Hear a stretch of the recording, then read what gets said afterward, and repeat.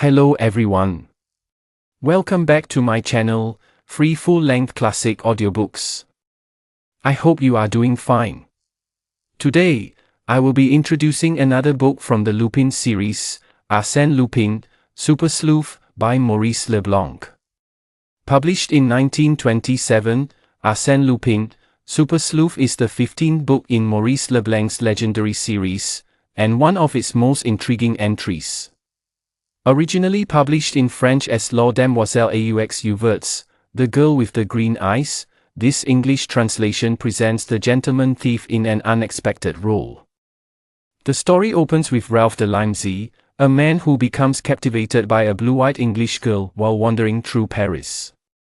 When she is tragically murdered and Ralph himself is attacked by masked robbers, he finds himself entangled in a web of crime and deception. His investigation leads him to a dangerous and enigmatic woman with green eyes, and the plot twists toward themes of vengeance and pursuit. But Ralph de Limézy is no ordinary detective, he is Arsène Lupin in disguise, applying his legendary intellect not to theft, but to justice.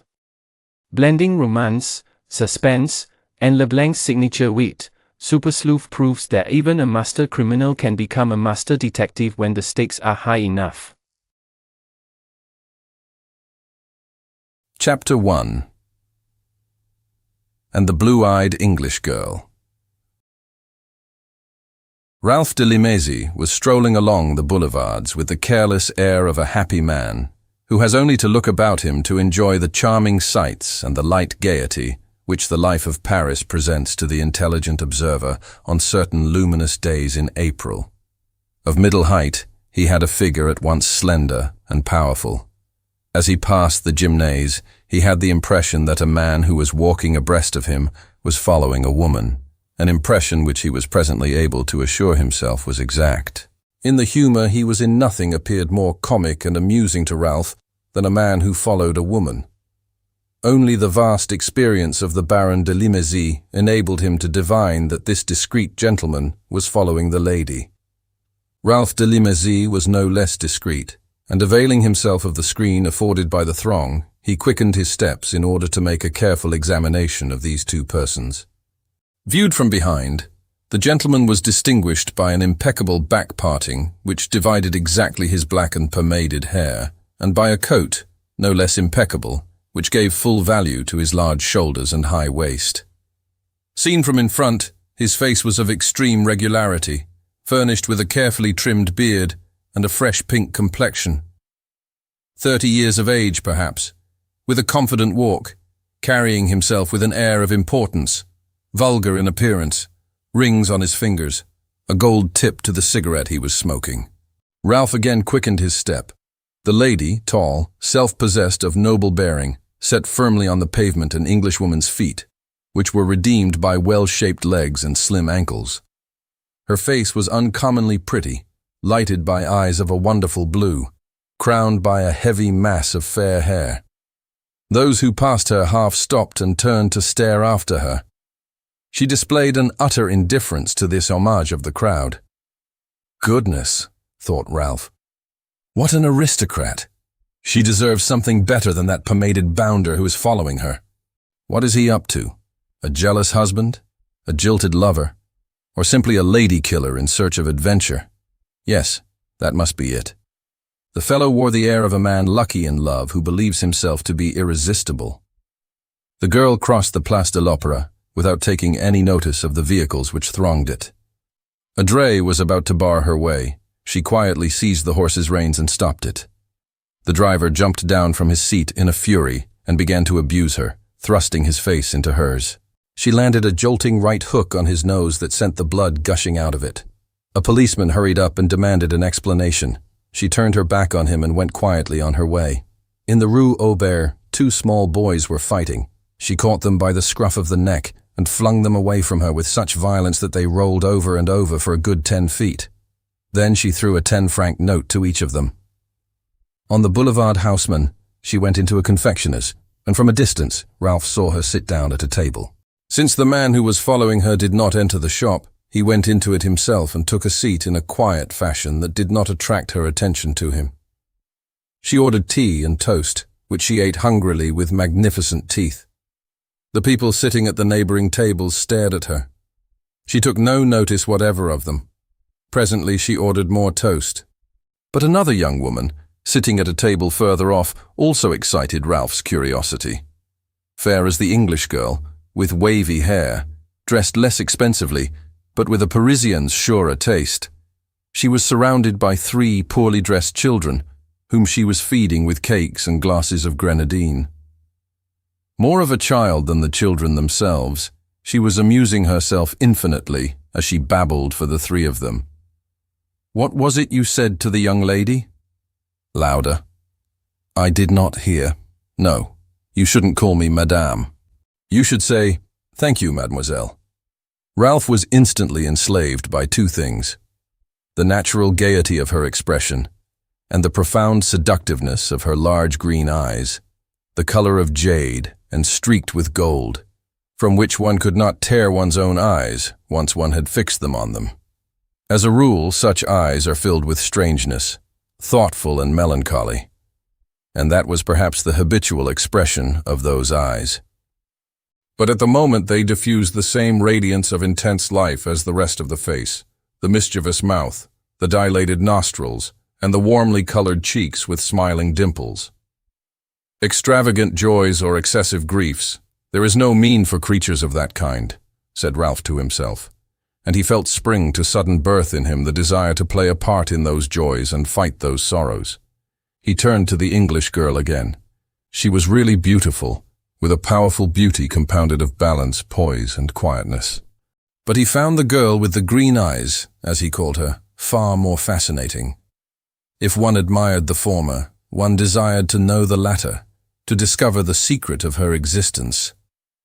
Nevertheless, when she had paid her bill and left the confectioner's with the 3 children, he hesitated. Should he follow her? Or should he stay where he was?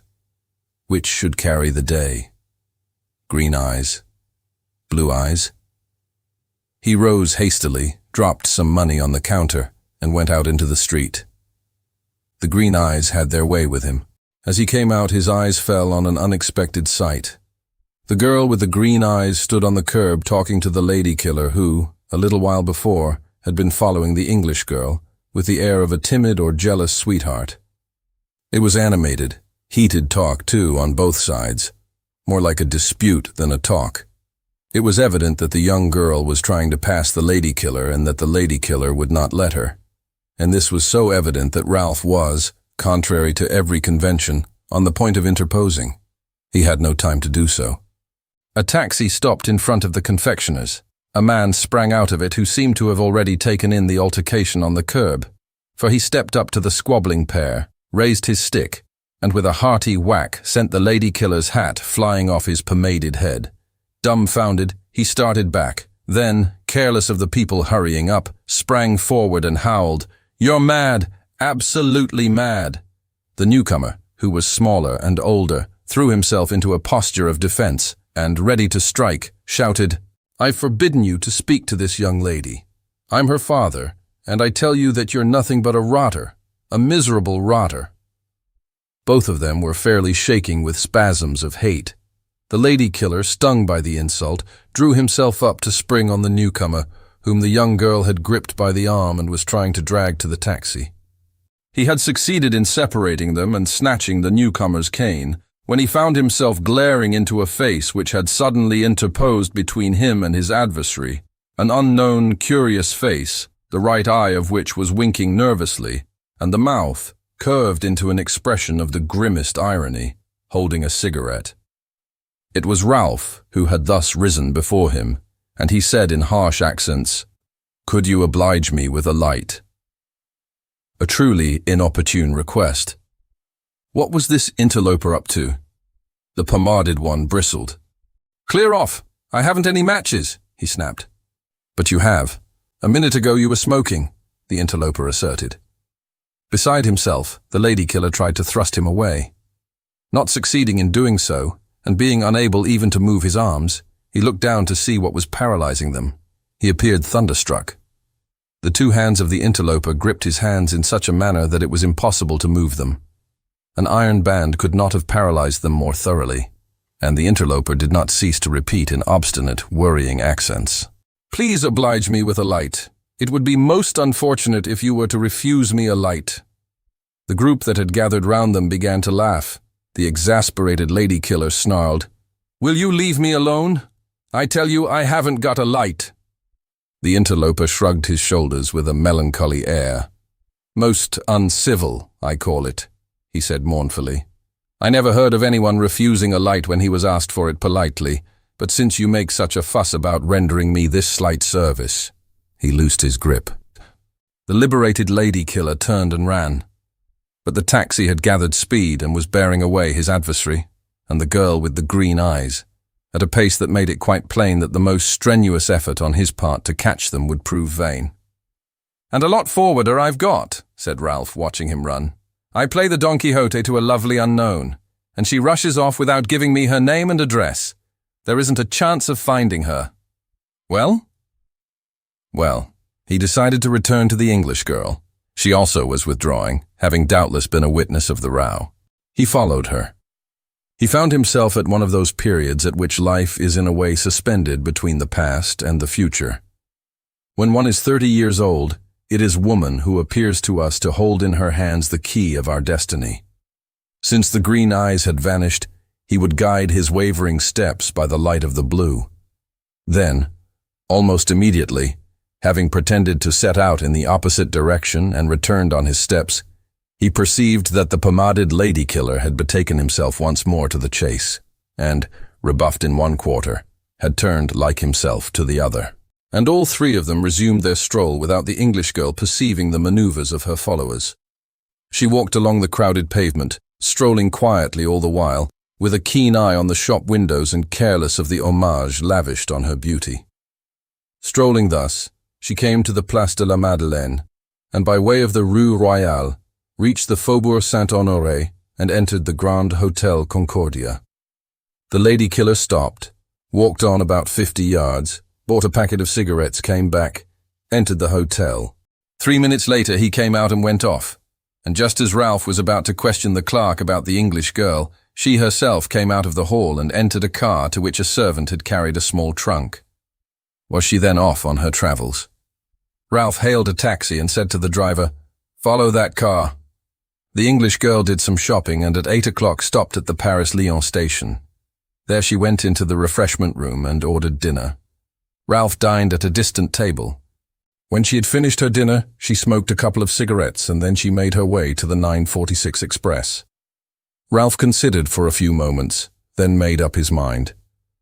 Those blue eyes were certainly worth a journey.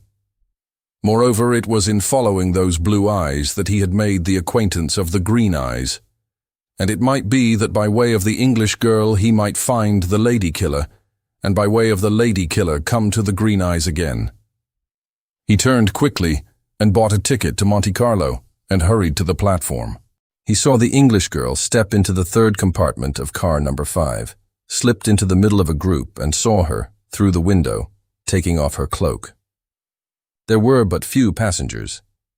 It was some years before the war, the end of April, and this express, without sleeping or restaurant car, was too uncomfortable to carry more than a few first-class passengers to the south. Ralph indeed only saw 2, both men, who were in the compartment just in front of the one occupied by the English girl in car number 5. He strolled up and down the platform some distance from the car, hired 2 pillows, provided himself with a traveling library of papers and magazines, and when the whistle blew, jumped onto the step, opened the door, and entered the third compartment of car number 5 in the manner of a man who has caught the train by the skin of his teeth. The English girl was alone in the corner, by the window facing the engine. Ralph settled down, with his back to the engine, in the corner next to the corridor. She raised her eyes and glanced at the intruder, carelessly enough, and went on eating chocolates from the box open on her knee. A conductor walked down the corridor and punched their tickets. The train rushed towards the outskirts, and the lights of Paris grew farther and farther between. Ralph ran his eye listlessly over the evening papers, and since he found nothing to interest him in them, cast them aside. Nothing happening, he said to himself. Not even a sensational crime. How much more interesting is this young lady? The finding of one's self alone in a small, closed compartment with a pretty unknown lady, of passing the night together and sleeping in the same compartment, had always appeared to him a rather diverting anomaly. But he saw no use in wasting time in reading magazines, or in meditating or exchanging furtive glances. He moved to the middle of the seat. The English girl could not doubt that her traveling companion was about to speak to her, and wholly unmoved, she neither seemed to avoid it, nor to lend herself to it. The burden, therefore, of establishing relations fell upon Ralph alone. That did not worry him at all. In an infinitely respectful tone, he said, "However incorrectly I may be acting, I should like to ask your permission to inform you of a fact which may be of importance to you. May I say a few words?" She selected another chocolate, and without turning her head, said quietly, "If it's only a matter of a few words, sir, you may." "Well, madam." "Mademoiselle," she interjected. "Well, mademoiselle, I happen to know that you've been followed all day in an uncommonly equivocal manner by a well-dressed man who kept out of your sight, and—" She interrupted him to say, "Your behavior is of an incorrectness which astonishes me on the part of a Frenchman. It is no business of yours to keep an eye on the people who follow me. It was because the fellow appeared to me a suspicious—" "The gentleman with whom I am acquainted. He was introduced to me last year. Monsieur Mariscal at least has the delicacy to follow me at a distance and not to invade my compartment." Ralph, touched on the raw, bowed. "Good, mademoiselle, a direct hit. I can only say no more," he said mournfully. "You can only say no more till the next station, where I advise you to get out," she said dryly. "1,000 regrets. But business calls me to Monte Carlo," he protested. "It called you to Monte Carlo only when you knew that I was going there," she said coldly. "No, mademoiselle," Ralph contradicted flatly. "Ever since I perceived you, hours ago, in a confectioner's shop on the Boulevard Haussmann." The retort came swiftly. "Inaccurate, sir. Your admiration for the young person with the green eyes would certainly have drawn you along in her wake, if you had been able to rejoin her after that row in the street. Not being able to do that, you set out on my tracks. At first as far as the Hotel Concordia, like the person you have denounced to me, then to the railway refreshment room." Ralph was frankly amused. "I am indeed flattered that so few of my actions and movements have escaped you, mademoiselle," he said, smiling. "Nothing escapes me, sir," she said firmly. "So I see. I expect that for 2 pins you would tell me my name." "Ralph de Limézy, explorer, just returned from Tibet and Central Asia." He could not hide his astonishment. "I'm still more flattered.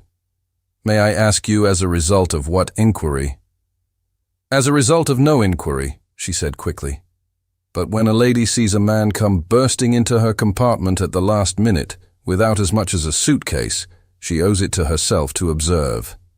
You cut 2 or 3 pages of your magazine with one of your visiting cards. I read that card, and I remembered a recent interview in which Ralph de Limézy gave an account of his last expedition. It's quite simple." "Quite simple," he agreed, "but one must have wonderful eyes to—" "My eyes are excellent," she said quickly, "but they have never left your box of chocolates. And you're already at the 18th chocolate," he said. "I have no need to look to see, nor to think to guess," she retorted. "To guess what?" "To guess that your real name is not Ralph de Limézy," she said coolly. "If it were, the initials at the bottom of your hat would not be an H and a V.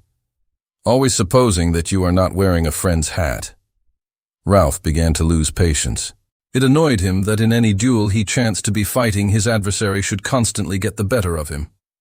"And what, according to you, does this H and V stand for?" he asked with just a touch of warmth in his tone.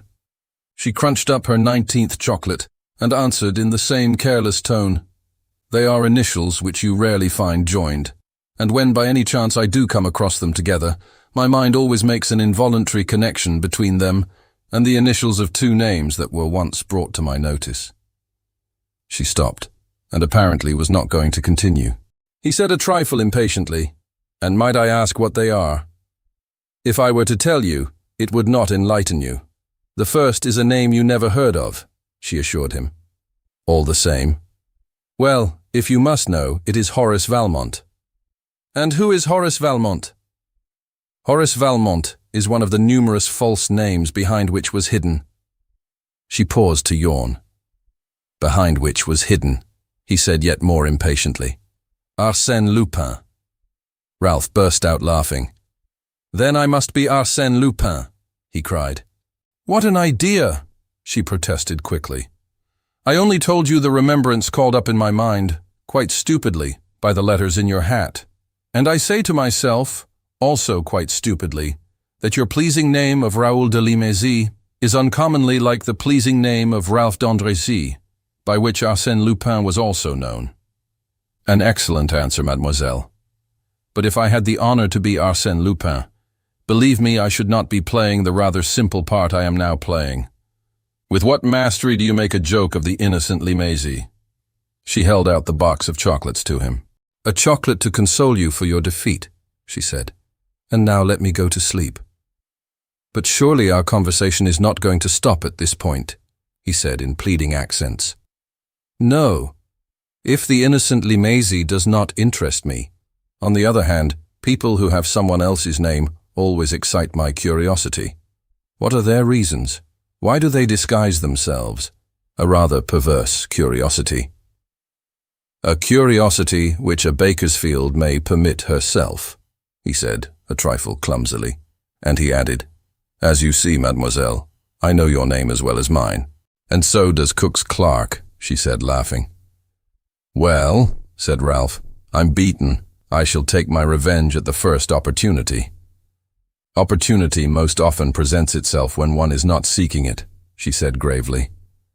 For the first time, she frankly looked fairly and squarely into his eyes. He quivered. As lovely as you are mysterious, he murmured. Not the least mysterious, she protested. My name is Constance Bakersfield. I am joining my father, Lord Bakersfield, at Monte Carlo, and I am going to play golf with him. Besides golf, I am fond of all games, and I contribute to the papers to increase my allowance and feel independent. My profession of reporteress enables me to have first-hand information about all celebrities, statesmen, generals, chiefs of industry and chevaliers d'industrie, great artists and illustrious burglars. I wish you good night, sir. Even as she spoke, she was drawing over her face the folds of a shawl. She stretched herself at full length on the seat, drew a rug over herself, and buried her fair head in the pillow. Ralph, who had started at the word burglar again, spoke to her 2 or 3 times. His words did not seem to reach her ears. It was like knocking against a closed door. It was better to keep silent and wait for his revenge. He remained silent, therefore, in his corner, disconcerted by the way the adventure had turned out, but in his heart of hearts, charmed and full of hope. What a delightful creature, original and ravishing, mysterious and so frank, and gifted with what keen powers of observation. What an insight she had shown into his motives. How she had revealed the slight errors which his contempt of danger sometimes allowed him to commit. In the matter of those 2 initials, he took his hat from the rack, tore the silk lining out of it, stepped into the corridor, and threw it out of the window. Then he also laid himself at full length on the seat, buried his head in his 2 pillows, and fell into an idle reverie. Life wore a rosy hue. His note-case was full of notes easily gained. 20 profitable plans that he could certainly carry out jostled one another in his ingenious brain, and next morning he would awake with the pleasing sight of a charming girl in the corner facing him. He dwelt on this thought with uncommon pleasure. Presently in a doze he saw her beautiful blue eyes, the color of heaven. Then a strange thing happened. Slowly, to his surprise, they changed color and became green, the color of the sea. He was no longer quite sure whether it was the eyes of the English girl or of the Parisienne that gazed at him in this half-light. Then the young Parisienne was smiling at him, a charming smile. In the end, it was really she who slept on the seat facing him, and with a smile on his lips and an easy conscience he went to sleep himself. He did not hear the opening of the door of the collapsible passageway, which was the means of communication with the car behind them, nor the stealthy approach of the three masked figures, clothed in long grey blouses, who came to a halt at the door of his compartment. One of the men, revolver in hand, remained to keep watch in the corridor. The two others chose their quarries by signs and drew blackjacks from their pockets. The one was to strike the nearest passenger, the other the passenger who was sleeping under the rug. The signal of attack was given in a low voice. But low though it was, the murmur reached Ralph's ear. He awoke, and instantly the muscles of his arms and legs contracted. It was too late. The blackjack hit his forehead and stunned him. He scarcely felt his assailant's grip on his throat. He did not see the figure that passed him fall upon Miss Bakersfield. After that came a night of the blackest darkness into which he sank like a drowning man. Then came incoherent and painful impressions, which later rose to the surface of consciousness. Someone bound him and gagged him with feverish energy and wrapped his head in a rough piece of cloth. He was relieved of his banknotes. "Good business," murmured a voice, "but this is only the hors d'oeuvre. Have you tied up the other one?" The blow must have stunned him all right. On the instant, it became clear that the blow had not stunned the other one sufficiently, and that other one was resolved not to be tied up, for there came suddenly the noise of oaths and blows, of a furious struggle all over the opposite seat, then cries of a woman. "Curse it! It's a woman!" growled one of the voices. "She's scratching and biting like hell. Here, do you recognize her?" "You're the one to recognize her, not me," snapped the other. "I must make her shut up first." The ruffian employed such means that little by little the girl grew quieter. Her cries grew fainter and sank to moans. Nevertheless, she went on struggling, and Ralph was aware, as in a nightmare, of all the efforts of the assailant and her efforts to resist him. Suddenly the struggle came to an end. A third voice from the corridor, evidently that of the man on watch, gave an order in a hushed voice.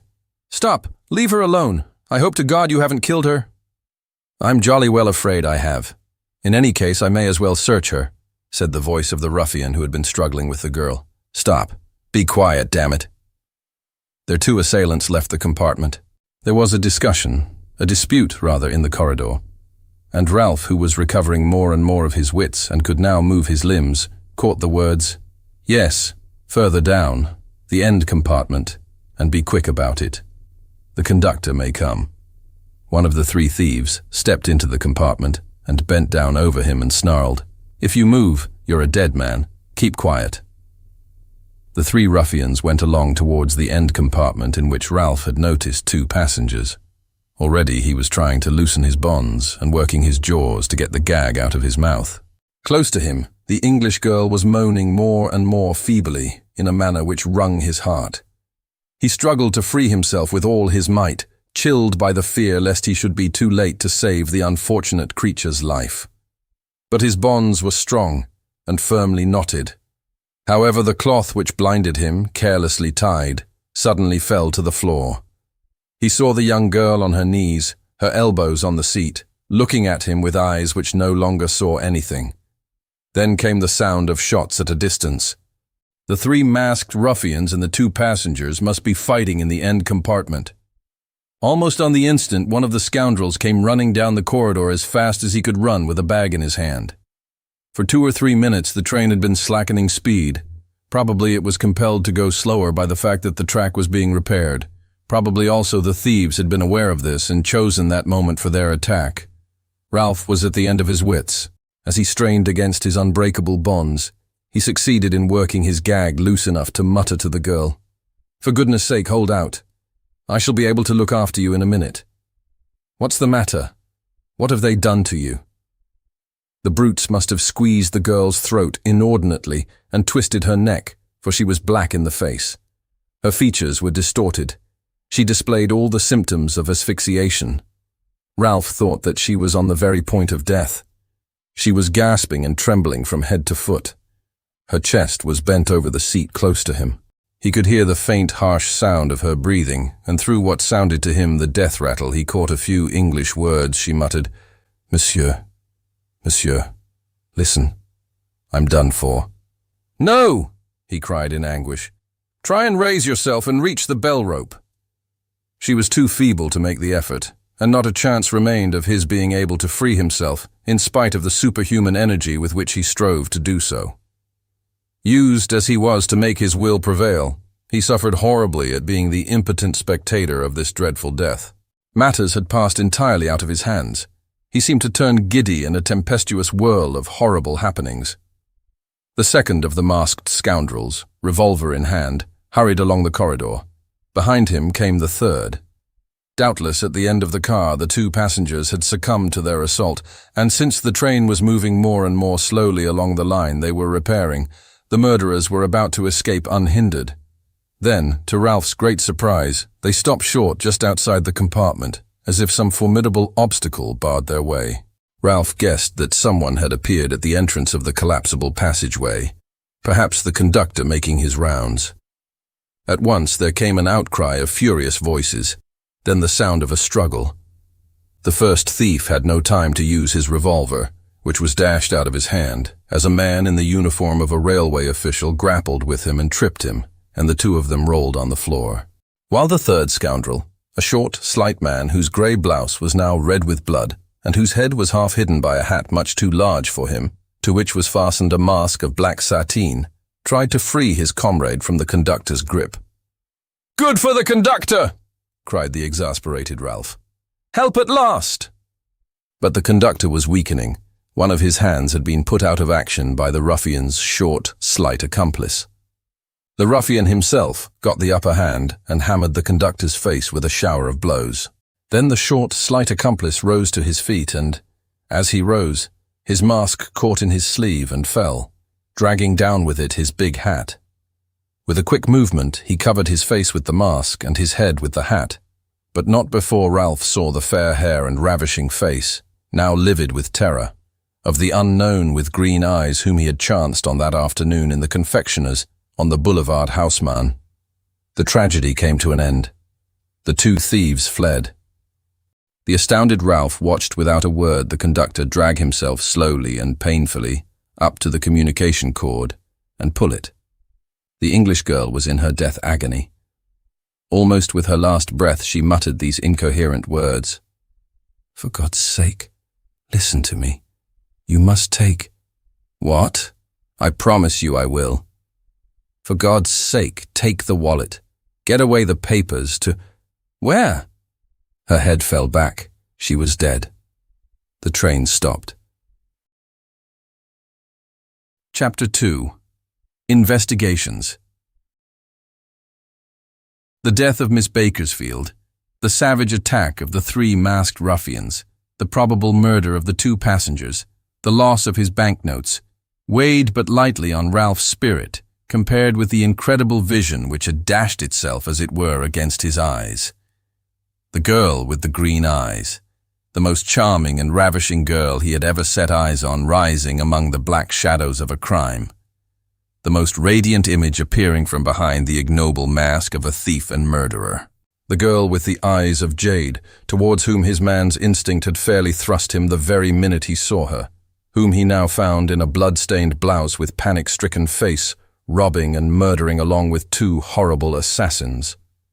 Although his life of a great adventurer, full as it had been of horrors and ignominy, should have hardened him against the most terrible spectacles, Ralph, let us continue to call him this since it is under this name that Arsène Lupin played his part in this drama, de Limézy remained thunderstruck before a reality in which it was impossible for him to believe or even, in a way, grasp. The actual fact was worse than anything he could imagine. The conductor opened the window, leaned out and shouted, "Murder! Murder! Look out for the murderers!" The workmen within hearing gripped their picks and looked about them. Some way down the line a man shouted and began to run. The others ran after him. The conductor cut Ralph's bonds, listening to his explanations as he did so. Then he bent down over Miss Bakersfield and said, "This young woman's dead, isn't she?" "Yes, strangled. And that isn't all. There are two passengers in the end compartment." They went quickly to the end of the corridor. In the last compartment were two corpses. There were no signs of a struggle. There was no luggage. Then some workmen from the line tried to open the door of the corridor facing that compartment. It was stuck. Ralph understood why the three robbers had had to hurry all the way up the corridor to escape by the door at the top of it, which was found to be open. The workmen came through it. Then some passengers came into the car through the collapsible passageway, and they and the workmen were on the point of entering the two compartments, when a loud voice cried in imperious accents, "Nobody must touch anything. No, my man. Leave that revolver where it is. It's a very important piece of evidence. In fact, it would be better that all you people should clear out. The car will be taken off the train at the next station. What do you say, conductor?" Ralph looked at him and was astounded to recognize the individual who had followed Miss Bakersfield and accosted the girl with the green eyes, the man of whom he had asked a light, in a word, the pomaded lady-killer whom Miss Bakersfield had called Monsieur Marescal. Drawn up to his full height at the entry of the compartment in which Miss Bakersfield was lying, he barred the way of the intruders and waved them back towards the open doors. There he stood till the train ran into the station of Beaucourt, and the station-master entered the car. "Ah, there you are, station-master," he cried in a tone of relief. "Will you have the goodness to see to this business at once? Telephone to the nearest police station, send for a doctor, and send word to the office of the public prosecutor at Romillo. We are face to face with a crime." "With 3 crimes, murders," the conductor amended. 2 masked men have escaped, 2 men who assaulted me." "Yes. Some of the workmen repairing the line saw them climbing the embankment. There's a little wood at the top of it, and they're hunting through it and along the high road. If they catch anyone, we shall hear about it here," said Marescal. He uttered the words sternly with an air of authority. Ralph was growing more and more astonished. Then of a sudden his head ceased humming, and he recovered his usual clear-sighted coolness. The workmen, passengers, and station-master trooped out. The car was left empty but for Marescal, the conductor, Ralph, and the dead. Ralph made to return to his seat. Marescal barred his way. "What do you mean, sir?" cried Ralph indignantly, certain now that Marescal did not recognize him. "I was in this car, and I want to go back to it." "No, sir," replied Marescal. "Every place in which a crime has been committed belongs to justice, and no unauthorized person can enter it." The conductor intervened. "This gentleman was one of the victims of the attack. They bound and robbed him." "I'm sorry," said Marescal, "but the orders are strict." "What orders?" snapped Ralph. "Mine." Ralph crossed his arms. "That's all very well, but by what right do you give them? It's all very well for you to lay down the law with an insolence that these other people stand. But I am not in the humor to submit to it myself." The lady-killer held out his visiting card and chanted in pompous accents, "Rudolph Marescal, Commissary of the International Investigation Department, attached to the Ministry of the Interior." He had the air of saying, "In the face of such qualifications there is nothing to do but to give way." He added, "If I have taken charge of the matter, it is by agreement with the station-master, and because my special qualifications authorize me to do so." Ralph, taken aback, controlled himself. The name of Marescal suddenly awoke in his memory the confused remembrance of certain affairs in which it seemed to him that the commissary had shown cleverness and remarkable clear-sightedness. In any case, it would be absurd to oppose him. "It's my fault," he thought. Instead of acting at once in the matter of the English girl and fulfilling my last promise to her, I wasted time in getting excited about the masked girl. But all the same, I'll catch you before I've done with you, my pomaded friend." In a tone of deference, as if he was quite alive to the prestige conferred by these high qualifications, he said, "Pardon me, monsieur. Little of a Parisian as I am, I spend most of my time out of France. Your fame has reached my ears, and I recall, among others, an affair of earrings." Marescal seemed to swell slightly. "Yes, the earrings of Princess Laurentini," he said pompously. "It wasn't a bad piece of work. I don't mind telling you that before the police, and above all the examining magistrate come on the scene. I should very much like to have carried the inquiry to a point at which—" "At which," Ralph broke in a tone of warm approval, "these gentlemen will have nothing to do but draw their conclusions. You are quite right, and I will not continue my journey till tomorrow if my presence can be of any use to you." "It would be very useful to me, and I'm very much obliged to you for the offer," said Marescal gratefully. The car was shunted into a siding. The train continued its journey. The conductor had to go with it, but before he went, he made his statement. Mariscal began his investigations. Then, evidently with the intention of getting Ralph out of the way, he begged him to go to the station to find some sheets to cover the corpses. With an air of zeal, Ralph bustled off down the corridor and out of the car. Then he slipped back, stepped onto the footboard, and raised his head to the level of the edge of the third window of the corridor. "It's just as I thought," he said to himself. "My pomaded friend wished to be alone. He had a little preliminary game to play." Mariscal, in fact, had raised the body of the English girl a little, and unbuttoned her coat. Round her waist was a belt to which was fastened a little red leather wallet. He unfastened the clasp and took away the wallet. Then he laid the corpse gently back on the floor and opened the wallet.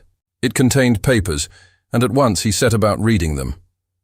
Ralph, who could only see his back, could not judge from his expression the effect that the papers had on him.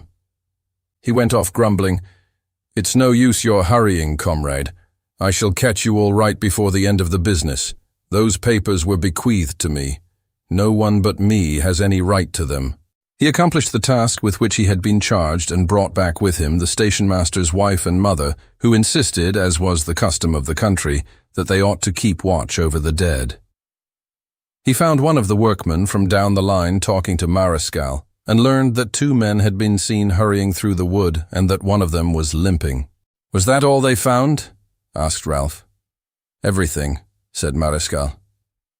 "They did find, on the track these 2 scoundrels took a heel stuck between 2 roots which had gripped it, a heel torn off a shoe, but it was the heel of a woman's shoe." "Then the workmen had nothing to report," said Ralph in a tone of keen disappointment. "Nothing," said Mariscal a trifle glumly. They raised the English girl from the floor and laid her on the seat. Ralph gazed at his beautiful and charming traveller for the last time and murmured beneath his breath, "I shall avenge you, Miss Bakersfield. If I was unable to guard you and save you, I swear that your murderers shall be punished." He thought of the girl with the green eyes and swore again to take vengeance also on that mysterious creature. "She was a beautiful creature," he said. "Don't you know her name?" "How should I know it?" asked Mariscal. "But what about this wallet?" "It must only be opened in the presence of the public prosecutor," snapped Mariscal. Then, hastily changing the subject, he added, "The surprising thing is that the scoundrels did not rob her of it." "It should contain papers," said Ralph, pressing his point. "We must wait for the public prosecutor," repeated the commissary firmly. "But in any case, it is quite clear that the robbers who stripped you took nothing from her, neither this wristwatch, nor this brooch, nor this necklace." His vanity and pretentiousness did not escape Ralph. He said in a tone of awed admiration, "I have an impression, Monsieur Commissary, that you have already made considerable progress towards the discovery of the truth. I feel that you are a master of the detective's art. Would it be possible for you to tell me in a few words what point you have reached?" "Why not?" said Mariscal, taking Ralph's arm and drawing him into the empty compartment next door. "The police won't be long coming, nor will the doctor.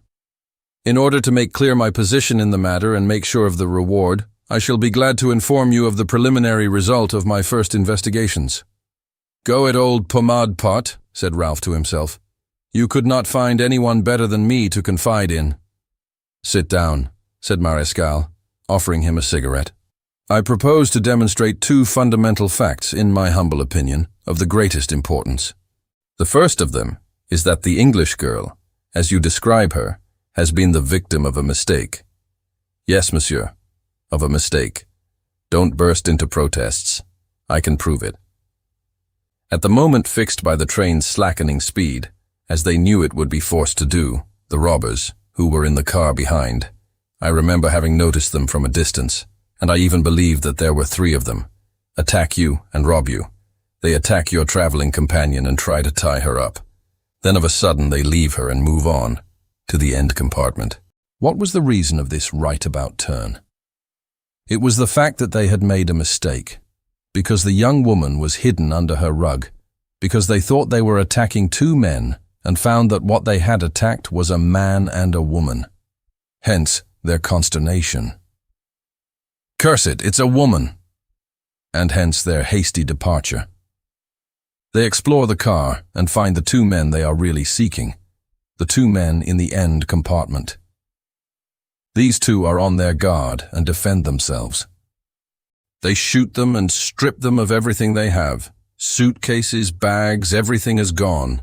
That's the first point clearly established. What?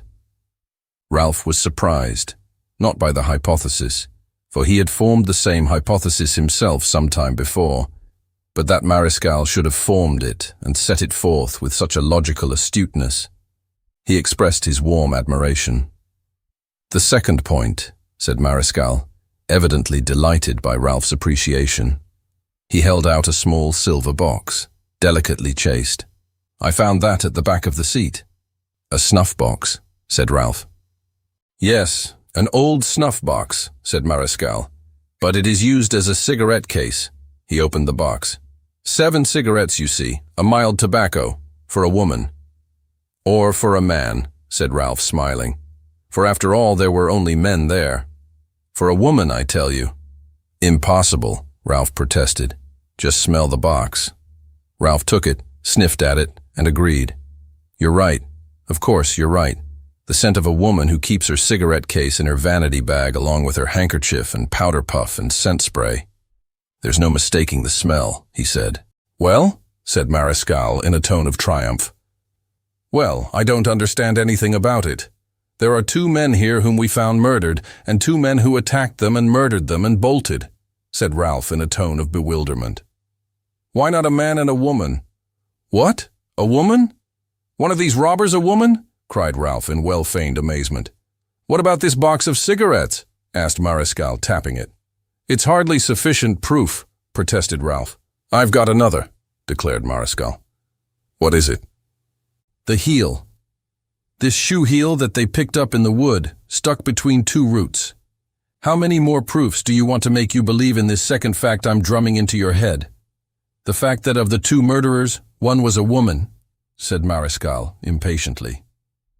His clear-sightedness irritated Ralph. He was careful, however, to let no vestige of irritation be seen, and muttered in the tone of one from whom a tribute is forced. By Jove, you're devilishly smart. Then, more loudly, he added, Is that all? Have you made any more discoveries? Goodness, cried Mariscal, laughing triumphantly. Give me time to get my breath. Do you mean to go on working all night, then? At any rate, I'm going on working till they bring in the 2 fugitives, and that won't take long if they follow my instructions, said Mariscal confidently. Ralph had followed Mariscal's dissertation with the simple air of admiration of a man who is not very clever himself, and leaves to others the task of unraveling a tangle of which he understands very little himself. He shook his head, and yawning said, Enjoy yourself in your own way, Monsieur Commissary. For my part, I don't mind telling you that all this excitement has upset me a bit, and an hour or two's sleep. Take it, said Mariscal readily. Go to sleep in any of these compartments you fancy. I'll see that no one disturbs you, and when I've finished, I'll come and take a nap as well. Ralph went into the next compartment, shut the door, drew the curtains, pushed up the shade over the lamp. I've got you all right, old pomade pot, he said to himself. You're like the crow in the fable. A little flattery will always loosen your tongue. You're all right to look at, but you talk too much.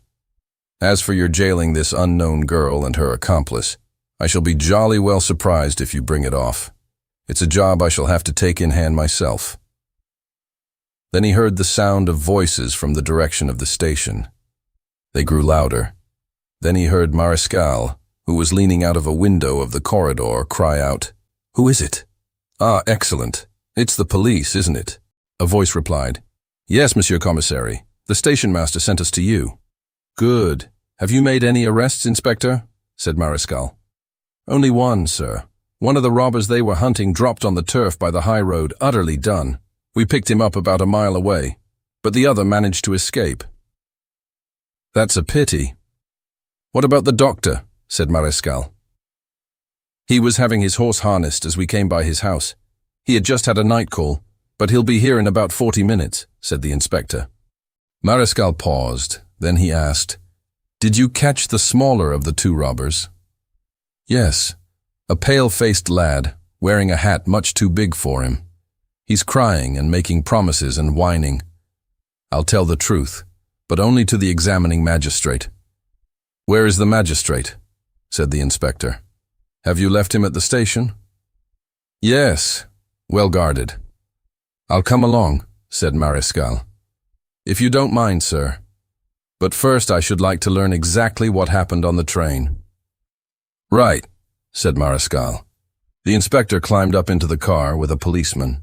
Mariscal at once took him to the compartment in which lay the body of the English girl.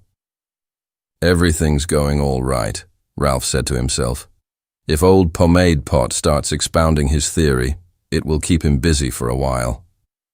The confusion had cleared from his mind. He was aware of quite unexpected intentions, which had suddenly risen in his mind, without his knowing it, so to speak, and without his understanding at all the secret motives of his actions. He opened the window, leaned out, and examined the line on that side of the carriage. Darkness, and not a soul. He jumped down. Chapter 3. The Kiss in the Dark. The station of Beaucourt is situated in the open country at a considerable distance from the outskirts of the village, with not even a cottage near it. The platform was lighted by all the lamps, lanterns and candles they had been able to lay hands on, so that Ralph was obliged to approach it with infinite care. The station master, a workman, and a porter were talking to the policeman in charge of the prisoner. In the shadowy dusk of this room were piles of baskets and crates intermingled with boxes and trunks of all kinds. As he drew near, Ralph fancied that he saw, sitting on a heap of objects, a bent and motionless figure.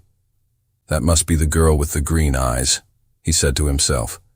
"No need to lock the door since the jailers, standing in front of it, make it a safe enough prison."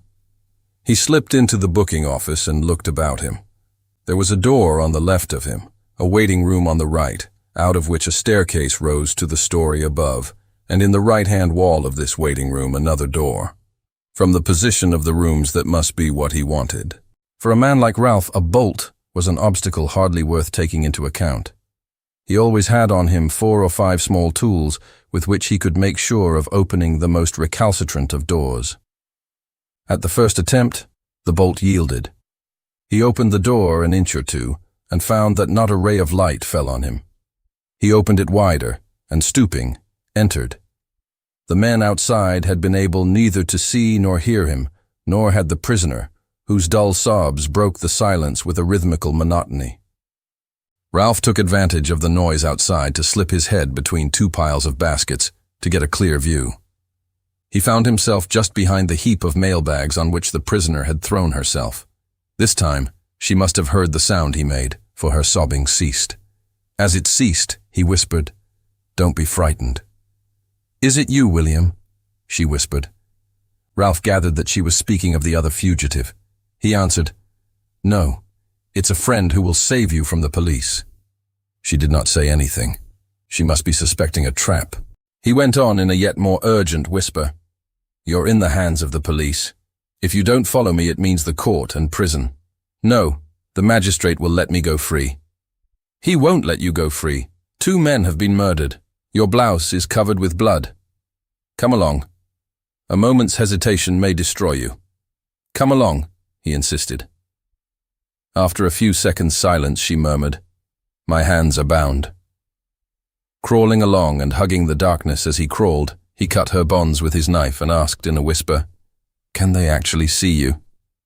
"Only the policeman when he turns round," she replied, "and he can't see me very well, for I'm in the shadow. As for the others, they're too far to the left." "That's all right," he said with a sigh of relief. Then, "Wait a moment. Listen." They heard the sound of feet coming along the platform. He recognized the voice of Mariscal. "Not a movement," he said in low, imperative accents. "They're coming sooner than I expected. Lie still." "Oh, I'm frightened," the girl muttered. "It seems to me that voice, oh dear, can it be possible?" "Yes," he muttered. "It's the voice of your enemy, Mariscal. But you mustn't be frightened. Don't you remember this afternoon on the boulevard that a man interposed between you and him? It was me. I beg you not to be frightened." "But he'll come in here," she quavered. "We don't know that. But if he does come in, pretend to be asleep or to have fainted. Bury your head between your crossed arms. Don't stir," he urged. "But if he tries to get a look at me, suppose he recognizes me," she muttered in a harried tone. "Don't answer him. Whatever happens, don't say a word." "Mariscal will not act immediately. He will take time to consider what to do. And then—" But he was not at all easy in mind. He thought it more than likely that Mariscal would be anxious to know whether he had made a mistake or not, and whether the robber was really a woman. He would then start to question her at once, and in any case, considering her insecurely imprisoned, inspect her prison himself. He was right. At once the commissary exclaimed in a joyful tone, "Well, station master, this is good news. You've got a prisoner, have you? And an important prisoner, too. Beaucourt railway station is going to become celebrated. You seem to me to have selected a very good place to confine him in. Indeed, I don't see how you could have done better. But just to make sure, I'm going to take a look myself." So without the loss of a moment, as Ralph had foreseen, he set about making sure. It was a terrible game for a young girl to be called on to play. A movement or two, a word or two, and she would be irremediably lost. Ralph nearly beat a retreat, but that would have been to throw up the sponge and draw on his heels a whole horde of adversaries who would prevent him from resuming the enterprise. Therefore, he kept still and trusted to luck. Mariscal came into the room, still speaking as he came to the people outside, and in such a fashion as to hide the motionless figure which he wished to be the only person to examine. Ralph remained at a distance, sufficiently hidden by the pile of baskets for Mariscal not to see him. The commissary stopped short and said loudly, "Asleep, are we? Ah, well, my friend, we ought to be able to manage a little chat." He drew from his pocket an electric torch, pressed the switch, and turned the illuminating ray onto the supine form. Only seeing two crossed arms and a hat, he drew the arms aside and tilted the hat up. "I was right," he muttered in a low voice. "It is a woman, a fair woman. Come on, baby, let's have a look at your pretty mug." He took hold of her head rather roughly and turned her face towards him.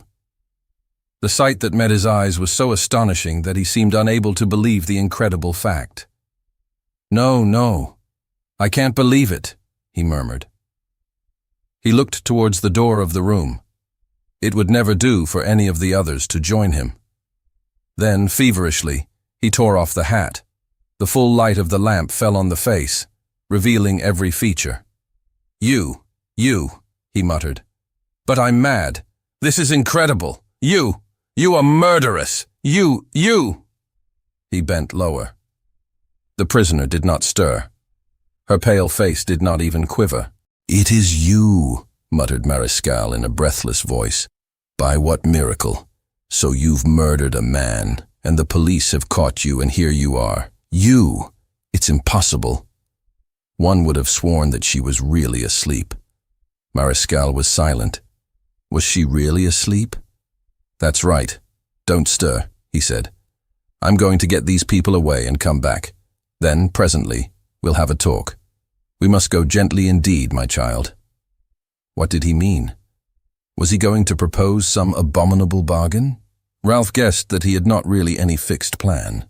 This astonishing occurrence had taken him by surprise, and he was asking himself what advantage he might expect from it. Mariscal drew the hat back over the fair head, pushed all the curls under it, then, opening the blouse, felt in all the pockets of the jacket. He found nothing in them. Then he stood upright and turned to go out. His mind was in such a state of confusion that he never thought to examine the other door of the room. "A queer-looking lad," he said, joining the group outside. "He certainly isn't 20, a young rascal misled by his accomplice."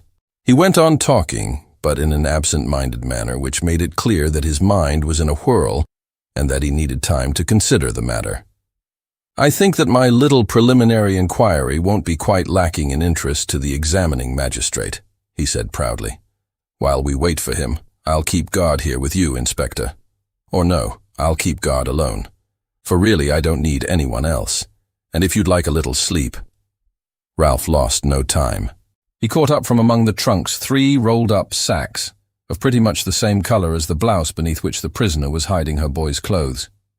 He held out one of the sacks and muttered, "Slip your legs over towards me so that I can stick this over them into their place. But move them slowly, scarcely moving at all. Do you understand? Then draw away your body towards me, and then your head." He squeezed her hand, which was icy cold, and repeated these instructions, for the girl did not stir. "I beg you to do as I say," he whispered yet more urgently. "Mariscal will stick at nothing.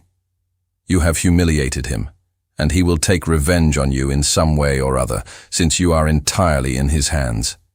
Move your legs towards me." She began to obey him, moving with the tiniest movements, which changed her position almost insensibly, and took 3 or 4 minutes. When the movement was completed, there was in front of her and a little higher than she, a grey form huddled together, presenting the same contour as she had presented, which produced a sufficient illusion of her presence to bring it about that the policeman and Mariscal, if they cast a glance at her, would believe that she was still there. "Come on. Take advantage of their being turned away from you and talking, and slide towards me," whispered Ralph. She did as he bade her. He picked her up and, keeping her crouching, slipped with her noiselessly through the door. Only in the waiting room did they rise to their full height. He shot the bolt. They went out through the booking office, but scarcely were they outside the station when she half swooned and almost sank to her knees. "I shall never be able to, never," she moaned. Without the least effort, he hoisted her onto his shoulder and started to run towards the line of trees which marked the road to Romileu and Auxerre. He was filled with a deep satisfaction by the knowledge that he had gripped his prey, that the murderess of Miss Bakersfield could no longer escape him, that his action had substituted itself for that of society. What would he do? At the moment he was convinced, or at any rate he assured himself that he was actuated by a keen craving for justice, and that the punishment would take the form that circumstances should dictate. 200 yards further on he stopped, not because he was out of breath, but to listen and question the deep silence which was hardly broken by the rustling of the leaves and the stealthy passage of the little creatures of the night. "What is it?" asked the girl in a tone of anguish. "Nothing. Nothing to worry about," he said in a reassuring tone. "On the contrary, the trotting of a horse a long way off. It's just what I wanted, and I'm delighted. It means safety for you." He lowered her from his shoulder and carried her in his arms as if she were a small child. He went at a jog trot for another 300 or 400 yards and came to the crossroads, at which the main road crossed the road from Romileu. The grass was so damp that as he sat down on the embankment he said, "Stay where you are on my knee and listen to me carefully. That carriage you hear is that of the doctor they have sent for. I will get rid of the good fellow by tying him very gently to a tree. Then we'll get into the carriage and drive all night to some station on another line." She did not answer. He suspected that she did not hear what he was saying. Her hand was burning. She stammered in a kind of delirium, "I did not murder them. I did not." "Be quiet," said Ralph roughly. "We'll talk about that later on." They were both silent. The immense peace of the sleeping plain seemed to spread around them stretches of silence and safety. Only the trotting of the horse now and again struck on their ears in the darkness. 2 or 3 times, how far away they could not guess, they saw the lamps of the carriage like wide open eyes. There came no noise, no menace from the direction of the station. Ralph reflected on this strange situation, and beside the form of this mysterious murderess, whose heart was beating so strongly that he could feel its distracted rhythm, he summoned up the figure of the Parisienne, which he had seen 8 or 9 hours previously, happy and to all seeming without a care in the world. The 2 images, so different from one another, grew confused in his mind. The memory of the ravishing vision was lessening his hatred against this girl who had murdered the English girl. But did he hate her? He dwelt on the word and said to himself savagely, "I do hate her. Whatever she may say, she is a murderess. It is her fault, and that of her accomplices, that the English girl is dead. I do hate her. Miss Bakersfield shall be avenged." However, he let none of these thoughts find utterance. On the contrary, he was aware that he was uttering the gentlest of words.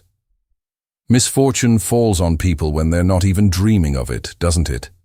One is happy, full of life, then the crime occurs. But it will be all right. You shall tell me all about it, and we'll smooth things out. He had the impression that slowly a deep calm was stealing over her. She was no longer shaken by those feverish shudders which shook her from head to foot. Her troubled spirit was growing quieter. The nightmares, the anguish, the terror, all the hideous creatures of night and death, were growing fainter. He enjoyed fiercely this manifestation of his influence and power, magnetic to a degree, over creatures whom circumstances had thrust from their ordinary round, and to whom he restored balance, and for a while gave forgetfulness of the horrible reality. Moreover, he was withdrawing himself also from the tragedy. The dead English girl grew faint in his memory, and it was no longer a girl in a blood-stained blouse whom he was clasping, but the girl of Paris, elegant and radiant. It was useless for him to say to himself, "I will punish her. She shall pay the penalty." How could he fail to be aware of the fresh breath breathed out through lips so near to him? The eyes of the carriage lamps were growing larger. The doctor would reach them in a few minutes. "And then," said Ralph to himself, "I shall have to leave her and act. All this will be over. Never again shall I be able to spend moments like this with her, moments of such intimacy." He bent down over her and divined that she was lying with her eyes closed, trusting herself wholly to his protecting care. Plainly she was thinking that in his arms all was well, that the danger was lessening. Quickly he bent lower and kissed her lips. She tried weakly to thrust him away, sighed, and said nothing. He had the impression that she accepted the caress, and that, in spite of a slight recoil, she yielded to the sweetness of that kiss. That lasted a few moments. Then a wave of revolt surged through her. She stiffened her arms and thrust him away with a sudden energy, crying, "This is hateful, shameful. Leave me alone. You're behaving disgracefully."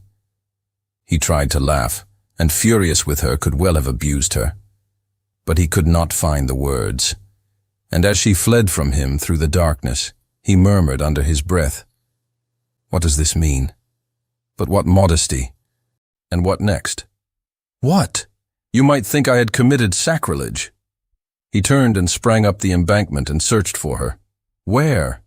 Thick bushes hid her in her flight. There was no hope of catching her. He cursed and swore.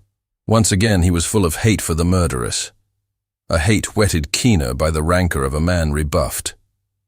He was even considering the horrible plan of returning to the station and giving an alarm when he heard an outcry some way off. It came from higher up the road and from a hollow in it, which probably hid the carriage from his eyes. The noise of its wheels had suddenly ceased. He ran towards it, came to the top of the slope, and saw the two lamps. But even as he caught sight of them, he saw them swing right round. The carriage went off. There was no longer the quiet sound of a horse's trotting, but the clatter of a galloping horse, lashed to its utmost speed. 2 minutes later, Ralph, guided by his cries, discovered the figure of a man lying among the brambles by the side of the road. "What's the matter? Who are you?" cried Ralph. "A doctor from Romelot. The police told me to come to the railway station." "What's the matter? Has someone attacked you?" "Yes, a man on foot who asked me the way. I pulled up, and he sprang up onto the box, got me by the throat, half strangled me, tied me up, and threw me among the bushes." "And did he go off with your carriage?" asked Ralph. "Yes." "Alone?" "No, with someone else who came running up the road, just as I was able to cry out a bit," said the doctor. Was it a man or a woman? Questioned Ralph, though he was very sure which it was. I could not see. They only said a few words, and those in a whisper. Directly they went off, I started shouting. Ralph set about dragging him out of the brambles. Then he said, "So he didn't gag you?" "Oh yes, he did, but not successfully." "What with?" "With my silk scarf." "There is a right way of gagging, but very few people know it," said Ralph. He snatched the scarf from the doctor and set about showing him that right way of gagging people. That lesson was followed by another operation, that of a much more effective tying up, with the horse rug and halter that William had employed for the purpose. It was impossible to doubt that William had been the doctor's assailant, and that the girl had stumbled across him in her flight. "I'm not hurting you, am I, Doctor? I should be frightfully sorry if I was," said Ralph. "At any rate, I'll find you a more comfortable place than among these brambles and nettles," he added, picking his prisoner up and carrying him deeper among the bushes. "Look, here's a place you won't find too uncomfortable to spend the night in. The moss is thick and dry here. No, don't thank me. Not a word. Believe me that if I could have helped it—" His intention at the moment was to run after the two fugitives and catch them at any cost. He was furious at having been so balked. He must have been a fool. What? He had her in his claws, and instead of wringing her neck, he had amused himself by kissing her. How can one keep one's mind clear under such conditions? But it seemed inevitable that that night his intentions should always result in actions contrary to them. As soon as he had quitted the doctor, without abandoning his plan, he returned towards the station as hard as he could run, with the new plan of getting astride the horse of one of the policemen and so making sure of catching the car. As he hurried from his compartment to the station, he had observed the 3 horses of the policeman in a shed with one of the porters looking after them. He made his way to that shed, to see by the light of a lantern which lit it, that the porter was asleep. Instead of slipping the bridle of one of the horses off the hook and leading it away, he set about cutting quietly, and with every conceivable precaution, the girths of the 3 horses and the straps of their bridles. So when the police or Mariscal did discover the disappearance of the girl with green eyes, it would be impossible to pursue her. "I really don't know what I'm doing," Ralph said to himself as he regained the compartment in which Mariscal had left him. "I've a perfect horror of this little devil. Nothing would please me better than to hand her over to the police and keep my oath of vengeance. But all the efforts I do make help her to get away. Why?" He knew quite well the answer to this question. If he had been interested in the girl because she had eyes the color of jade, how should he not be protecting her now that he had held her clasped to him, half fainting and with his lips on hers? Does one hand a girl whose lips one has kissed over to the police? Murderous she might be, but she had quivered to his lips. And he knew well that henceforth nothing in the world would prevent him from defending her against everyone and everything. For him that burning kiss in the darkness was the central point of the drama, and swept away all the resolutions which his instinct, rather than his reason, had brought him to make. That was why he felt obliged to resume contact with Mariscal, in order to learn the result of his inquiries about her, and he was almost as eager to get into touch with him again about the business of the English girl and the wallet which she had begged him to carry away. 2 hours later, Mariscal staggered into the compartment, harassed and exhausted, and dropped onto the opposite seat of the compartment in the detached railway car, in which the slumbering Ralph quietly waited for him. Ralph started up from his sleep, pulled down the lampshade, and seeing the distressed face, the parting all ruffled, the drooping moustache of the commissary, cried out, "What on earth's the matter, Monsieur Commissary? I hardly recognized you." Mariscal stammered. "Don't you know? Didn't you hear?" "I know nothing. I've heard nothing since you shut that door on me," said Ralph. "Escaped," groaned the commissary. "Who?" "The murderer." "So you caught one?" "Yes." "Which of them? The man or the woman?" "The woman." "It was really a woman, then?" "Yes." "And you weren't able to keep her?" "Yes, only," said the commissary and paused. "Only what?" "Well, she left some rolled-up sacks in her place." In abandoning the pursuit of the fugitives Ralph had followed, among other motives, the wish for immediate revenge. Baffled, he wished to baffle in his turn, and to score off someone else as he had been scored off. Mariscal was to hand, the appointed victim. Mariscal from whom he hoped to tear other confidences. Mariscal whose distress was almost on the instant, giving him a keen pleasure. "It's a catastrophe," he cried in the most sympathetic accents. "You may well say so," the commissary groaned. "And you have no clue?" asked Ralph eagerly. "Not the slightest." "No fresh trace of her accomplice?" "What accomplice?" "The accomplice who was sharing her flight," said Ralph impatiently. "But he played no part in her escape. We know his footprints, scattered about all over the place, along the line and especially in the wood. But just outside the entrance to the railway station, in a patch of mud, side by side with the print of the shoe without a heel, we found quite different footprints, a smaller foot, with a more pointed toe." Ralph pushed his muddy boots as far as possible under the seat. With an air of the liveliest interest, he asked, "Then was there someone waiting outside the station?" "Undoubtedly. And it's my opinion that that person must have got away with the murderer by making use of the doctor's carriage," the commissary explained. "The doctor's carriage? Well, if he didn't, we should have seen the doctor, and since we haven't seen the doctor, it must be that he was pulled out of his carriage and thrown into some hole." "But you can always overtake a carriage," said Ralph. "How?" "The horses of the police," said Ralph. "I ran straight to the shed in which they were standing and mounted one of them. But the saddle turned right round and I came a cropper," said the commissary glumly.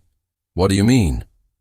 "The man who was looking after the horses had fallen asleep, and this brute had taken advantage of it to cut the girths and bridle straps. Under those circumstances it was impossible to go after the carriage," said the commissary. He spoke in such a tone, with such an air of misery, that Ralph could not help laughing gently. Then he said, "By Jove, this is a foeman worthy of your steel." "A master," said the commissary. "I once had occasion to follow in detail an affair in which Arsène Lupin was pitted against Ganimard. Tonight's coup was brought off with the same mastery." Ralph had no pity for him. He said, "It really is a catastrophe, for I take it that you look to find this arrest of great advantage to your future career." "Of the greatest," Mariscal admitted, for his defeat made him more and more inclined to grow confidential. "I've powerful enemies in the ministry, and the so to speak instantaneous capture of this woman would have been of the greatest use to me. Just think, the noise the affair would have made. The fuss there would have been about a criminal like this, a young girl disguised and so pretty. Day after day the limelight would have been full on me. And besides—" He appeared to check himself and paused. "And besides," said Ralph softly.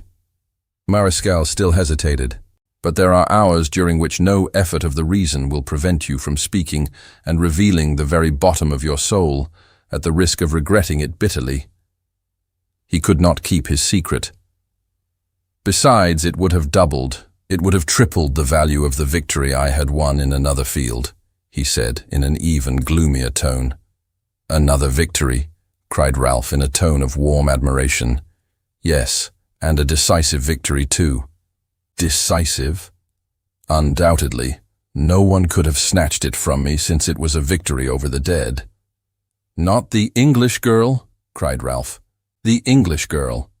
Still keeping his simple air and plainly showing that he could not refrain from giving way to his desire to enjoy the fullest admiration of his companion's skill, Ralph said, "You couldn't, I suppose, explain to me how." "Why not? After all, you will only get the information 2 hours before the examining magistrate." Mariscal was startled, and in his weariness and confusion, contrary as it was to his usual habit, he could not stop babbling. Bending towards Ralph, he said, "Do you know who that English girl is?" "You knew her then?" said Ralph. "I should think I did know her. We were even on excellent terms. For 6 months I have been her shadow. I watched her always, seeking for proofs against her I could not collect." "Proofs? Against her?" cried Ralph in astounded accents. "Yes, indeed. Against her, against Miss Bakersfield. On the one hand, the daughter of Lord Bakersfield, an English peer and multi-millionaire, but on the other, an international crook, hotel thief, and chief of a gang, entirely to amuse herself, a veritable dilettante of crime. And she had penetrated my disguise as I had penetrated hers, and when I spoke to her I found her quite sure of herself and ready to jeer at me. A thief? Yes, and I've warned my chiefs of it. But how to catch her? Then, ever since yesterday, I held her in my grip. I had been warned by a person in our service at her hotel that she had received from Nice yesterday the plan of a villa to be burgled. Villa B.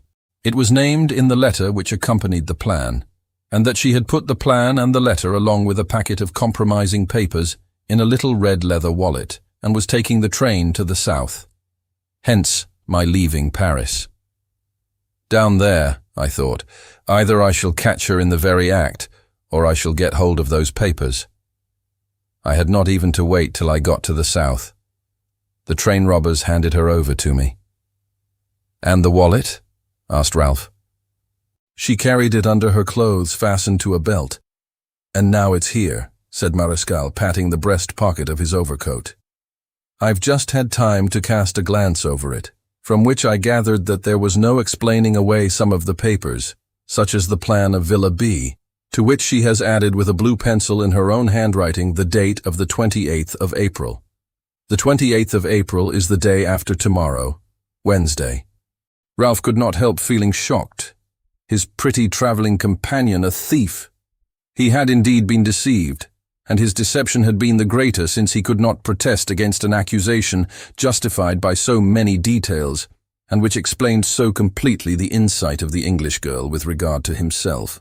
A member of a gang of international crooks, she possessed such a knowledge of the world of crime that she had been able to see the figure of Arsène Lupin behind the mask of Ralph de Limézy.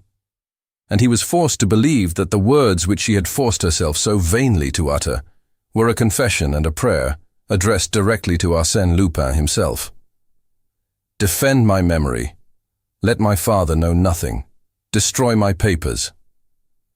Then this means a terrible scandal for the noble family of Bakersfield, Monsieur Commissary, said Ralph gravely. Of course it does, Mariscal replied. Isn't the idea a bit painful to you? And the idea, too, of handing over to justice a young girl like the one who has just escaped you. Isn't that a bit painful to you? For she is quite young, isn't she? Said Ralph even more gravely. Quite young and very pretty. But in spite of that, and in spite of any consideration whatever, nothing shall ever prevent me from doing my duty, said Mariscal firmly. He uttered these words in the tone of a man who manifestly desires his worth to be recognized, a man whose professional conscience governs his every thought. Well said, Monsieur Commissary, said Ralph in approving accents, considering the while that Mariscal appeared to mix up his duty with a good many other things, among which in particular were rancor and ambition. Mariscal looked at his watch.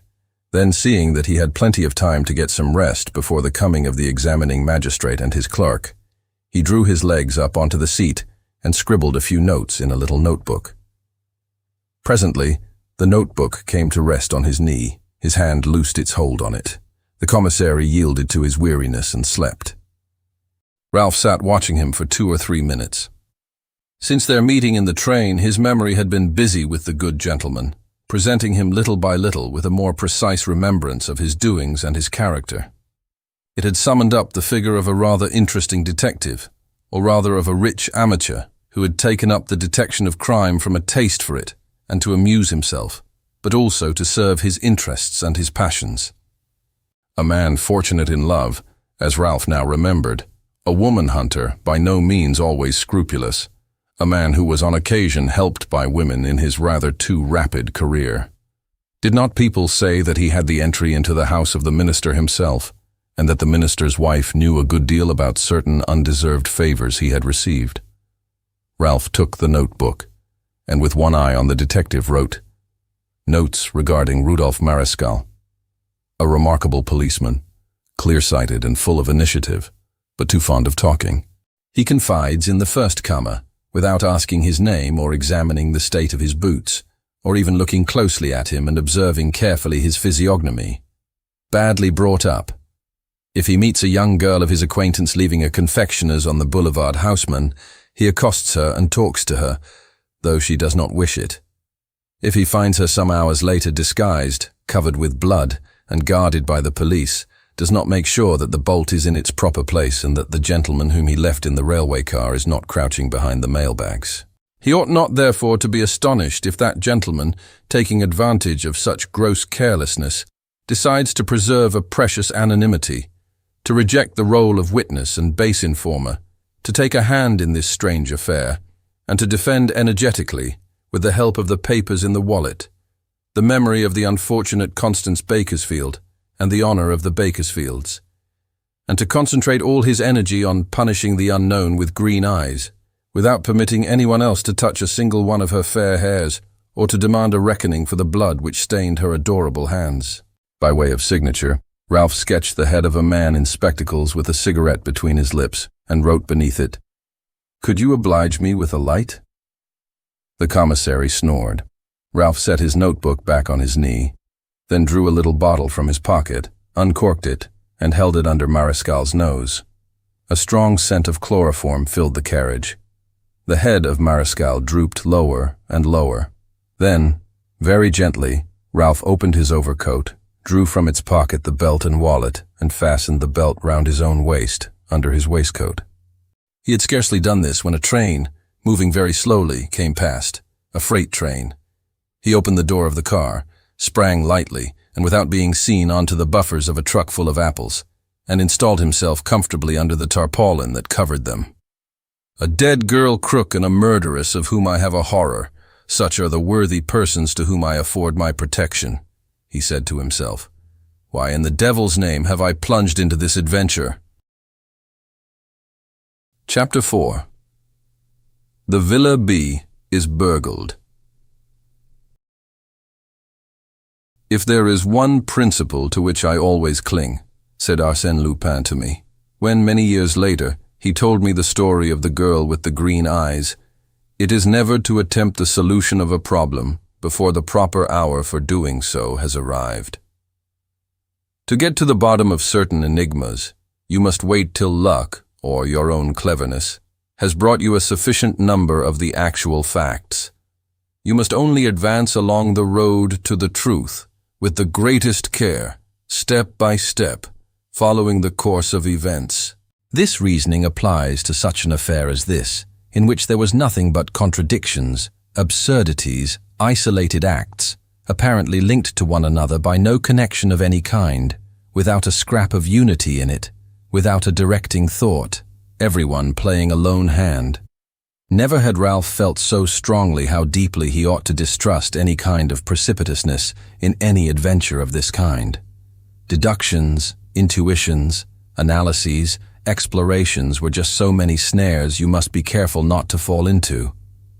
All day, therefore, he remained under the tarpaulin of the truck while the freight train rolled southwards through sunny landscapes. He dreamed pleasantly, eating the apples to appease his hunger, without wasting his time on building fragile hypotheses about the pretty girl, about her crimes and her dark soul. He enjoyed the pleasure of the memory of her lips, the tenderest and most exquisite lips he had ever kissed. That was the unique fact which he chose to bear in mind. To avenge the English girl and punish the guilty one, to catch the third murderer and regain possession of his stolen notes, would undoubtedly have been interesting. But to find again the green eyes and the lips which yielded to his, what a joy. The examination of the red leather wallet did not give him much information. There was a list of names and addresses, of Confederates doubtless, some letters from associates in different parts of Europe. They were written with a certain discretion, though a more careful person would have destroyed one or two of them, but in view of what Mariscal had told him, they proved beyond doubt that Miss Bakersfield was indeed a thief. Among them were letters from Lord Bakersfield full of a father's frank affection. But there was nothing which gave a clue to the part played by the girl in this affair of the Express, nothing which showed any connection between the adventure in which the English girl was engaged and the crime of the 3 train robbers. That is to say, between Miss Bakersfield and the murderess with the green eyes. A single document, The document of which Mariscal had spoken, the letter addressed to the English girl touching the matter of burgling Villa B, was of real value. It ran, "You will find Villa B on the right-hand side of the road from Nice to Simiez, just above the Roman arena. It's a massive building in a large walled garden. On the fourth Wednesday in every month, the old Comte de B settles himself on the back seat of his carriage and goes down to Nice with his man, his 2 maids, and some baskets for provisions. Therefore the house is empty from 3 o'clock till 5. Go round the garden walls to the wall, which looks down upon the valley of Paillon. You will come to a small worm-eaten wooden door, of which I send you the key by the same messenger. It is certain that the Comte de B, who has quarrelled with his wife, has not found the packet of deeds which she hid. But a letter written by the dead lady to a friend speaks of a broken violin case which is lying in a kind of little tower used as a lumber room. Why this allusion which seems to mean nothing? The friend died on the very day on which she received the letter, which was mislaid, and only fell into my hands 2 years later. Enclosed herein is the plan of the house and garden. The turret is situated at the top of the staircase and is in a tumble-down condition. 2 persons are necessary for the expedition, 1 to keep watch, for you have to look out for the laundress, who often comes by another garden door fastened by a padlock of which she has the key. Fix the date. A note in blue pencil on the margin fixes it as the 28th of April, and let me know that we may meet at the same hotel. G. P.S.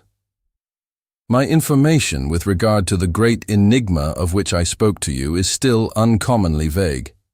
Is it a matter of a considerable treasure or of a scientific secret? I do not yet know. The journey for which I am getting ready will therefore settle the matter. How useful your help will be then. For the time being, Ralph paid little attention to this somewhat strange postscript. He saw in it, according to a phrase he affected, one of those jungles into which one can only penetrate by means of dangerous suppositions. But the burgling of Villa B. This burglary little by little excited his keen interest. He considered it at length. A kickshaw, perhaps, but there are kickshaws as nourishing as a substantial dish. And since he was rolling towards the south, it would be rather foolish to neglect such a good opportunity.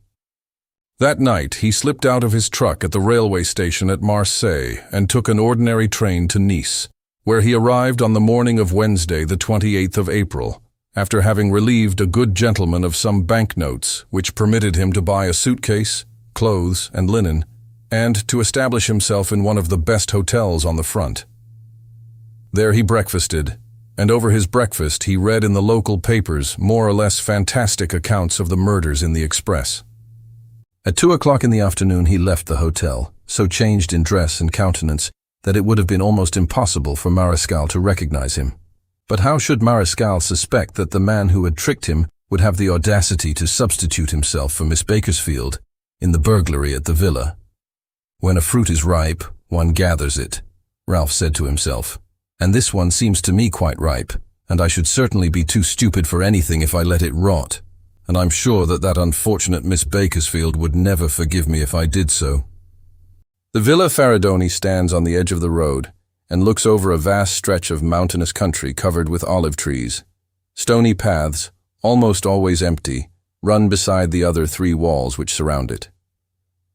Ralph made a careful inspection of them, observed the small, worm-eaten wooden door, and further on a padlocked door. He perceived also in a neighboring field the cottage which must be that of the laundress, and came back to the high road in time to see a rackety old carriage on its way to Nice. The Count Faridoni and his staff were going shopping. It was 3 o'clock. The house is empty, thought Ralph.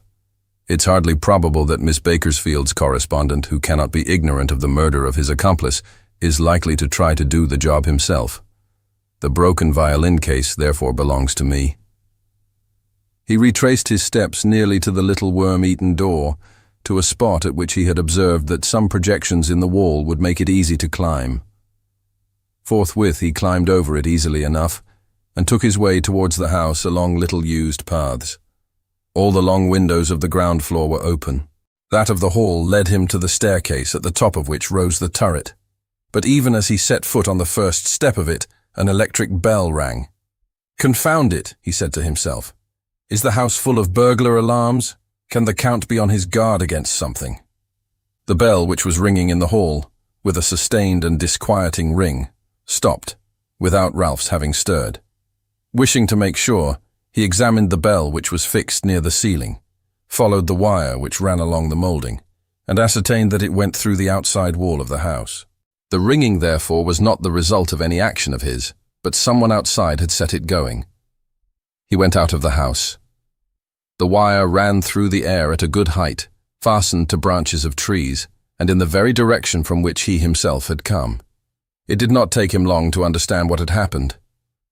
When one opens the little worm-eaten door, the bell is set in action. Consequently, someone was on the point of entering and stopped on hearing the bell ring. He went quickly and quietly to the top of a hillock on his left, covered with shrubs, from which one had a view of the house, most of the garden, and some parts of the wall. The part in which the little door was set was one of them. He waited. There would soon be a second attempt if anyone were trying, like himself, to get into the villa and take advantage of the Count's absence. He was right, but the attempt was made in a manner he had not expected. A man came on to the top of the wall, as he had done himself, and at the same place straddled it, unhooked the end of the bell wire, and dropped to the ground. Then the door was pushed open from outside. The bell did not ring. Another person entered, a woman. In the lives of great adventurers, and above all at the beginning of their enterprises, chance plays the part of a veritable collaborator. Ralph, who knew this, never missed the opportunity of making use of it, and the instant he saw who this woman was, he attributed her presence to this obliging collaborator. But astonishing as it was it really by chance that the girl with the green eyes was there, and that she was there in the company of a man who could only be the good William? The rapidity of their flight, their sudden intrusion into this garden on this day, the 28th of April, and at this hour of the afternoon, surely made it clear that they also knew all about the villa, and that they were going straight to the same goal, with the same sureness as himself. Was it not even allowable to see here what he was seeking? A certain connection between the enterprises of the English girl, the victim, and of the French girl, her murderess. Provided with their tickets, their luggage registered at Paris, the Confederates had quite naturally gone on with their expedition. They came together along the little used path, the man rather thin, clean-shaven, with the appearance of an actor, and an unpleasant actor at that, held a plan in his hand, and advanced with an anxious air and watchful eye. As for the young woman, though he did not doubt for a moment that it was she, Ralph recognized her with difficulty. How changed it was, that pretty face, smiling and happy, which he had so admired a day or two before in the confectioner's on the Boulevard Haussmann. It was no longer the tragic countenance he had seen in the corridor of the express, but a poor little shrunken face, miserable, fearful, which hurt him to look upon. She was wearing a very simple grey frock without ornaments, and a close-fitting straw hat which hid her fair hair. Then, as they came along the bottom of the hillock, from which, crouching among the shrubs he was watching, Ralph had a sudden vision, as brief as a flash of light, of a head which rose above the wall, at a place where he had climbed it, a man's head, hatless, the black hair sticking up above a face of the vulgarist. Was it the third Confederate posted on the path, or was it an enemy spying on the two of them? Ralph accepted this second explanation when he saw the couple halt a little way beyond the hillock, at the fork of the road to the door of the house, and the path to the padlocked door, and William hand a whistle to the girl, post her on guard behind a screen of shrubs, pointing to the padlocked door as to a place on which she was to keep watch. It was plain, therefore, that to William there was only one peril to guard against, and that was the coming of the laundress. It was evident that at the door there was an enemy, some agent of Marescal, perhaps, laying a trap for them. Having given his instructions, William set out at a run towards the house. He left the girl, alone, exposed to a danger of which he was ignorant, and which she did not suspect. Ralph, who was at a distance of about 50 yards from her, gazed at her greedily, and reflected that another gaze, that of the hidden man, must also be fixed on her through the cracks of the worm-eaten door. What was he to do? Warn her? Carry her off, as at Beaucourt, and protect her against unknown dangers? But stronger than his perplexity was his curiosity. He wished to know. In the midst of this imbroglio, in which was a very entanglement of opposing actions in which attacks came from opposing quarters, without its being possible to see from which quarter one would come first, he hoped some guiding thread would present itself and allow him, at a given moment, to choose one path rather than another, and no longer act haphazardly from an impulse of pity or the lust to avenge. The girl remained leaning against a tree and played idly with the whistle which she was to use in case of surprise. The youngness of her face, almost a child's face, though she was certainly not less than 20, surprised Ralph. At that distance he could not see the color of her strange eyes, but her hair beneath her hat, which she had pushed back a little, shone like curls of gold and formed a halo of light and gaiety. The moments slipped by. All at once Ralph heard the hinges of the padlocked door creak, and saw, on the other side of the hillock, a countrywoman who came up the path singing, and took her way towards the house, a basket of linen on her arm. The girl with the green eyes had also heard her. She tottered, sank to the ground under the tree, and raised the whistle to her lips. She was so overcome with terror that she had not the strength to blow it. The laundress went on up the path without having perceived that figure, hidden behind the trunks of the shrubs which stood at the fork of the path. Terrible minutes slipped away.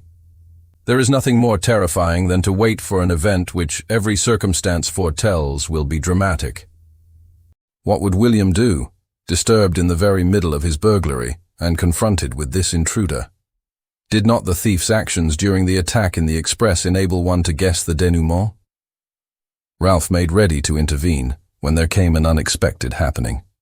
The laundress entered the house by a side door, and the moment she disappeared, William came out of the front door, carrying a newspaper parcel of the shape of a violin case. He and the laundress did not meet. The girl, hidden among the trees, did not at once see this, and during the stealthy approach of her confederate, who was walking noiselessly on the turf, she wore the mask of terror she had worn at Beaucourt after the murder of Miss Bakersfield and the two men. Ralph filled with detestation of her. William, if William it was, rejoined the girl, and Ralph saw her tell him of the coming of the laundress. He caught her roughly by the arm and hurried her along into the cover of the path to the worm-eaten door. As they passed the hillock, Ralph saw that they were both shaken by this narrow escape, and he felt an immense contempt for them. "All right," he said to himself. "If it is Marescal or his agents who are in ambush behind that door, all the better. Let them collar the two of them and stick them into prison. That girl isn't worth taking any trouble about." It may be that he might yet have yielded to a sudden impulse, to an irresistible need to impose his will on these puppets and force an affair he had started to the end he desired. It may be, but this was a day of surprises, on which the events falsified all his predictions, so that he was driven to act almost in spite of himself, and at any rate without a moment's reflection. Some 20 yards from the door, that is to say some 20 yards from the spot at which he supposed the agents of Marescal to be lurking, the man whose head Ralph had seen rise above the wall sprang out of the bushes which hung over the path, knocked William out with a swing to the jaw, gripped the young girl and tucked her under his arm as if she had been a parcel, snatched up the violin case, and started to run, not in the direction of the wooden door, but through the plantation of olive trees at the bottom of the garden and away from the house. Ralph at once grasped the fact that the man had made a circuit round the walls and entered the garden through some breach in the wall, or some accident of the ground. He dashed off in pursuit. His quarry was at once swift and powerful. He ran at a good pace without looking behind him, as if he had no doubt whatever that no one would be able to prevent him from reaching his goal. He came out of the olive plantation and plunged into a plantation of lemon trees. The ground on which they were planted sloped gently upwards nearly to the top of the wall, so that not more than 3 feet of it rose above the top of the slope. He set the young girl on the top of the wall, gripped her wrists, lowered her over it to the full length of his arms, and let her drop. Then he dropped the violin case over the wall and let himself drop from it. "Splendid," said Ralph to himself. "He must have hidden a car at the end of the lane which runs along this side of the wall. Then, having spied upon the girl and then captured her, he is returning to the point from which he started and will drop her, inert and helpless, onto the seat of the car." Running on, Ralph learned that he had been right. He saw a large open car at the end of the lane. The abductor of the girl lost no time. He laid her on the seat, cranked up the car, jumped in beside her, and started. The lane was ploughed up in deep ruts. The car bumped along, needing all the driver's attention. Ralph caught up to it, sprang onto the back, slipped over the hood, and crouched down under a rug which was hanging over the back of the driver's seat. The driver, all his attention given to getting the car over this awkward piece of ground, had heard nothing. 3 minutes brought them to the end of the garden wall onto the high road.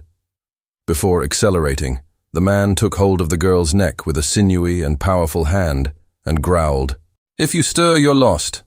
I'll wring your neck as I wrung the other girl's. You know what that means." He laughed a sinister laugh and added, "Besides, you've no more desire to call for help than I have." "What?" Country folk were walking along the footpath. They saw a man and a girl taking a joyride in a car. It skirted Nice and turned off towards the mountains. Ralph had no difficulty in piecing together the facts, or in understanding the meaning of the ruffian's words. In the midst of this confusion of events, none of which seemed connected with any other, he grasped the fact that the man was the third of the train robbers on the express, the man who had wrung the neck of the other girl, that is to say, of Constance Bakersfield. "That's as clear as paint," he said to himself. "It doesn't require any more thinking out." And here's another proof that there is a connection between this burglary at the villa and the coup of the 3 train robbers. Undoubtedly, Marescal was right in maintaining that the English girl was killed by mistake. But all the same, all these different people were on their way to Nice with the same object in view, the burgling of the Villa B. It was William, the obvious writer of the letter signed G, who planned the burglary. William, who was a member of both gangs. William, who was the confederate of the English girl in the burglary, and was at the same time seeking the solution of the enigma of which he speaks in his postscript. As clear as paint it is. Consequently, when the English girl was murdered, William had to execute alone the burglary he had planned. He brings with him his friend with the green eyes, since the burglary demanded a confederate. And he would have brought off his coup if the third train robber who was keeping an eye on the pair of them had not snatched the spoil from him and seized the opportunity also to carry off little Green Eyes. With what object? Are he and William rivals in love? But for the moment, we won't ask any more questions. Some miles further on, the car turned to the right. Ralph knew this country well. It scaled the slopes which lead to the curious village of Falicon, descended by a steep, abruptly zigzagging road, then turned onto the Levens Road, by which one can reach the gorges of the Var or the region of the high mountains.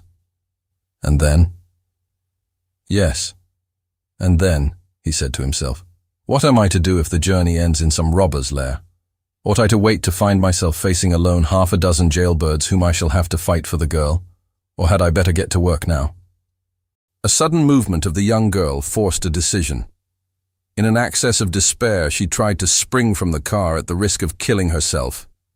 The man caught her and held her with a grip of steel. "No foolishness!" he cried. "If you've got to die, you'll die by my hand, and at the appointed hour. Have you forgotten what I told you on the express before you and William did in the Two Brothers? So I advise—" He did not finish. There suddenly appeared a head and bust separating him from the girl. A grinning head and a shoving bust, which pressed him into his corner. "And how are you, old friend?" snarled a voice.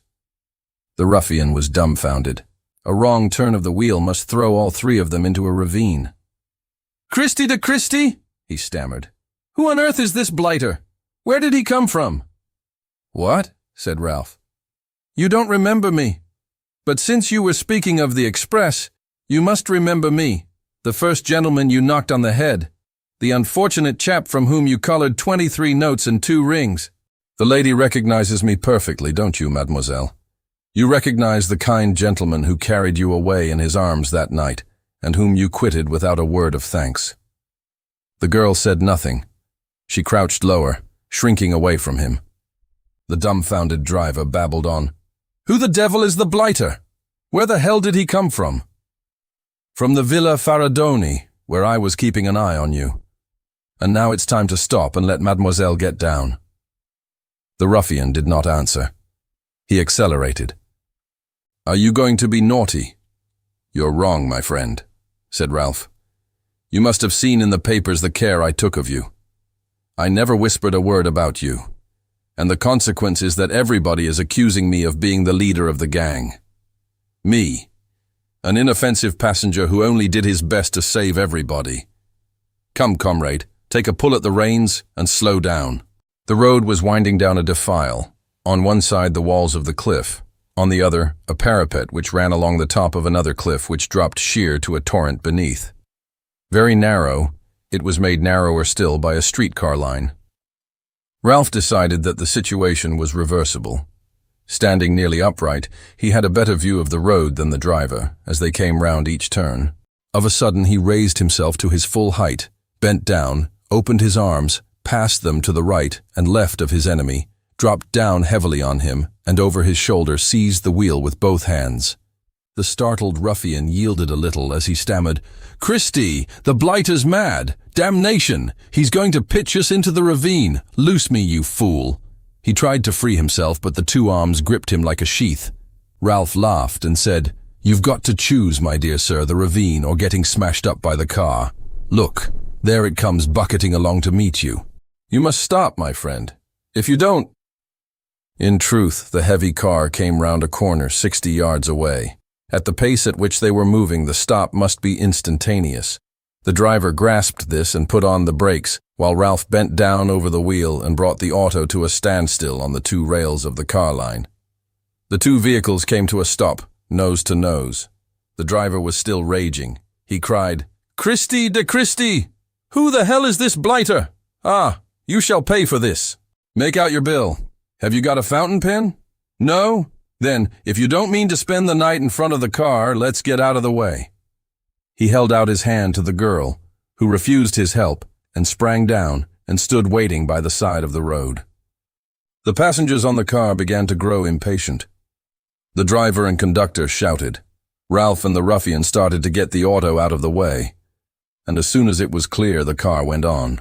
Ralph stepped away from the car and said to the driver in imperious accents, "You've seen how I operate, comrade. Well, if you venture to molest the young lady anymore, I'll hand you over to the police. It was you who planned the coup on the express and strangled the English girl." The driver turned, paling. In his hairy face, its skin already riddled with wrinkles, the lips were twitching. He stammered, "It's a lie. I never touched her." "It was you, all right. I've got the proofs," snarled Ralph. "If you're caught, it's the scaffold, so clear out. You can leave me your car. I'll take it back to Nice with the girl. Come, get." He cleared him out of the way with a savage thrust of his shoulder, sprang into the car and picked up the wrapped-up violin case. Then he swore and cried, "She's bolted!" In truth, the girl with the green eyes was no longer by the roadside. The streetcar was disappearing round the corner. Taking advantage of their being busy clearing the auto out of the way, she must have jumped onto it. Ralph's fury turned on the driver. "Who are you? Eh? You know that girl? What's her name? And what's your name?" The driver, no less furious, sprang at him and tried to snatch the violin case from his hands. There was a fierce struggle, and in the middle of it, a second streetcar came by. Ralph staggered his opponent with a left hook to the temple, sprang away from him, and sprang onto the car. The ruffian recovered as it went round the corner and started to stagger after it. It left him behind. Ralph returned to his hotel in the worst of tempers. Fortunately, he had, by way of compensation, the deeds of the Countess Faradoni. He unwrapped the newspaper. Although it had lost its neck and bridge and strings, the violin was much heavier than it should have been. On examining it, Ralph discovered that the chest had been deftly sawn through all the way round, then replaced and glued on. He unglued it. The violin only contained a bundle of old newspapers. They made it clear that either the Countess had hidden her fortune somewhere else, or that the Count, having discovered its hiding place, was peaceably enjoying the income of which she had wished to rob him. "Defeated all along the line," growled Ralph. "This girl with the green eyes is beginning to get on my nerves, and she refused to touch my hand. Confound her! What, is she really furious with me for having stolen a kiss? To the devil with the little prude!"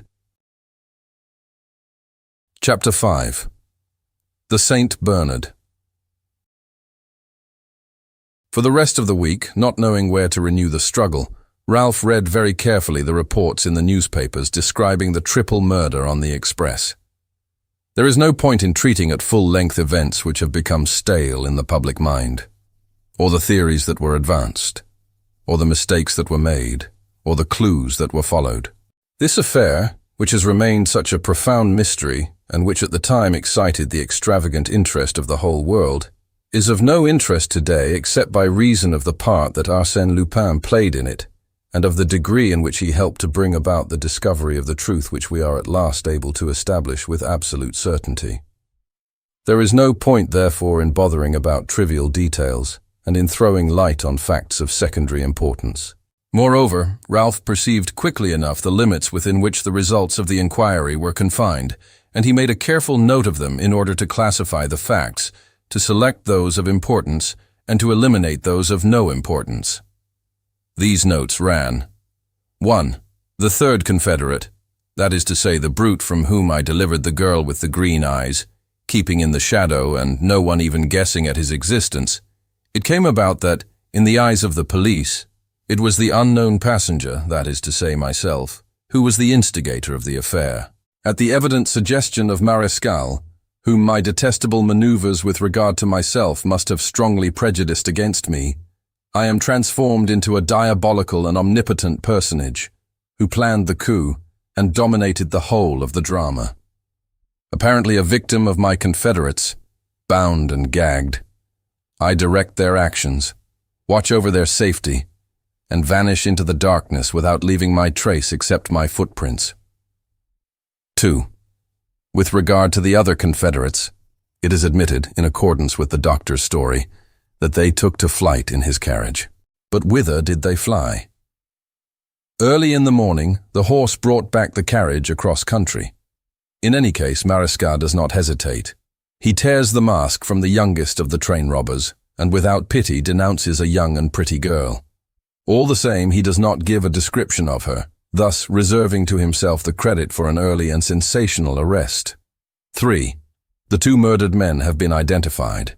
They were two brothers, Arthur and Gaston Lubot, in partnership in placing a brand of champagne and living at Neuilly on the banks of the Seine. 4. An important point: the revolver with which these two brothers were shot, which was found in the corridor of the Express, furnishes some definite information. It was bought a fortnight before the crime by a tall and slender man whom his companion, a young woman in a veil, called William. 5. Finally, there is Miss Bakersfield. No charge is brought against her. Marescal, deprived of his proofs, does not dare to chance it, and keeps prudently silent. An ordinary passenger, a lady well known in society in London and on the Riviera. She is traveling to join her father at Monte Carlo, and that is all that can be said about her. Was she murdered by mistake? That is possible. But why were the two Lubot murdered? That and the rest of the business is shrouded in darkness. And since I'm not in the humor to bother my head about it any longer, I'll stop thinking about it. Let the police go pottering about at their own sweet will and act, said Ralph to himself. If Ralph talked about acting in so determined a fashion, it was because he knew at last how to make a beginning.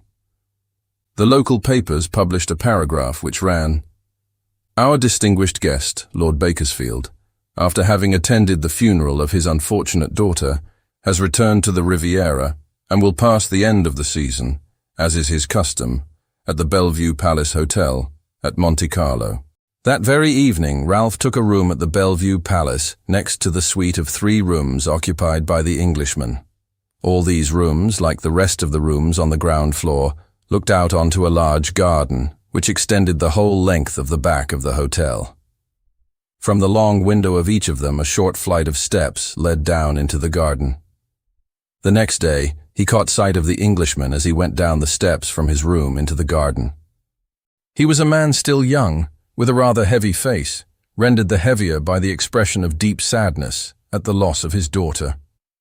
2 days later, as Ralph was thinking of sending in his card to him with the request for a private interview, he saw in the corridor a man who was knocking at the door of the room next his. It was Marescal. The sight did not cause him any surprise, since he himself was on the point of seeking some information from Miss Bakersfield's father. What was more natural than that Marescal should also be trying to learn all he could from him? Accordingly, he made haste to open one of the double doors between his room and the next, but he was unable to catch a word of the conversation. Thinking it unlikely that this would be the only conversation they would have, he took the precaution of slipping into Lord Bakersfield's room when he was out and drawing the bolt of the other door between their 2 rooms. He watched for the arrival of Marescal, and when he went into Lord Bakersfield's suite, he opened the second door 2 or 3 inches, only to meet with another check. Marescal and Lord Bakersfield were talking in such low voices that he could not hear a word they said. In this way, he wasted 3 days which Lord Bakersfield and the detective spent in long confabulations, for the most part walking up and down the garden, which excited his liveliest curiosity. At what was Marescal aiming? Was he paving the way for the revelation that Miss Bakersfield was a crook? It was practically certain that he was not even thinking of doing so. Must one then suppose that he expected to get from these interviews some unexpected piece of information? Then the idea that the 2 men were planning something in the nature of a trap presented itself several times to Ralph's mind. And this idea was presently strengthened by the sight of William and the girl with the green eyes strolling in the neighborhood of the hotel, drawn to it, like himself and Marescal, by the fact that Lord Bakersfield was staying there.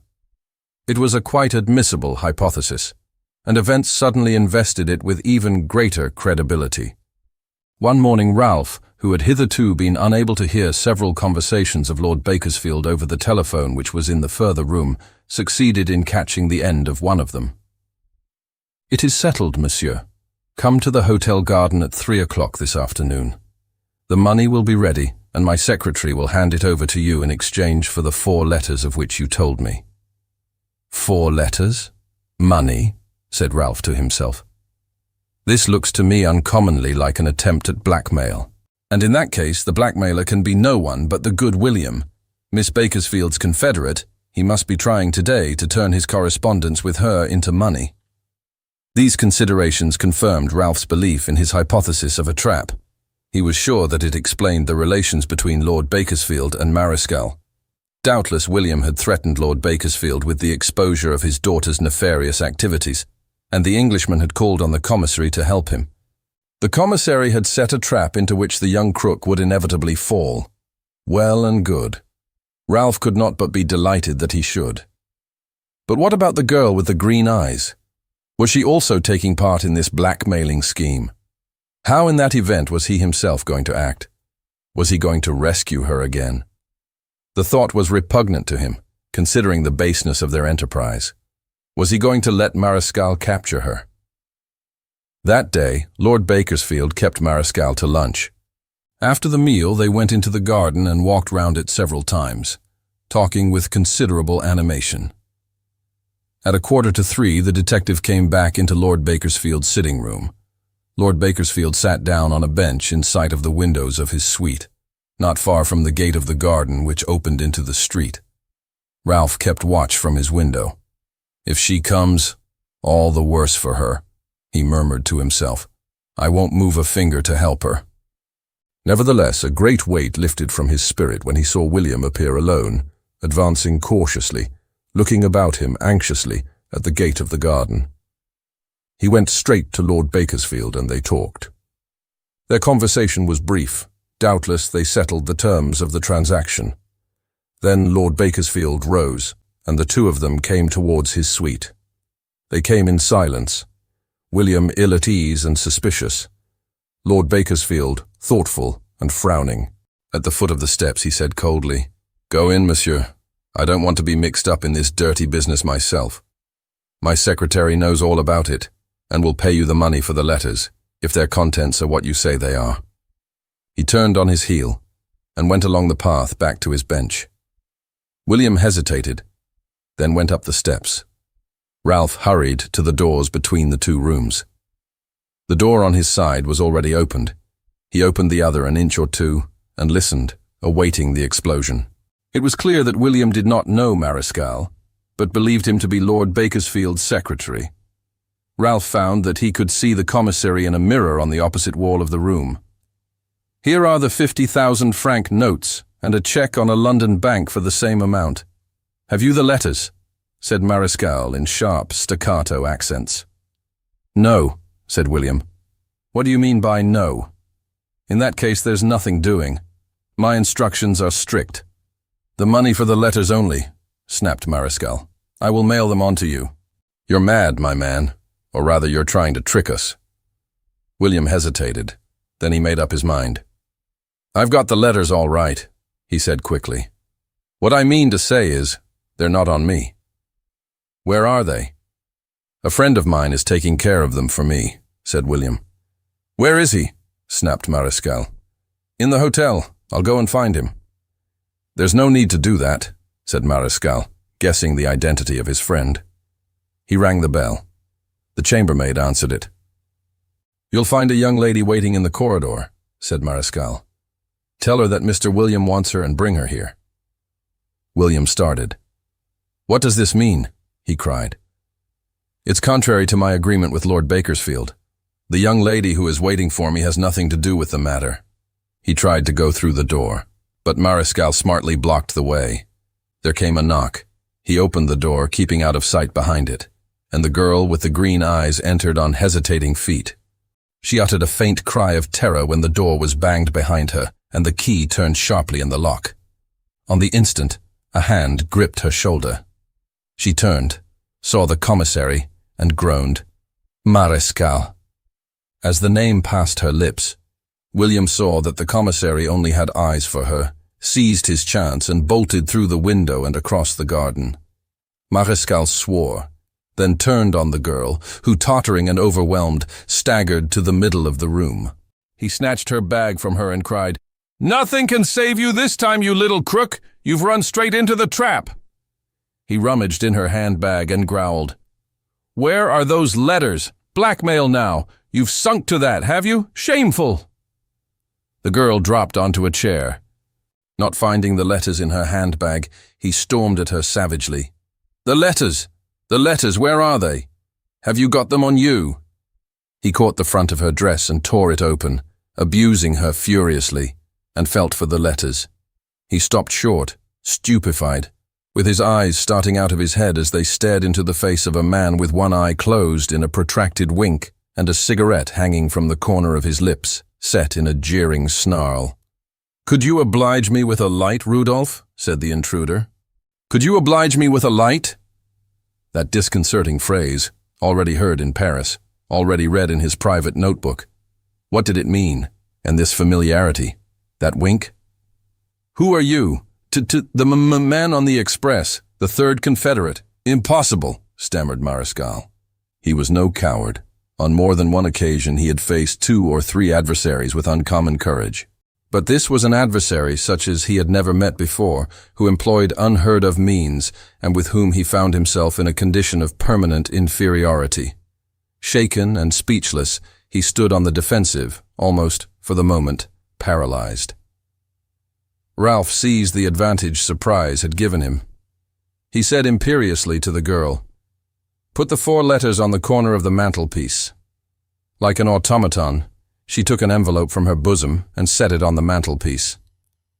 "Are the 4 letters in it?" he snapped. Staring at him, she nodded. "Right. Now slip out quickly by the corridor and goodbye. I don't think that we're likely to meet again. Goodbye. Good luck." Without a word, she hurried across the room, unlocked the door, slipped through it, and was gone. Ralph turned to Mariscal and said in a jeering tone, "As you see, Comrade Rudolph, I am slightly acquainted with this young lady. But I am neither her confederate nor the murderer who inspires you with such salutary dread. I'm merely a noble-hearted traveller who took a dislike to your pomaded wig the moment I set eyes on it, and thought it would be rather a joke to snatch your victim from you. For my part, she no longer interests me, and I propose to leave her severely alone.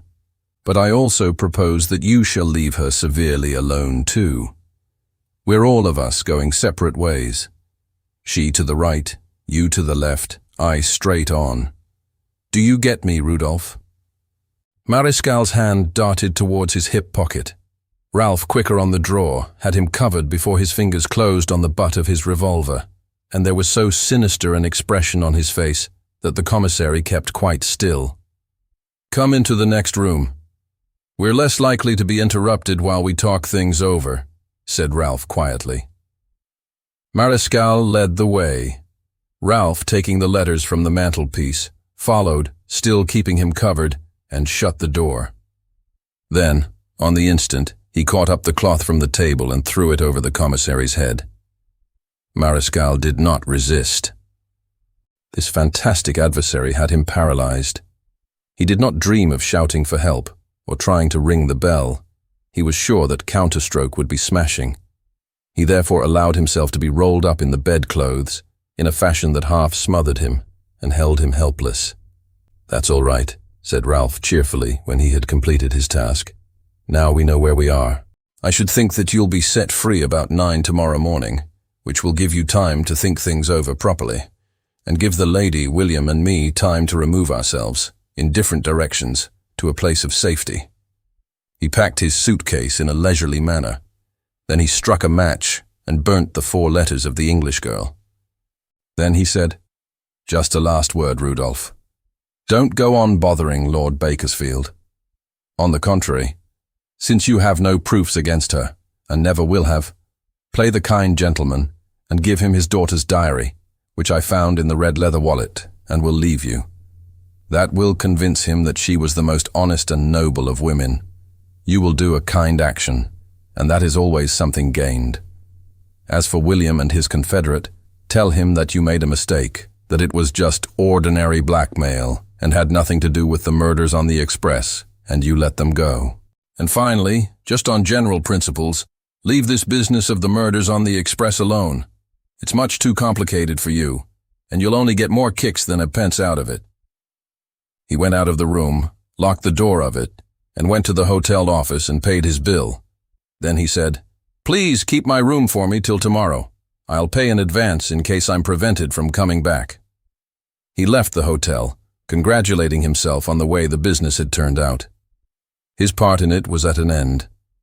Let the young woman get clear of it herself. She would doubtless find a way. It no longer mattered to him. His resolution was so definite that when he caught sight of her at the station, as he was taking the 3:50 express to Paris, he made no effort to join her, but kept out of sight. At Marseille, she changed her route and took the train to Toulouse, in company with some people, whose acquaintance she seemed to have made and who seemed to be actors. William, suddenly turning up, joined the group. "A pleasant journey," said Ralph to himself. "I'm delighted to have severed my relations with this charming couple. They may go and get hanged in somebody else's society." However, at the last minute, he jumped out of the train and took the same train as the girl. Like her, he left it the following morning at Toulouse. Following the murders on the Express, the burglary at the Villa Faradoni, and the attempted blackmail at the Bellevue Palace Hotel, 2 episodes, sudden, violent, furious, and unexpected, like scenes in a badly constructed play which give the audience no time to understand what is happening and to connect the incidents with one another. A 3rd episode was about to take place which Arsène Lupin was wont to describe later as the last scene of his triptych as rescuer, an episode of the same rough and brutal character as the others.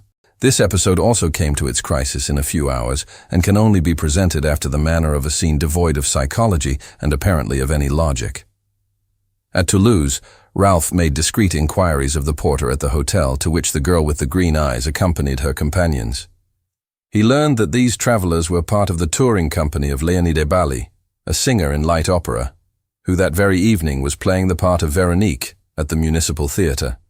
He kept watching the hotel. At 3 o'clock, The girl came out of it, wearing an air of considerable agitation, and kept looking behind her as if she was afraid lest someone should come out immediately after her and spy upon her. Was it her confederate, William, whom she distrusted? She hurried, still looking behind her, to the post office, where she scribbled a telegram, which she had to begin 3 times, with feverish haste. After she had left the post office, Ralph entered it and managed to possess himself of one of the crumpled-up forms. He read, "Hotel Miramar, Luce, Hautes-Pyrénées. Shall arrive tomorrow, first train. Tell them all." "What the devil is she going to do among the mountains at this time of year?" he murmured to himself. "Tell them all. Does that mean that her people live at Luce?" He resumed his cautious watch on her and saw her enter the stage door of the municipal theatre, doubtless to take part in a rehearsal of the company. For the rest of the day he watched the exits from the theatre, but she did not stir out of it. As for her confederate William, he remained invisible. In the evening, Ralph slipped into the back of a box at the theatre, and the moment the girl with the green eyes appeared on the stage, he could hardly repress a cry of surprise. She was taking the part of Veronique. Léonide Bally. "So that's her name?" he said to himself. "She sings in light opera in the provinces?" He could not get over it. The fact was so different from everything he had imagined about the girl with the green eyes. Provincial or Parisienne, she showed herself an uncommonly clever comedienne and a most adorable singer, simple, with no straining for effect, moving, full of tenderness and gaiety, of modesty and charm. She had all the gifts and all the graces, plenty of cleverness, and a lack of experience of the stage which was a further charm. He recalled his first impression on the Boulevard Haussmann, and his fancy that the young girl, whose mask was at the same time so tragic and so childlike, had a double destiny. Ralph passed 3 delightful hours. He could not tire of admiring the strange creature whom he had only seen, since the charming initial vision, by flashes, in crises of fear and horror. This was another woman, in whom everything seemed lightness and harmony. Yet it was indeed she who had murdered and played a part in infamies and crimes. It was indeed the confederate of William. Of these 2 so different images, which was he to consider the true one? He watched her in the hope to learn, and watched in vain, for a third woman overlay the other 2, and united them in an intense and moving life, the life of Veronique. Only a few gestures a little too nervous, a few phrases badly delivered, displayed to the eyes of the man who knew the truth, the woman under the heroine, and revealed a state of mind which insensibly weakened her rendering of the part. Something fresh must have happened, Ralph thought. Sometime between noon and 3 o'clock, there has been some serious incident which drove her suddenly to the post office, the consequences of which sometimes spoil her artistic efforts. She is thinking about it. It makes her anxious. And if I were to make a guess, I should say that this incident is connected with William who has suddenly disappeared. When the girl appeared at the fall of the curtain, she received an ovation, and a curious crowd thronged the approach to the stage door. Before the door itself was standing a closed landau, drawn by a pair of horses. Since the only train by which it was possible to arrive at Pierrefitte-Nestal, the station nearest to Luce in the morning, left Toulouse at 12:50, there was no doubt that the girl was going straight to the station, having already sent her luggage there. Ralph had already left his suitcase in the cloakroom. At 12:15 she entered the carriage which drove slowly off. William had not appeared, and it looked as if she was taking this journey without his knowing anything about it.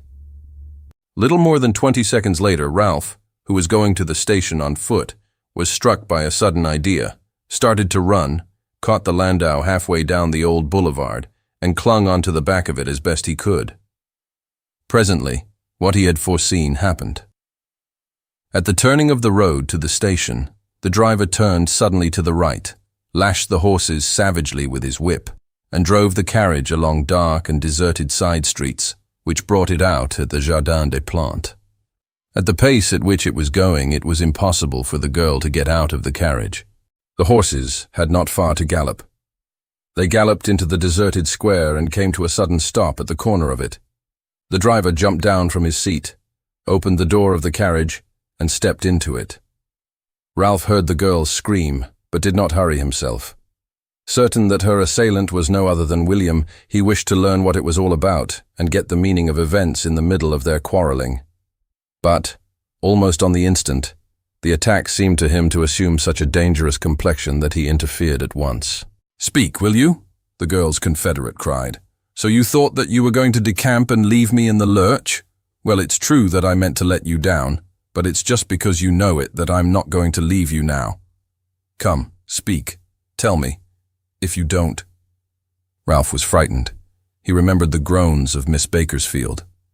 A sharp turn of the wrist, and the victim died. He opened the door, caught the confederate by the leg, flung him to the ground, and dragged him roughly to one side. The ruffian tried to put up a fight. With a sharp twist, Ralph broke his arm. "6 weeks rest," he said. "And if you start annoying the lady again, I'll break your spine for you." He went back to the carriage. The girl was already nearly out of sight in the darkness. "Run, little one," he said. "I know where you're going, and you shan't escape me. I've had enough of playing the St. Bernard without even getting a lump of sugar for my pains." When Lupin sets out on a path, he goes to the end of it, and never fails to reach his goal. You are his goal today, you and your green eyes and warm lips. He left William with his carriage and hurried to the station. The train came in. He got into a compartment without being seen by the girl. 2 compartments, full of passengers, separated them. An hour afterwards, he stole down the corridor to take a look at her. She was asleep, with her head wrapped in a shawl. At Lord's, the train left the main line. An hour later, it arrived at Pierrefitte-Nestal, the terminal. Ralph hung back. Scarcely had the girl reached the platform than a band of young girls, all dressed alike in chestnut frocks and cloaks bordered with a broad blue ribbon, rushed at her, followed by a nun wearing an immense white cap. "Aurélie! Aurélie! You've come at last!" they cried. The girl with the green eyes passed from the arms of one to the arms of another. Last of all, the nun hugged her affectionately and said joyfully, "How pleased I am to see you again, Aurélie, dear. And you're going to stay a good month with us, aren't you?" Chapter 6. Between the Branches. With her arm through the arm of the nun and surrounded by her young companions carrying her luggage, the girl with the green eyes walked, smiling happily, towards a brake drawn by 3 mules. They climbed into it, and it set off up the steep road to Luce, with a tinkling of the mules' bells. Ralph, who had kept out of sight, hired a victoria to carry him to Luce. "Ah, my pretty lady with the green eyes, henceforth you are my prisoner," murmured Ralph. "An accomplice of a murderer, a burglar, and a blackmailer, murderess yourself, daughter of the polite world, prima donna of light opera, boarder at a convent. Whatever you may be, you shall not slip between my fingers again. Trust is a prison from which one cannot escape. And however angry you may be with me for stealing those kisses, in the bottom of your heart you trust the man who never tires of saving you and is always on the spot when you stand on the edge of the abyss. One grows attached to one's St. Bernard, even if he has bitten you once. Lady with the green eyes who takes refuge in a convent to escape all those who persecute you till something fresh happens, you shall not be to me a criminal or formidable adventuress, or even a singer of light opera, and I shall not call you Leonide Bali. I shall call you Aurélie. It's a name I love because it's old-fashioned and honest and suits a little sister of the poor. Lady with the green eyes, I know now what it is you possess. A secret your old confederates do not know. A secret they wish to tear from you and which you keep fiercely. That secret shall belong to me someday because secrets are my strong point, and I shall learn that one, even as I shall scatter the darkness in which you hide yourself, mysterious and fascinating Aurélie. This apostrophe satisfied Ralph, and he went to sleep to think no more of the disturbing enigma of the girl with the green eyes. The little town of Luce and the neighboring town of Saint-Sauveur are famous for their baths, which at that season few invalids were taking. Ralph chose a hotel that was nearly empty, and gave out that he was a student of botany and mineralogy. He devoted all the afternoon to a careful examination of the country. A very bad and narrow road, nearly a mile in length and steep, led up to the Maison des Sœurs Sainte-Marie, an old convent which had been turned into a boarding school. In the midst of a bare and rocky stretch of ground, the buildings and gardens of the convent stretch along the point of a projecting cliff, on terraces which rise above one another and support strong walls, along the foot of which Sainte-Marie's brook formerly boiled. Today, along this part of its course, it runs under the earth. A pine forest covers the other slope, traversed by two roads that cross one another for the use of the woodcutters. There are grottos and rocks of strange shapes to which excursions run on Sundays. It was on this side that Ralph kept watch. It was a deserted spot, the silence of which was only broken by the sound of the axes of the woodcutters in the distance. From the point he had chosen, he looked over the smooth lawns of the garden and an avenue of carefully clipped limes which sheltered the path along which the boarders took the air. In the course of a few days, he knew the customs of the convent and the hours of recreation. After the midday meal, the walk which ran along the edge of the gorge was reserved for the big girls. It was not till the fourth day that the girl with the green eyes, doubtless she had been so worn out by what she had gone through that it had kept her indoors, appeared on this walk. Thereupon, each of the big girls seemed to have no other object in life but to monopolize her, and they quarreled jealously with one another for the privilege of enjoying her society. Ralph perceived at once that she was changed like a child who is recovering from an illness and expands in the sunshine and keen air of the mountains. She flitted about among her young companions, dressed as they were, alert and full of life, charming withal, the leader of their games, and enjoyed herself so thoroughly that her silvery laugh was forever echoing among the walls of the gorge. "She laughs," murmured the astonished Ralph, "and not with her artificial and almost dolorous stage laugh, but with the carefree laugh of one who has no crimes to remember, a laugh in which her true nature finds expression. She laughs. What a miracle!" Then the others went back to their lessons, and Aurélie remained alone. She did not appear any the more melancholy for that. Her gaiety did not leave her. She busied herself with trifles, such as gathering the pine cones and filling a basket with them, or plucking flowers and laying them on the steps of a neighboring chapel. Her actions were all gracious. She often talked in a low voice to a little dog who was always with her, or to a cat who was always rubbing itself against her calves. Once she twined herself a garland of roses and, laughing, looked at herself in a pocket mirror. Furtively she powdered her cheeks and put a little rouge on them, and at once rubbed it roughly off. It must have been forbidden. On the 8th day she made her way along the wall to the last and highest of the terraces, along the edge of which ran a hedge of shrubs. On the 9th day she returned to it, bringing a book. On the 10th day, before the hour of recreation, Ralph made up his mind. First of all he had to force his way through the thick underwood on the edge of the pine forest, then cross a large sheet of water. The brook of Sainte-Marie flows into a basin, as into a large reservoir, and then sinks under the earth. A worm-eaten boat was moored to a stake, and by means of it he was able, in spite of some fairly strong eddies, to reach a little creek at the very foot of the high terrace, which rose like the rampart of a fortress. The walls of it were made of flat stones, set without mortar on the top of one another, and wild plants grew between them. The rain had worn runnels full of sand along the face of the wall and paths, which the boys of the neighborhood would on occasion climb. Ralph climbed to the top without difficulty.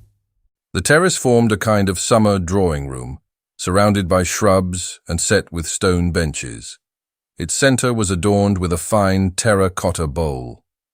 He heard the murmur of the girls at play below. Then there came silence, and a few minutes later, the sound of a light footfall coming towards him.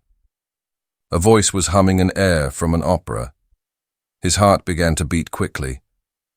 What would she say when she saw him? The branches rustled. The foliage was parted like curtains that hang before the door of a room. Aurélie entered. She stopped short on the threshold of the terrace with an air of stupefaction. The song died on her lips. Her book and her straw hat, which she had filled with flowers and hung by the ribbons from her arm, fell to the ground. She did not stir, an engaging and delicate figure in her simple dress of chestnut cloth. For a few seconds she failed to recognize Ralph. Then she blushed deeply and stepped back.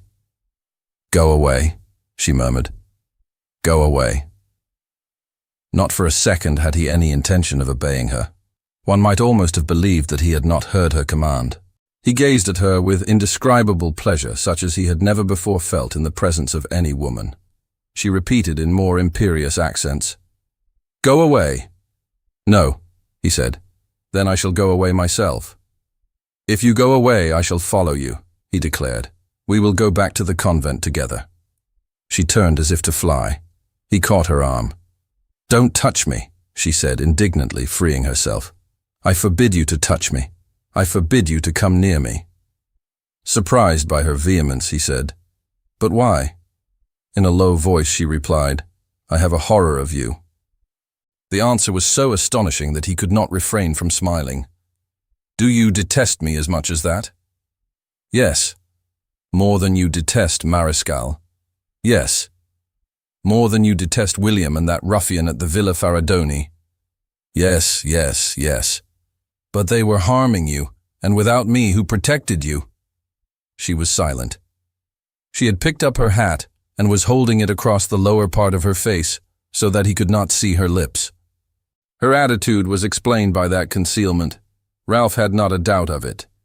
If she detested him, it was not because he had been the witness of all the crimes and infamies that had been committed, but because he had held her in his arms and kissed her lips. A strange modesty in a girl like her. Yet it was so sincere, and threw such a light on the very recesses of her soul and her instincts, that, in spite of himself, he murmured, "I beg you to forget it." Then, drawing back a few steps to show her that she was free to depart, he continued, in a tone of involuntary respect. "That night was a night of observation of which neither you nor I must cherish the remembrance. Forget the way in which I acted. Besides, it is not to recall that to you that I am here, but to continue my work of helping you. Chance threw me across your path, and chance willed it that from the beginning I should be useful to you. Do not reject my help. The threat of danger, far from being ended, is growing graver. Your enemies are exasperated. What will you do if I am not there?" "Go away," she said stubbornly. She remained on the threshold of the terrace as if she were on the threshold of an open door. She avoided Ralph's eyes and hid her lips. However, she did not go. As he had thought, one is the captive of one who indefatigably saves you. Her look was fearful. But the memory of the kisses he had stolen was giving way to the infinitely more terrible memory of the trials she had undergone. "Go away," she said again. "I was at peace here.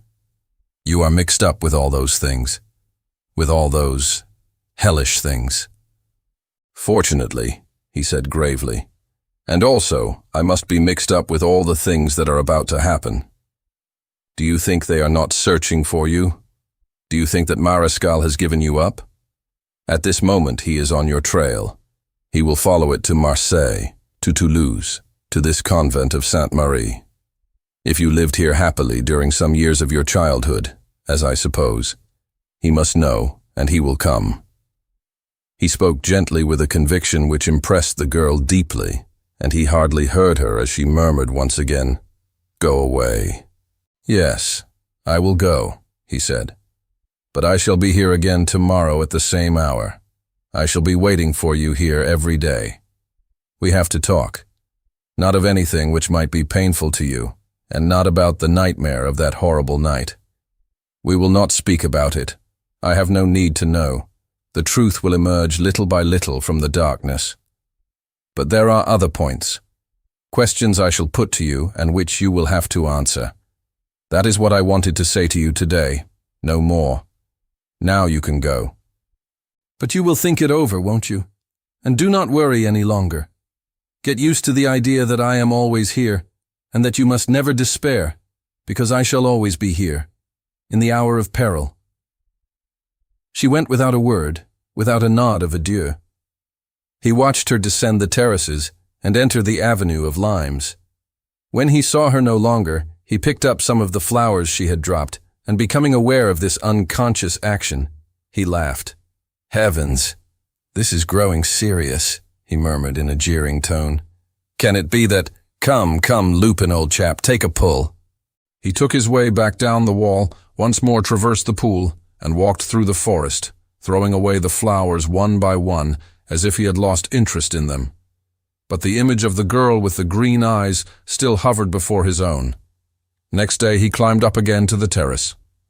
Aurélie did not come, and she did not come the 2 following days. But on the 4th day she parted the branches without his having heard the sound of her coming. "Oh, it's you at last," he said. He gathered from her attitude that he was not to advance a step or say a word which might ruffle her sensibilities. She stood as on the first day like an opponent who revolts against being dominated and is angry with an enemy for the service he is rendering. However, her tone was less hard when, with half-averted head, she said, "I ought not to have come. It is not fair to my benefactors, the Sisters of Sainte Marie. But I thought that I ought to thank you and help you." She paused, then added, "Besides, I'm frightened, really frightened. Frightened by what you said to me. Question me. I will answer." "Question you about everything?" he asked. No, she said in a tone of anguish. "Not about the night at Beaucourt, but about the other things. As shortly as you can, please. What is it you want to know?" Ralph reflected. The questions were not easy to put, since all of them must tend to throw light on the matter of which she refused to speak. He began. "First of all, what is your name?" "Aurélie. Aurélie Dastur." "Then why that name of Léonide Bali? Was it a pseudonym?" "Léonide Bali exists. She was ill and remained at Nice. Among the actors of her company, with whom I traveled from Nice to Marseille, there was one I knew because I played Veronique last winter in some private theatricals, so they all begged me to take the place of Léonide Bali for one evening. They were so troubled and upset that I felt obliged to render them this service. We told the manager of the Toulouse theatre, who, at the last moment, decided to make no announcement of the change, and let it be believed that I was Léonide Bali." "Then you're not an actress," said Ralph in a tone of relief. "I am glad you're not. I prefer that you should be simply the pretty boarder at Sainte Marie." She frowned and said coldly, "Continue." "Well, the gentleman who knocked Marescal's hat off when you came out of the confectioner's on the Boulevard Haussmann, was he your father?" "My stepfather." "And his name?" "Bregiac." "Bregiac." "Yes, Director of Judicial Affairs at the Ministry of the Interior." "And consequently Marescal's chief." "Yes, and they've always disliked one another. Marescal, who is strongly supported by the minister himself, is trying to supplant my stepfather, and my stepfather is trying to get rid of him." "And Marescal is in love with you?" "He asked my hand in marriage. I rejected him, and my stepfather forbade him the house. He hates us, and he has sworn to avenge himself, on two." "To pass from one to another, what is the name of the man of the Villa Faradoni?" Ralph asked. "Jodot." "What's his profession?" "I don't know. He used to come to the house occasionally to see my stepfather." "And the third?" "William Ansevel. He used to come to the house too. He is on the stock exchange and engaged in other business. More or less doubtful. I don't know. Perhaps." Ralph summed up the results of the conversation so far. "These then are your 3 enemies, for there aren't any more, are there?" "Yes, my stepfather," she said sadly. "What? Your mother's husband?" "My poor mother is dead." "And are all these people persecuting you for the same reason? On account of the secret you know and they do not?"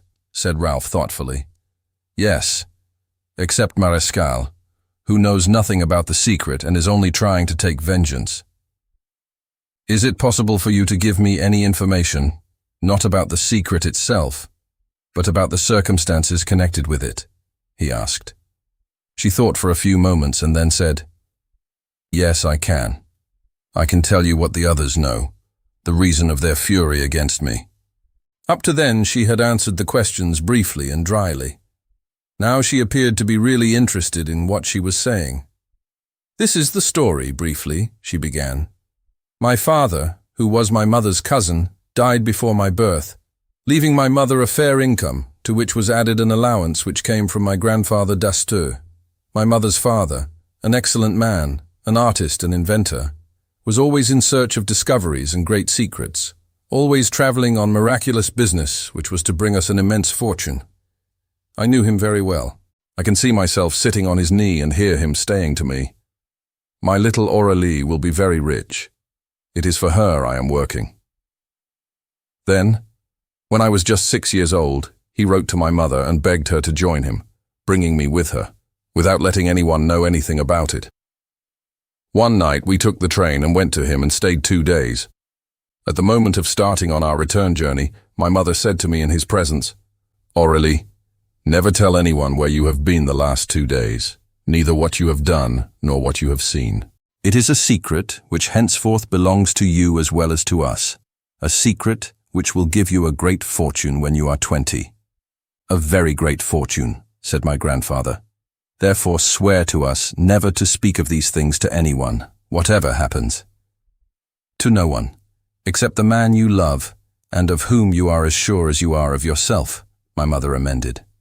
I made the promise they demanded of me. I was very much moved by their earnestness, and I cried. A few months later my mother married Breguiac. It was an unhappy marriage, and did not last long. During the course of the next year she died of pneumonia, after having secretly given me a sheet of paper on which was set out all the information about the district we had visited and what I was to do when I was 20. A little while later my grandfather also died, and I remained alone with my stepfather Breguiac, who got rid of me as soon as he could by sending me to this convent at Sainte-Marie. I came to it very unhappy and sad, but I was upheld by the importance this keeping a secret gave me in my own eyes. Then one Sunday I looked for an out-of-the-way place and came here, up to this terrace, to carry out a plan my childish brain had formed. I knew by heart the information given me by my mother. What good was it to keep a document which all the world would know if I did not get rid of it? I burnt it in this vase. Ralph nodded his head and said, "And you have forgotten all the information it contained?" "Yes," she said. As the days passed, without my perceiving it, all that information was effaced from my mind by my absorption in the friendships, the work, and the play I found here. I have forgotten the name of the district, what part of the country it is in, the line which took us to it, and things I was to do. Everything. "Absolutely everything?" he asked. "Everything except some views of the country, and some impressions which engraved themselves more deeply on my childish eyes and ears. Pictures that I have never ceased to see since. Noises. The chiming of bells which I still hear as if they were chiming still.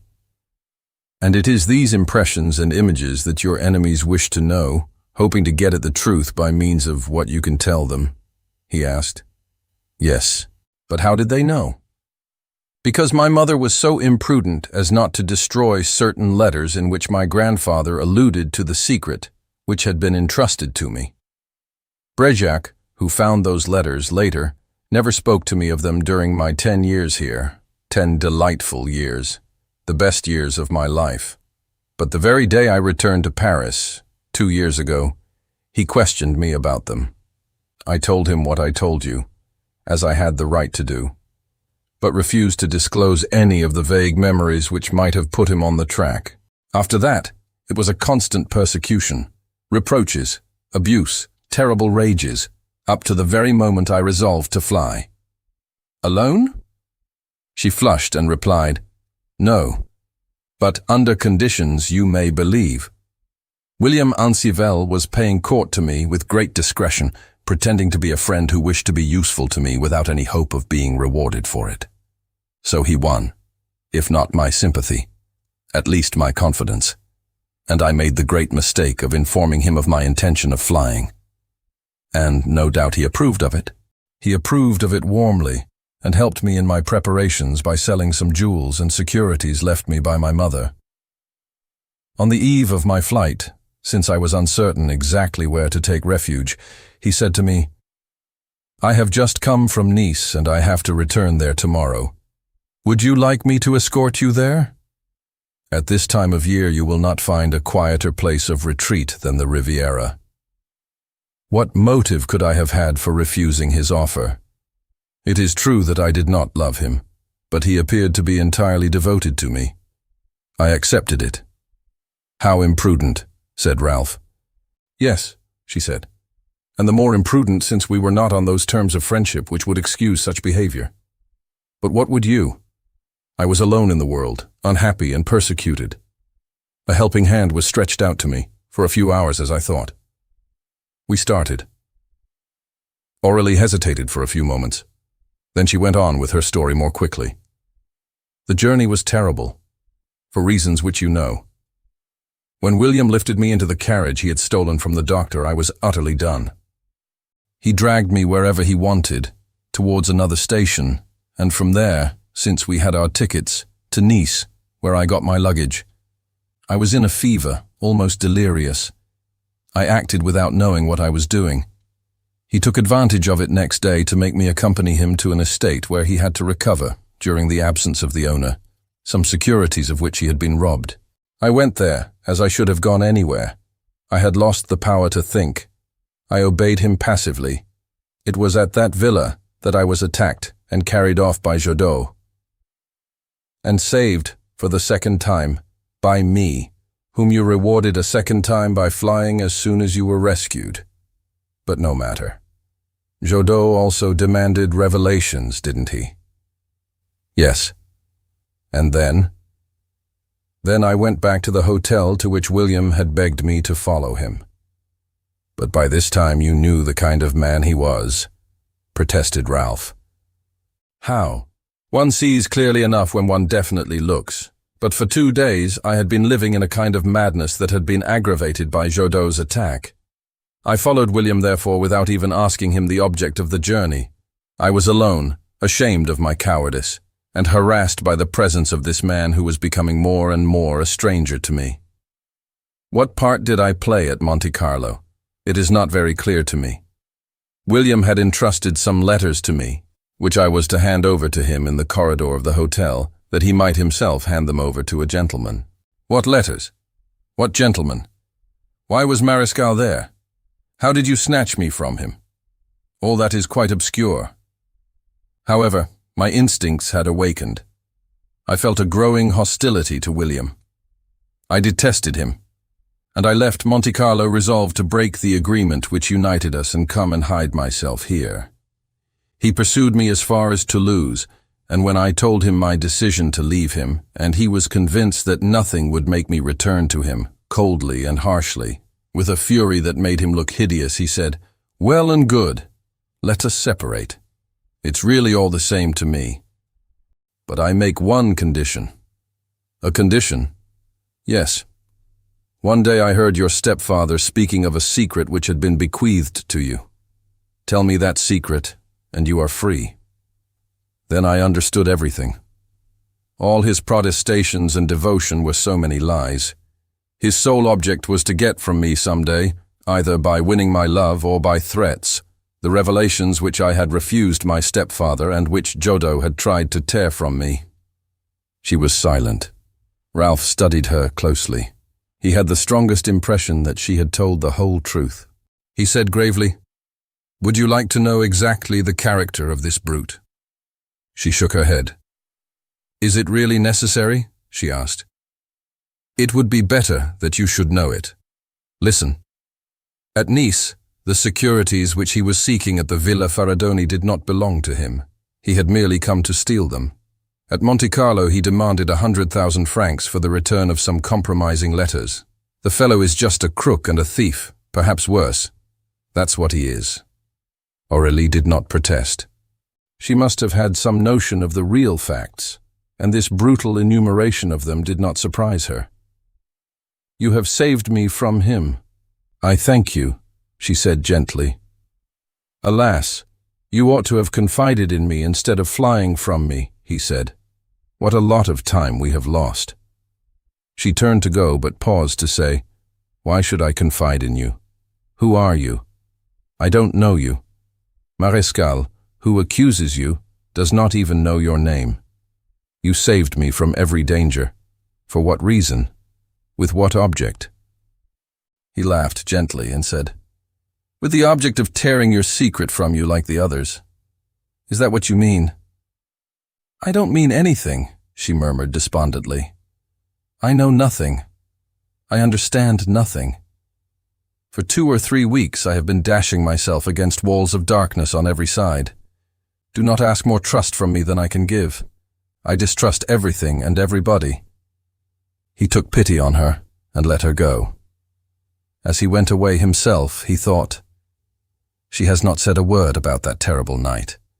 Miss Bakersfield was murdered. 2 men were murdered. And I saw her disguised and masked." While waiting for her on the topmost terrace, he had seen a little door in the wall of the terrace below it. That terrace also was empty. Keeping under cover, he went down to the little door and easily opened it. It gave him a much easier way of access to the topmost terrace. He descended to the pool, very thoughtful. For him also, everything was mysterious and inexplicable. Round him, as round her, rose those same walls of darkness, through the tiniest cracks in which here and there filtered a dim light. In the presence of the girl herself, moreover, and it had been so since the beginning of the adventure, he never thought for a moment of the oath of vengeance that he had sworn above the body of Miss Bakersfield, or of anything else which could disfigure the gracious image of the girl with the green eyes. During the next 2 days he did not see her. Then she came 3 days in succession without a word of explanation of her return. But as if she was seeking a protection she could not do without. The first day she stayed for 10 minutes, the second for 15, the third for 30. They talked little. Whether she wished it or not, confidence in him was slowly taking possession of her. Gentler and less distant with him, she came as far as the breach in the wall and looked down on the eddying waters of the pool. Several times he tried to question her. At once she fled, trembling, terrified by anything which might be an allusion to the terrible hours at Beaucourt. However, she talked more, but of events in her distant past, of the life which she formerly led at Sainte-Marie, and of the peace she was again enjoying in its kindly and serene atmosphere. Once, when her hand lay palm upwards on the rim of the vase, he bent down, and without touching it, examined the lines. "It is exactly as I guessed the first day I saw you.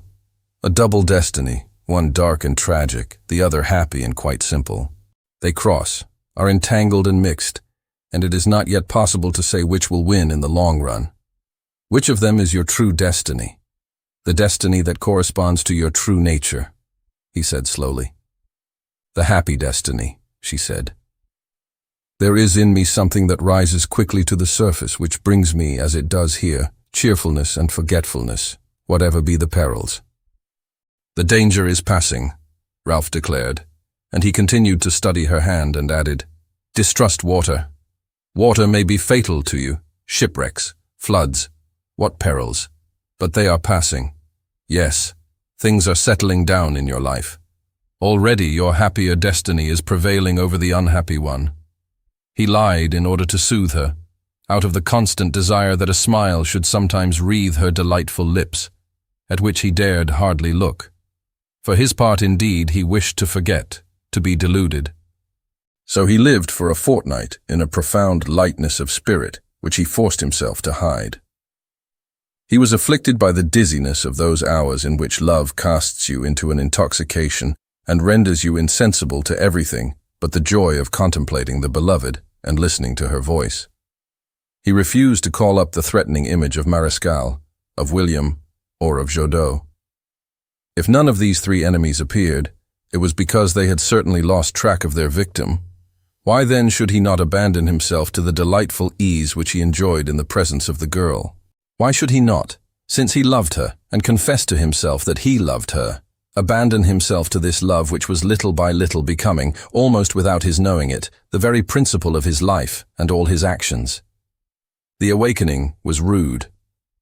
One afternoon, leaning over the wall which ran along the edge of the gorge, They were looking down into the mirror of the pool below them, almost still in the middle, its edges ruffled by little waves, hurrying towards the narrow outlet through which the brook sank into the earth, when a distant voice called out in the garden below. "Aurélie! Aurélie! Where are you? Aurélie!"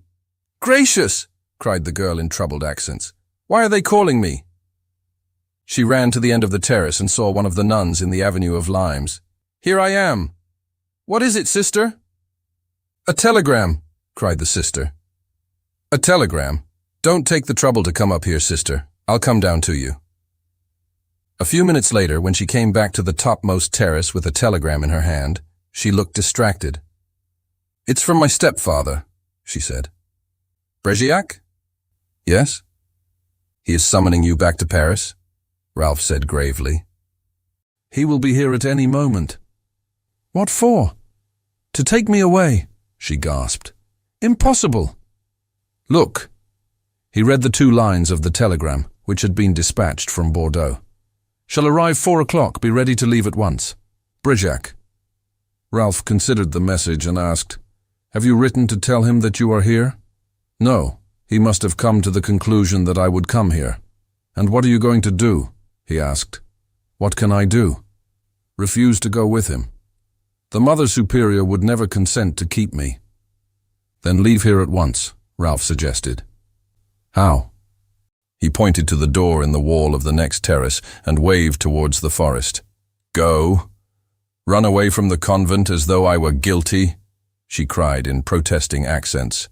"No, it would cause these poor women who love me as a daughter too much sorrow. Never will I do that." Feebly, she sank down on a stone bench under the opposite parapet. Ralph crossed the terrace to her and said gravely, "I have made a bad mistake in letting myself be distracted from the task I have set myself of protecting you. I ought to have remained as distrustful as I was at the beginning and advised you, urged you rather, to go away from here. From the very first I was sure that it was necessary. But the pleasure of being here, of seeing you every day. No, don't run away. I'm not going to say anything that will upset you. I'm not going to tell you how I feel towards you, or the reasons which make me treat you as I do.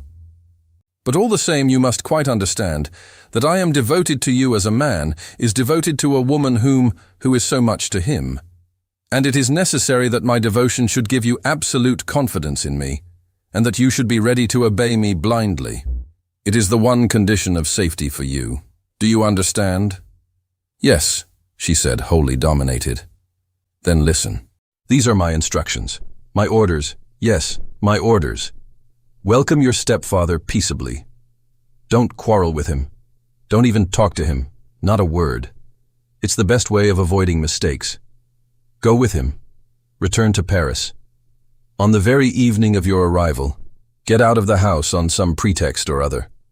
A gray-haired old lady will be waiting for you in a car, 20 yards from your door. I will drive both of you away into the country to a hiding place in which no one will find you. And I will go away at once, I give you my word, and stay away from you till you tell me to come back. Do you agree?"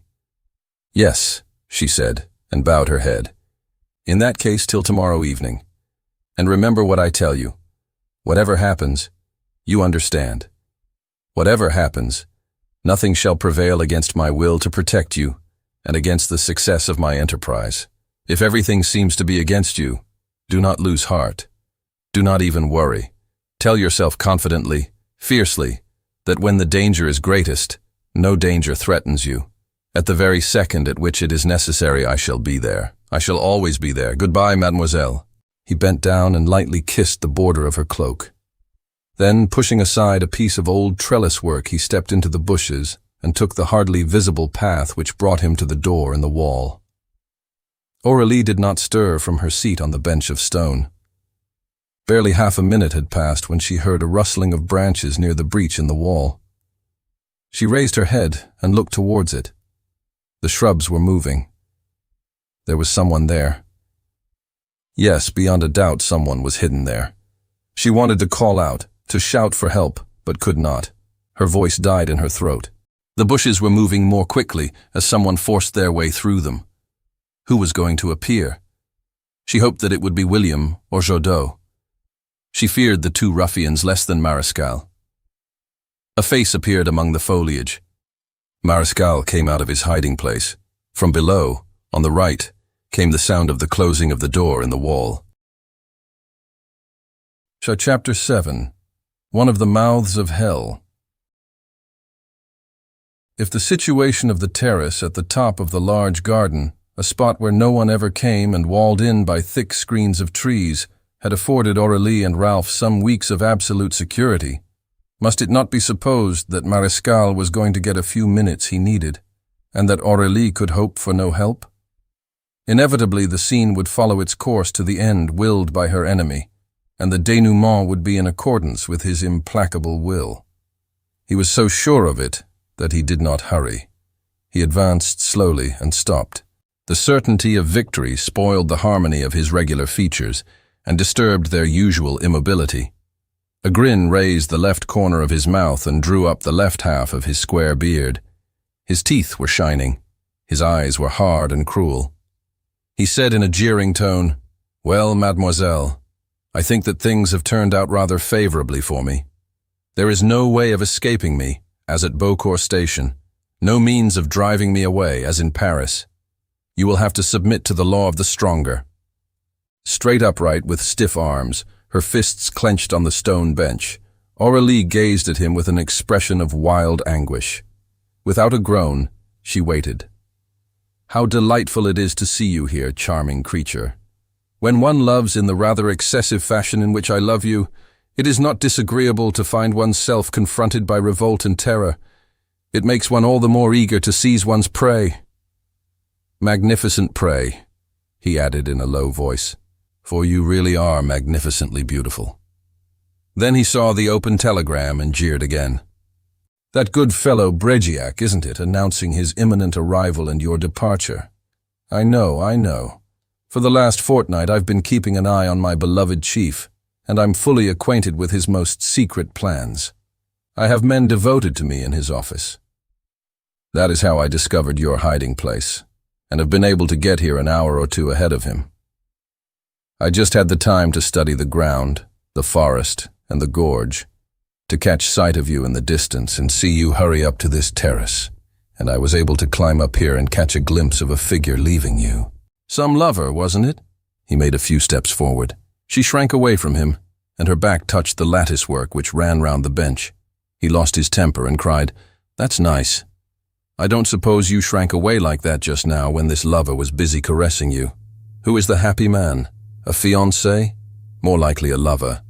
I see that I have come just in time to look after my property and prevent the innocent boarder at Sainte-Marie from playing the fool. Ah, if ever I had suspected it." He curbed his anger, and bending over her went on. "After all the better. It simplifies matters. The game I was playing was already excellent since I had all the trumps in my hands. But this is an extra piece of luck. Aurélie is not of an uncompromising virtue. One can rob and murder and escape the ditch, and now behold Aurélie quite ready to jump over all obstacles. Then why not in company? What, Aurélie? It may just as well be me as anyone else, mayn't it? If he has his advantages, there are reasons in my favor which are not to be despised. What do you say, Aurélie?" She kept silent stubbornly. The anger of her enemy was inflamed by this terrified silence. And he went on, dwelling on each word. "We have no time for trifles, have we, Aurélie? Or to touch on one subject after another. It is necessary to speak clearly without mincing matters, in order that there may be no misunderstanding. To come straight to the point then, silence about the past and the humiliations I have suffered. Those no longer count. What does count is the present. The present is all important. Now the present is the murder on the express, your flight through the woods, your capture by the police. 20 proofs, every one of which is fatal to you. And the present is today, when I hold you in my grip, and all I have to do is to take you and conduct you to your stepfather and shout in his face, before witnesses. The murderess, whom they are seeking everywhere, is here. The warrant for her arrest is in my pocket. Send for the police." He stretched out his arm, ready, as he had said, to grasp the criminal, and with this threat hanging over her, he ended in yet harsher accents. On the one hand, then, this, a public denunciation, the court, and a terrible punishment. On the other hand, the alternative I offer to your choice, an alliance, an immediate alliance, on conditions I lay down. It is more than a promise I demand. It is an oath, taken on your knees. The oath that once you have returned to Paris, you will come to see me alone, at my flat. And more than that, an immediate proof that the alliance is honest, signed by your lips on mine, and not with kiss of disgust and hatred, but with a voluntary kiss, like the kisses other women, as prettier and more difficult to win than you, Aurélie, have given me, a lover's kiss. Answer, curse you, he shouted in a sudden outburst of fury. Answer that you accept. I've had enough of your airs of a lost soul. Answer, or I'll jolly well arrest you, and it will not only be the kiss but prison as well.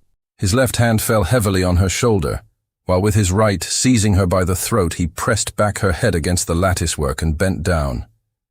But his head stopped short, midway to her lips. He felt her collapse. She had fainted. This unexpected swoon took him aback. He had come without any very definite plan beyond that of speaking to her, and during the hour before the coming of Brejek, of obtaining from her a solemn promise and the recognition of the fact that she was in his power. Now chance offered him an inert and helpless victim.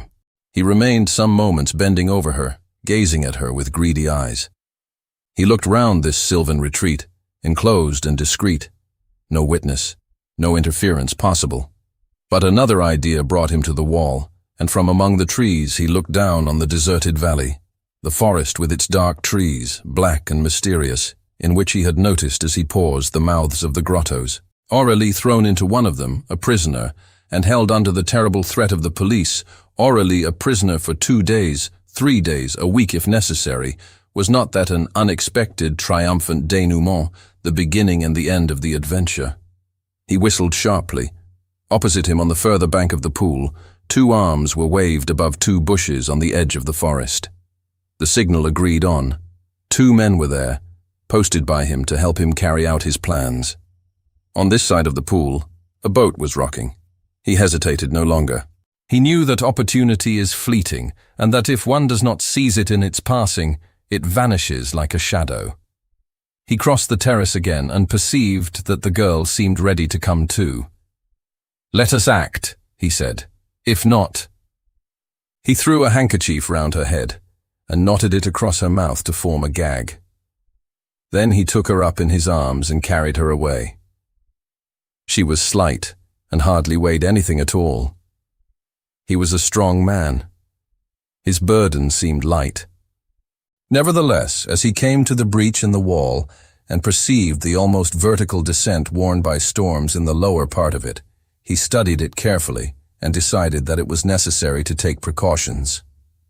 Therefore, he set Aurélie down at the edge of the breach. Was she waiting for him to make this mistake? Was it a sudden inspiration? In any case, his carelessness was at once punished.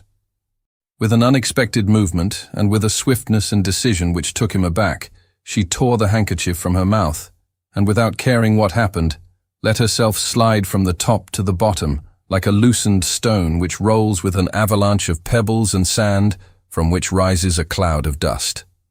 Recovering from his surprise, he dashed after her at the risk of falling, and perceived that she was running at haphazard in a zigzag course from the cliff to the bank of the pool, like a hunted beast that does not know which way to fly. "You're lost, my dear," he muttered. "There's nothing for you to do but bend the knee." He had almost caught her, and she was tottering and staggering with fear, when he had an impression that something fell from the top of the terrace and struck the ground near him. He turned, saw a man coming at full speed, the lower part of his face masked by a handkerchief. It must be the man he had called Aurélie's lover. He had time to grip his revolver, but not time to use it. A kick from this adversary, the kick of an expert savage fighter, caught him full in the chest and sent him flying into the sticky swamp on the edge of the pool. He sank, then rose, spluttering to his feet, up to his knees in the mud. Furious and staggering, he aimed at Ralph, who, no more than 20 yards away, was lifting the girl into the boat. "Stop, or I'll fire!" shouted Mariscal. Ralph did not answer. He caught up a rotting plank, rested it on a thwart like a protecting shield between Aurélie and himself and the revolver, then pushed off the boat with a vigorous shove which sent it dancing over the waves. Mariscal fired. He fired 6 times, raging and furious. But slipping about as he was in the ooze, the bullets went wild. Then he whistled more shrilly than before. The 2 men on the other shore sprang up from their lairs like jacks in the box. Ralph found himself in the middle of the pool, about 30 yards, that is, from the opposite bank. "Don't shoot!" yelled Mariscal. Why shoot, indeed? The fugitive had no other course, to escape being dragged by the current towards the gulf in which the brook disappeared, than to row straight across and come to shore at the very spot at which Mariscal's men were waiting for him, revolver in hand. He must have perceived this, for suddenly he brought the boat sharply round and rowed back to the shore on which he had to fight only one adversary with an empty revolver. "Shoot! Shoot!" shouted Mariscal, who perceived what Ralph would be at. "You must shoot now! He's coming back! Shoot, damn you!" One of the men fired. There was a cry from the boat. Ralph let go the oars and fell back, and with a cry of despair the girl threw herself upon him. The oars floated away on the surface of the water. The boat remained still for a few moments, as it could not make up its mind, then slowly turned, with its prow pointing towards the current, and began to move backwards, slowly at first, then more quickly. Good heavens!" stammered Mariscal, horrified. "They're done for." What could he do? There was no doubt what the end would be. The boat was caught by 2 bubbling torrents, which were hurrying along both sides of the pool to a central point. Once it turned completely round, then taking a straight course, with the 2 bodies lying in the bottom of it. It rushed to the gaping cave and was engulfed. All this happened in less than 3 minutes after the 2 fugitives had left the bank. Mariscal did not stir, his legs in the water, his features contorted with horror. He gazed at the accursed spot, as if he were gazing at the mouth of hell. His hat was floating towards it, mud and water dripped from his hair and beard. "Is it possible? Is it possible?" he stammered. "Aurélie! Aurélie! Aurélie!" A shout from his men awoke him from his stupor. They made a long circuit and reached him 10 minutes later. They found him drying himself. "Is it true?" he asked. "What?" said one of the men. "The boat? The gulf?"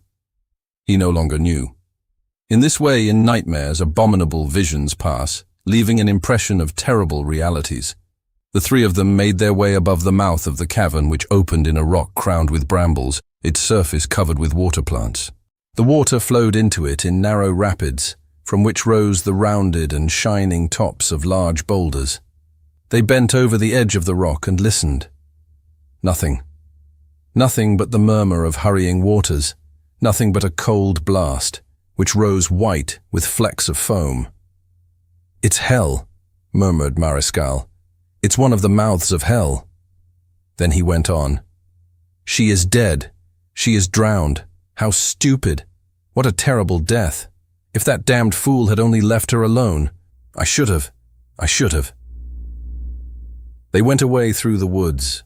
Mariscal jogged along in a kind of stupor. Several times his companions questioned him. They were shady loafers whom he had picked up for this expedition, and not regular men in his service, and he had only informed them roughly of his plans. He did not answer them. He thought of Aurélie, so gracious and so full of life, whom he loved so passionately. He was harassed by memories of her, by remorse and terror. He was indeed uneasy in mind. The coming inquiry might very well involve him and throw part of the blame for this tragic accident on him. In that case, it meant a scandal and ruin. Breguet would be pitiless. He would be indefatigable in his efforts to avenge his stepdaughter. Presently, he could think of nothing but getting out of that part of the country as quietly as possible. He frightened his 2 assistants by telling them that a common danger menaced them, and that it was imperative, if they would escape it, that each should go his own way and look after himself before the alarm was given and their presence marked. He gave them twice the money he had promised them, made a circuit round Luce, and took the road to Pierrefitte-Nestales in the hope of finding some conveyance which would bring him to the railway station in time for the 7 o'clock train that evening. It was not till he had walked 3 kilometers from Luz that a small 2-wheeled cart, covered with a tarpaulin and driven by a countryman wrapped in a large cloak and wearing a Basque cap, overtook him. He stopped the cart with an air of authority and said imperiously, 5 francs if you get me to Pierrefitte-Nestales in time to catch the train. The peasant did not appear to be greatly excited by this generous offer, and did not even whip up the wretched animal, which ambled along between shafts that were much too large for it. It was a long journey. They crawled along. It almost looked as if the peasant was holding his beast back instead of urging it on. Marescal lost his temper. He seemed indeed to have lost all control whatever over himself and whined, "We shall never get there, never. What a jade your horse is. Look here. I'll give you 10 francs if we catch that train. What about it?" The country appeared to him hideous, peopled with phantoms and teeming with detectives on the trail of the detective Marescal. He could not endure the thought of passing the night in this district, in which the body of the girl he had sent to her death was lying. 20 francs, he said. And all at once, losing his head wholly, he shouted, 50 francs! I'll give you 50 francs! It isn't further than 1.25 miles. 1.25 miles in 7 minutes, damn it! It can be done! Get on, curse you! Thrash that nanny-goat of a horse! 50 francs! On the instant, the peasant became furiously energetic, and as if he had only been waiting for this magnificent offer, set himself to lash the nanny-goat with such ardor that it set off at a gallop. "Look out!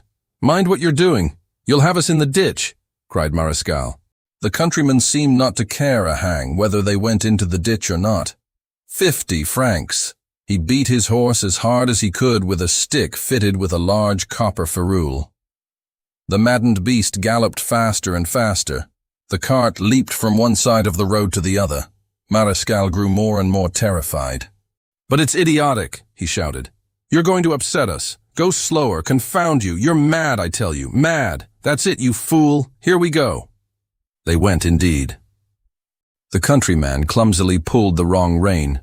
The cart made a wilder jump, and the whole outfit, cart, driver, passenger, and load, plunged into the ditch in such a disastrous fashion that the countryman and Marescal found themselves on their stomachs with the cart on the top of them, while the horse, entangled in the harness, with its heels in the air, beat a tattoo on the footboard.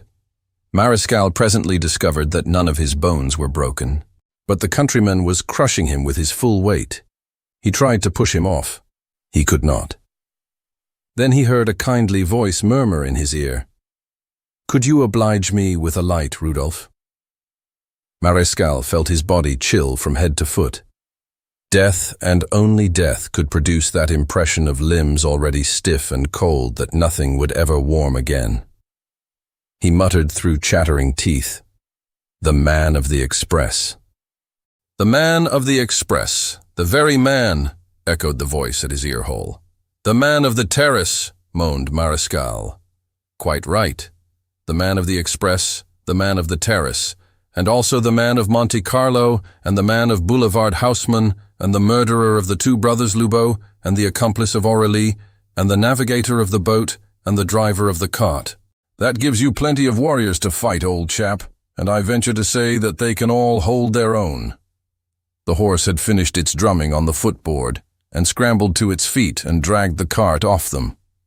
Ralph sat up on the small of the detective's back, quietly drew off his big cloak, and wrapped it round the detective, so paralyzing his legs and arms.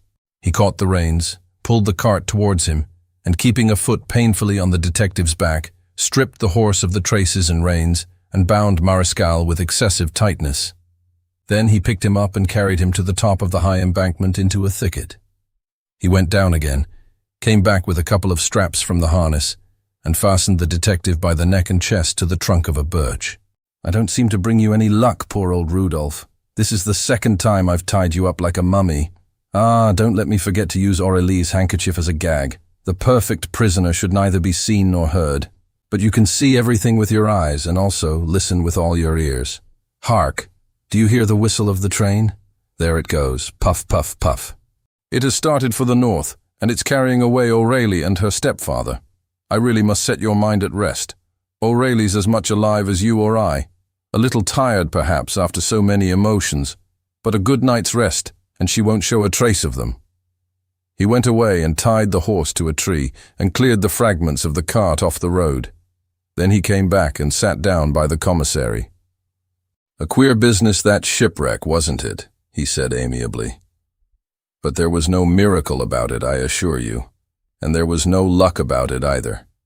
That you may know better how to act in the future, you must know that I never rely on miracles or on luck, but solely on myself. But I hope that my little sermon is not boring you. Perhaps you'd rather go to sleep. No? Well, to continue, I had scarcely left Aurélie on the terrace when I turned anxious. Was it quite prudent to leave her like that? Can one ever be sure that some blackguard is not prowling about? That some pomade pot of a lady killer is not sneaking about the neighborhood? Intuitions like that form part of my system. I always act on them. So I went back. And what do I see? Rudolph, the infamous ravisher and faithless policeman, plunging into the valley on the track of his prey. Thereupon I fall from heaven, I kick you into a cold bath, I carry off Aurélie, and there we are. The pool, the forest, the grottos, that way lay liberty. Off we go. Then you whistle and two ugly-looking customers spring up at your call. What to do? An insoluble problem, if ever there was one. No, a pleasing thought. Suppose I let myself be swallowed up by the gulf. At that very moment a revolver spits a bullet at me. I howl. I let go the oars. I pretend to be dead at the bottom of the boat. I explain my action to Aurélie, and bang we go head first into the abyss. Ralph tapped Mariscal's thigh. "Don't shudder, old chap, I beg you. We did not run any risk at all. All the countryside knows that if you make use of that tunnel which the stream has cut through the chalk, you land 200 yards lower down on a nice little sandy beach from which you mount by a short staircase cut in the cliff. On Sundays, dozens of boys make the journey and drag their skiff back and make it again. There is no fear of as much as a scratch. And in that way we were able to observe from a distance your flabbergastedness and see you go off with bowed head, crushed by remorse. Then I took Aurélie back to the convent garden. Her stepfather came to fetch her in a carriage in time to catch the train.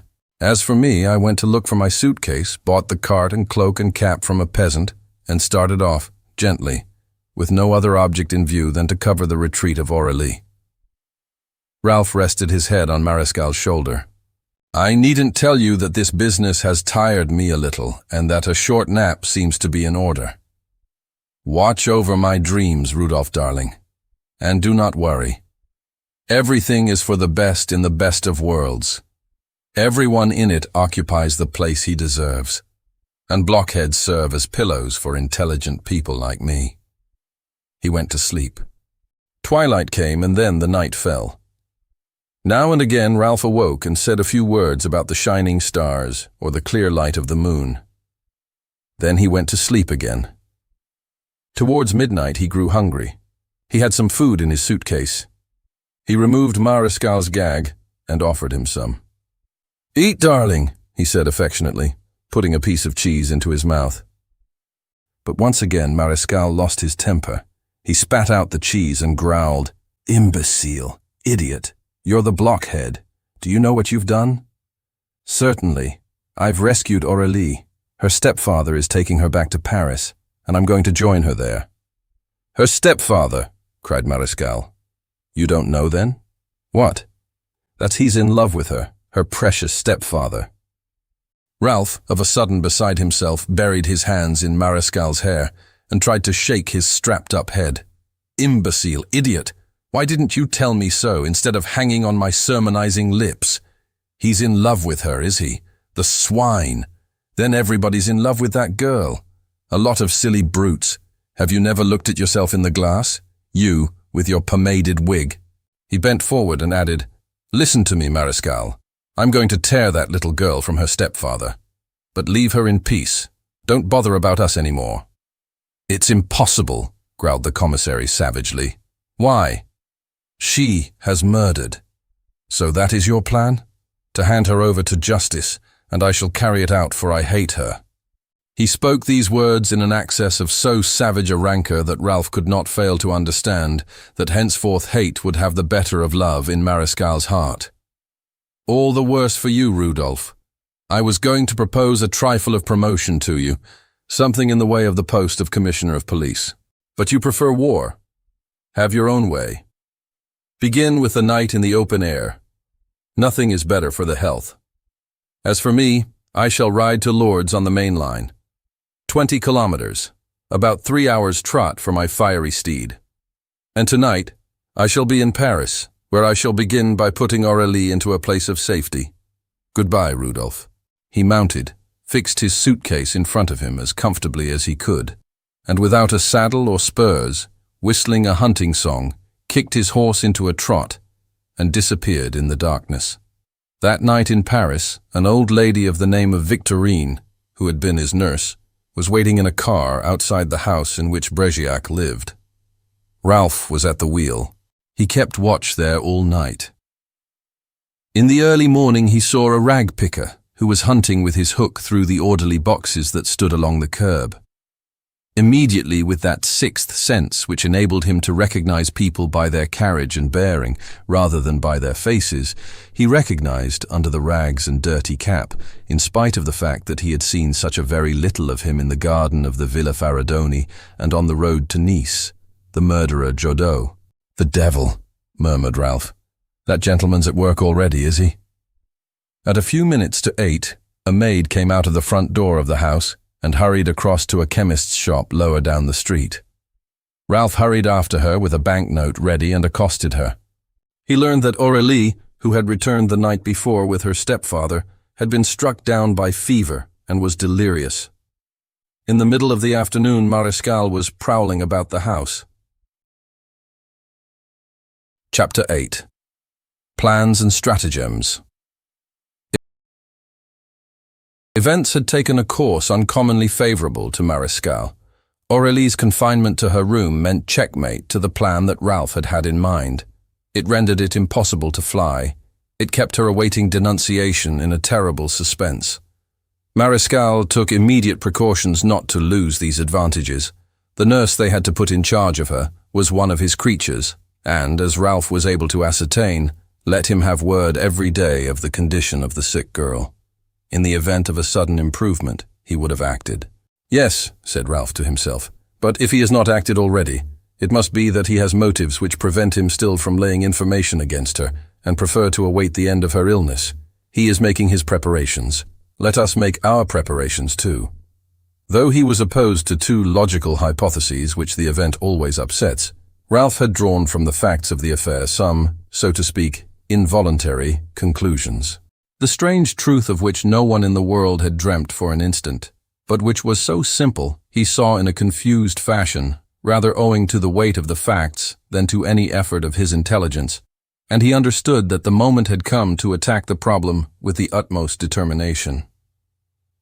In an enterprise, he often said to himself, the first step is often the most difficult of all. If certain actions were clear enough to him, the motives of them remained obscure. To him, characters in the drama presented the appearance of people struggling in stress and storm. If he meant to win, it was no longer enough to go on defending Aurélie day after day, but he must ransack the past and discover what profound reasons had moved these people and influenced them in the course of that tragic night. To sum up, he said to himself, besides me, there are 4 leading actors who circle round Aurélie, and who, all 4 of them, persecute her: William, Jodot, Mariscal, and Bregiac. Of these 4, some are drawn to her by love, others by the desire of tearing her secret from her. The combination of these 2 elements, love and greed, are the determining factors in the affair. Now William is, for the time being, out of action. Bregiac and Jodot do not worry me much as long as Aurélie is ill. There remains Mariscal. That is the enemy to be watched. There were opposite Bregiac's house some empty rooms. Ralph established himself in them. Moreover, since the nurse was in Mariscal's pay, he renewed his acquaintance with the maid and bribed her. Thrice, during the absence of the nurse, this maid took him into Aurélie's bedroom. Aurélie did not appear to recognize him.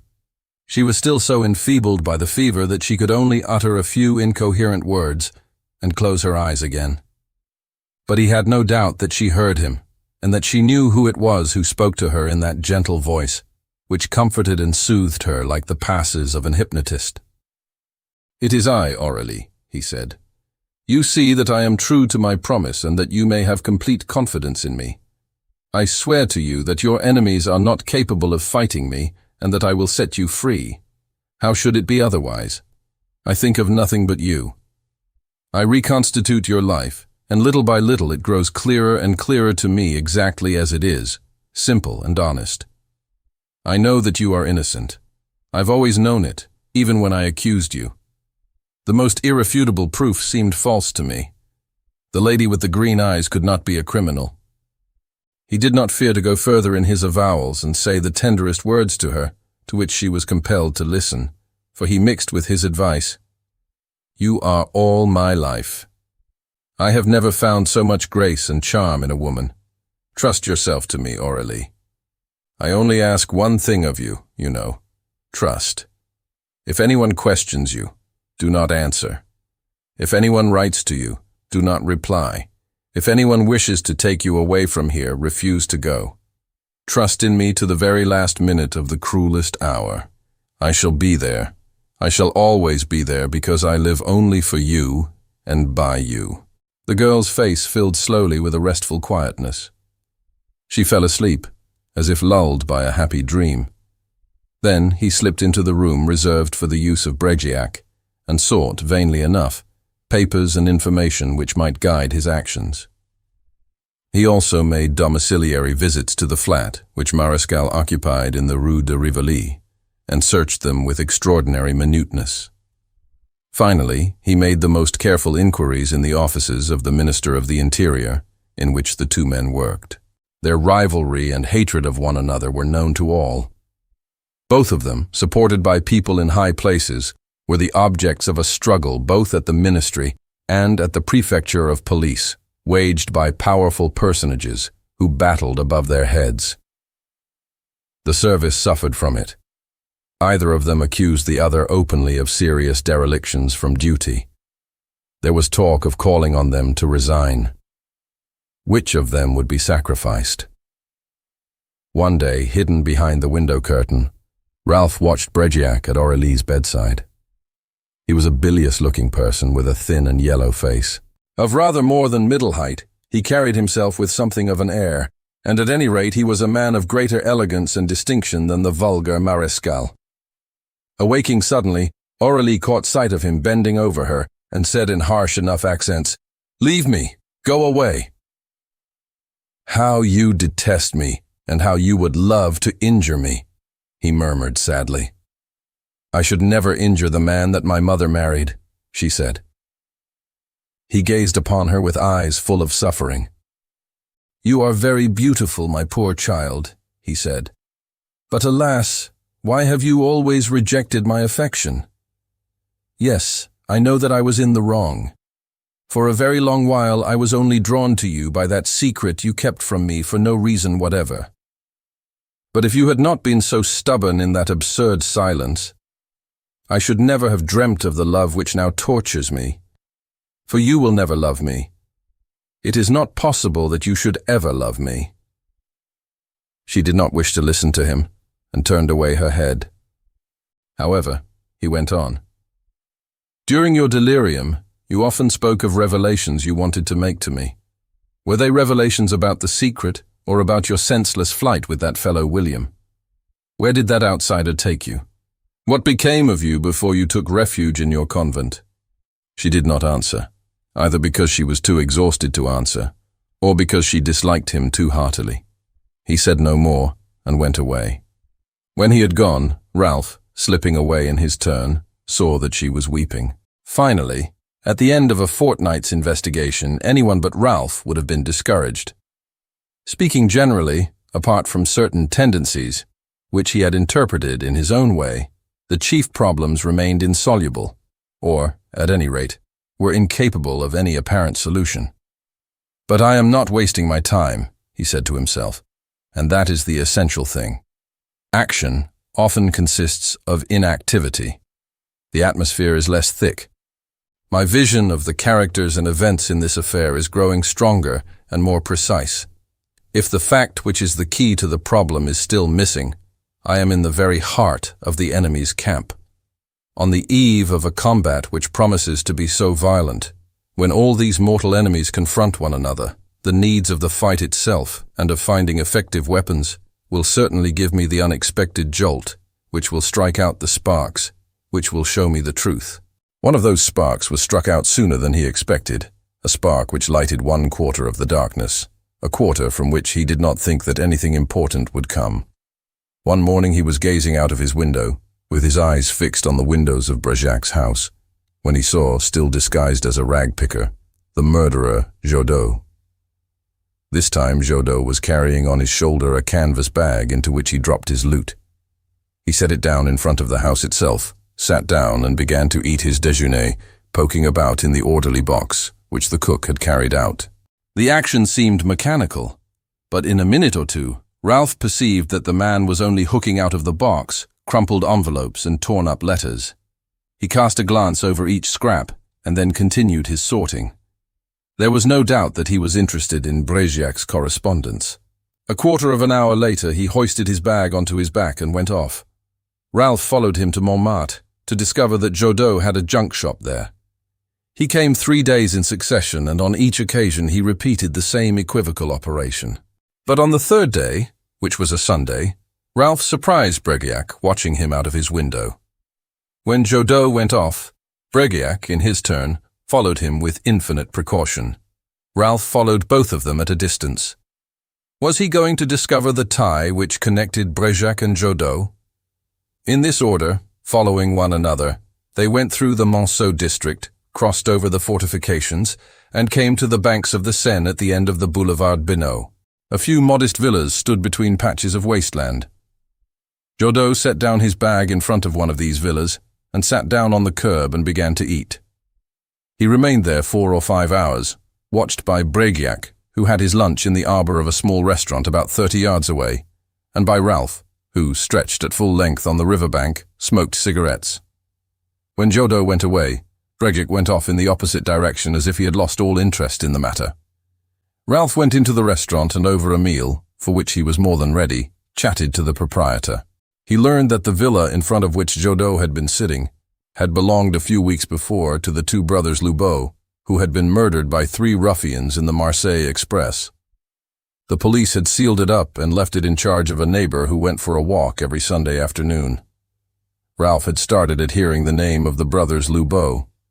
The maneuvers of Jodot began to assume significance. He went deeper into the matter and learned that at the time of their death, the brothers Lubot lived very little at their villa, which they only used as an office for their champagne business. They had separated from their partner and were traveling on their own account. "Their partner?" said Ralph. "Yes, you'll still see his name engraved on the brass plate on the door. Lubot Frères et Jodot," said the proprietor of the restaurant. Ralph started again. "Jodot?" he said in incredulous accents. "Yes, a big, red-faced man who looks like a strong man at a fair. No one has seen him about here for more than a year." Most important information, as Ralph told himself, when the proprietor hurried to welcome a regular customer. So Jodot had formerly been the partner of the 2 brothers whom he was to murder later. There was nothing astonishing in the fact that the police had not gone carefully into this matter, for they had never suspected that there had been any Jodot concerned in the crime since Mariscal had made up his mind that Ralph was the 3rd confederate of the murderers. But why did Jodot return to the very place where his victims had formerly lived? And why did Breguiac spy upon his coming? The week passed uneventfully. Jodot did not appear again in front of Breguiac's house, but on the Saturday Ralph, convinced that he would return to the villa on the Sunday, climbed over the wall of its garden from the piece of wasteland which ran along it and made his way into the villa itself through a window on the 1st floor. 2 of the rooms on this floor were still furnished, and there were signs that they had been carefully searched. Who had searched them? The police? Breguiac? Jodot? With what object? Ralph did not search them himself. That which someone else had sought was either not to be found there, or was to found there no longer. He settled down to spend the night in an easy chair. He found a book lying on the table and began to read it by the light of his electric torch. It sent him to sleep. The truth is only revealed to those who compel it to emerge from the darkness, and it often happens that, when one believes it to be a long way off, chance comes and sets it in the very place one has prepared for it. One's merit consists in the quality of that preparation. On awaking, Ralph's eyes fell on the book he had been reading. Its cover had been again covered with a piece of cloth cut out of one of those squares of black cloth which photographers use to cover their cameras. Ralph hunted about. In a corner of a cupboard, devoted apparently to odds and ends, he found one of those very squares of cloth. 3 round pieces of about the size of a plate had been cut out of it. "Here we are," he said to himself in some excitement. "I am in luck. The 3 masks of the train robbers came from this house. Here is the irrefutable proof of it. It does throw a lot of light on the affair." The truth now appeared to him so natural, so exactly in keeping with the unexpressed intuitions he had had, and to a certain extent so entertaining in its simplicity, that he laughed aloud in that silent house. "Perfect, perfect," he said to himself. "Fortune itself will supply me with the missing facts. Henceforward, she will enter my service, and all the details of the affair are going to come at my call and range themselves in order before me in the full light of day." At 8 o'clock in the morning, the caretaker of the villa made his Sunday round of the ground floor and satisfied himself that the seals were unbroken. At 9, Ralph went down into the dining room and opened a window, leaving the shutters closed, just above the spot on which Jodo was accustomed to sit. Jodo arrived punctually. He came with his sack, which he set against the wall. Then he sat down and began his meal. Over it he talked to himself, but in so low a voice that Ralph could not catch his words. His meal consisted of sausages and cheese washed down by a jug of red wine, and after it he lit a pipe, the smoke of which rose to Ralph's nostrils. This first pipe was followed by a second, then by a third. So 2 hours passed, without Ralph's being able to understand the reason of this long stay. Through a hole in the shutter, he could see Jodo's ragged trouser legs and his boots down at heel. Beyond them flowed the river. Passers-by came and went. Brejac must be on the watch in one of the arbors of the restaurant. At last, a few minutes before noon, Jodo uttered these words, "Hang it all! Nothing fresh, but it's pretty stiff, damn it." He seemed to be speaking not to himself, but to someone close at hand. But no one had joined him. There was no one near him. "Hell and blazes," he growled on. "I tell you the bottle's there. I've had it in my hand and seen it with my own eyes not once but 100 times. Have you done exactly what I told you? The whole of the right side of the cellar, as you went over the left the other day? Well, you ought to have found it." He was silent for a little while. Then he went on. "It might be as well to try somewhere else and move on to the waste ground at the back of the house, in case they threw the bottle there before the coup on the express. It's an open-air hiding place, and just as good as any other. If Breguiac has searched the cellar, he mayn't have thought of outside. Go there and look. I'll wait for you." Ralph did not wait to hear any more. He began to understand as soon as Jodo spoke of the cellar. That cellar must run from the front to the back of the house, with an air hole into the street and another at the back. Access to it through the air hole at the back would be easy. Quickly he ran upstairs to the first floor and into a back bedroom from which he could look down on the waste ground to find that he had guessed right. In the middle of the unused building plot, in which stood a board with "For Sale" on it, among a heap of old iron, empty barrels, and broken bottles, a small boy of 7 or 8, tiny, incredibly thin in his tightly fitting gray jersey, was searching hard, darting about with the agility of a squirrel. The circle he was searching with the object of finding a bottle was of very small circumference. If Jodo had been right, the search should not take him long. It did not. In about 10 minutes after moving the broken barrels and boxes, the small boy rose and, without wasting time, ran towards the villa, carrying a bottle grey with dust.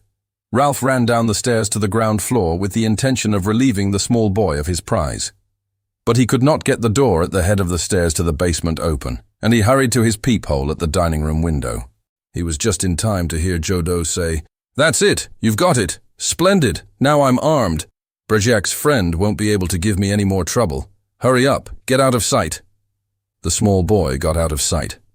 He squeezed himself through the opening made by a broken bar in the grating and the air hole and slipped like a ferret into the sack. Jodo at once rose, hoisted the sack onto his shoulder and went off. Ralph gave him a minute or two's grace, then drew the bolts of the front door, opened it, breaking the seals, and started in pursuit. Jodo was walking briskly along 200 yards ahead, carrying the Confederate who had first explored for him the basement of Brejac's house and then the cellar of the villa of the brothers Lubeau. 50 yards behind him, Brejac was winding in and out among the trees which bordered the road. 50 yards behind him, an angler was rowing along under the bank of the Seine in pursuit of Brejac. It was Marescal. So Jodo was followed by Brejac, Brejac and Jodo by Marescal, and all three of them by Ralph. And the stake for which all four of them were playing was the possession of a bottle. "This is growing exciting," said Ralph to himself. "Jodo is in possession of the bottle, it is true, but he does not know that other people are after it. Who will be cleverest of the other three? If there was no Lupin in it, I should back Marescal. But Lupin is in it." Jodo stopped. Brejac stopped also, so did Marescal in his boat. Ralph stopped too. Jodo laid his sack on the ground, stretched out so that the small boy should be comfortable, and sitting on a bench, he began to examine the bottle, shaking it and holding it up to the light. The time had come for Brejac to act. At any rate, that was his opinion, and he came up very quietly. He had opened a large parasol and held it before him like a shield behind which he hid his face. On his boat, Marescal disappeared beneath a very large straw hat.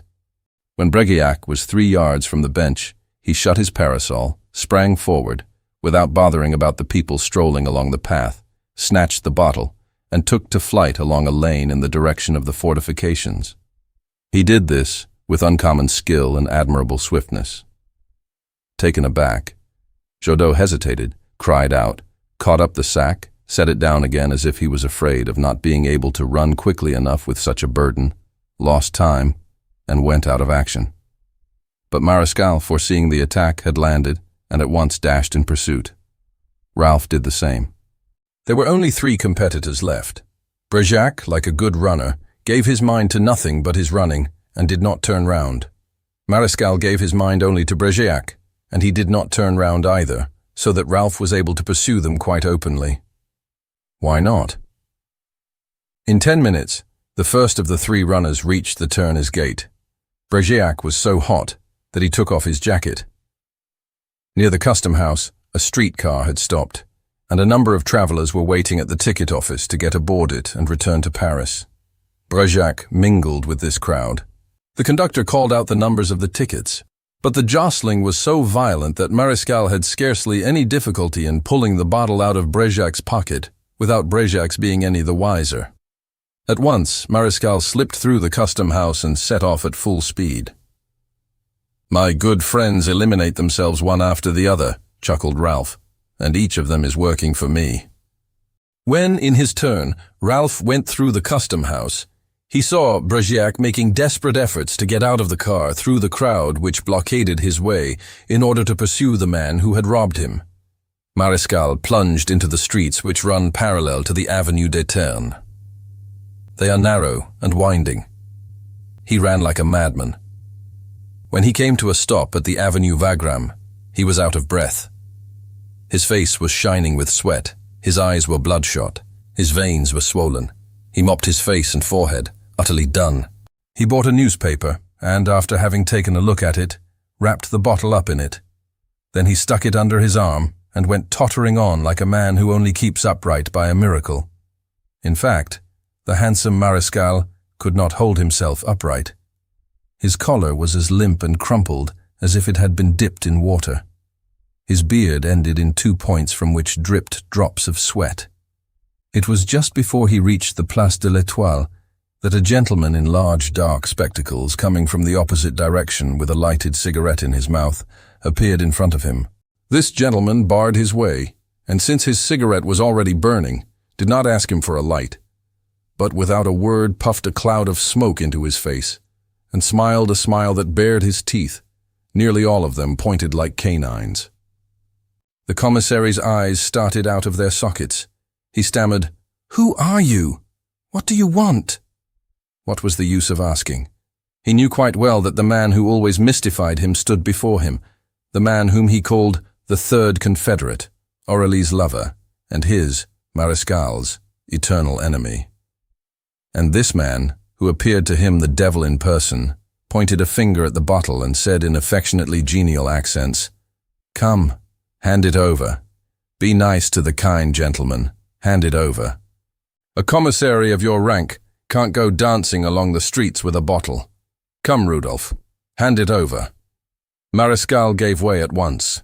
Cry out, call for help, set passers-by on this murderer. He could not do it. He was under a spell. This infernal creature robbed him of all his vigor, and stupidly, without dreaming for a moment of resisting, like a thief who finds it quite natural to restore the thing he has stolen, he allowed the bottle to be taken from under the arm, which could not longer hold it. At that moment, Brejziak came up, also breathless, also powerless to spring on the third thief, or to question Marescal.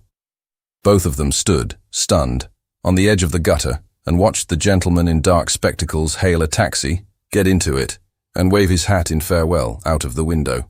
As soon as he reached his lodgings, Ralph unwrapped the bottle. It was a quart bottle such as is used for mineral water, an old quart bottle of thick black glass. On the dusty, dirty label, which all the same must have been protected against the damp, an inscription in large printed letters could be easily read, yeux de jouvence. Below were several lines hard to decipher which evidently gave the formula of this eau de jouvence.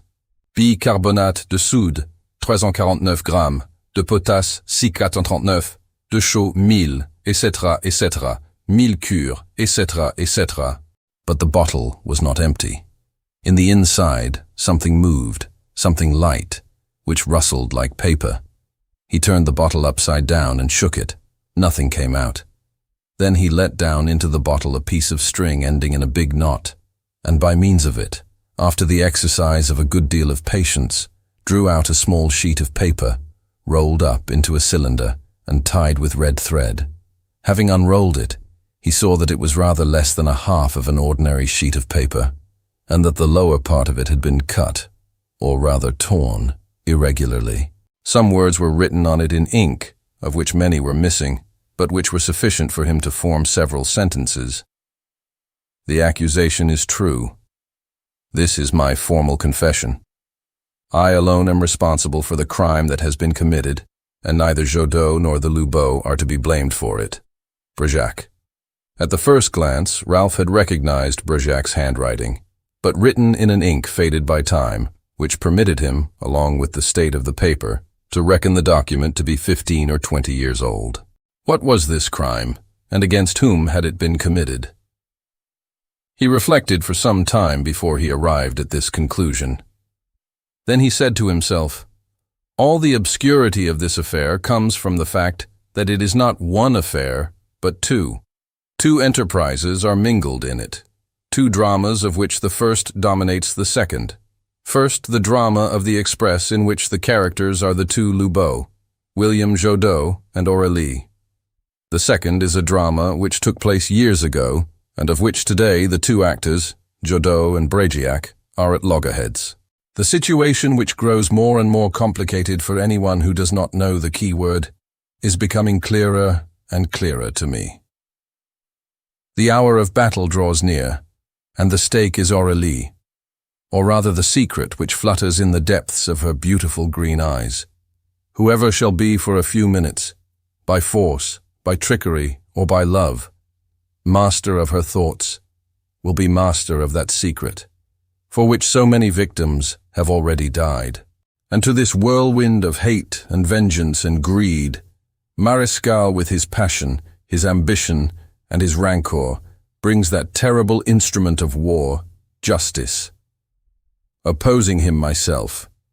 He made his preparations with the most minute care and with all the more vigor, because each of his adversaries was redoubling his precautions. Bregiac, without any definite proof against the nurse who gave information to Marescal, or against the maid whom Ralph had bribed, discharged them both. The shutters of the windows in the front of his house were shut. On the other hand, the agents of Marescal began to show themselves in the street. Jodot only no longer showed himself. Disarmed doubtless by the loss of the document in which Bregiac had written his confession, he must have buried himself in some safe retreat. This period lasted for a fortnight.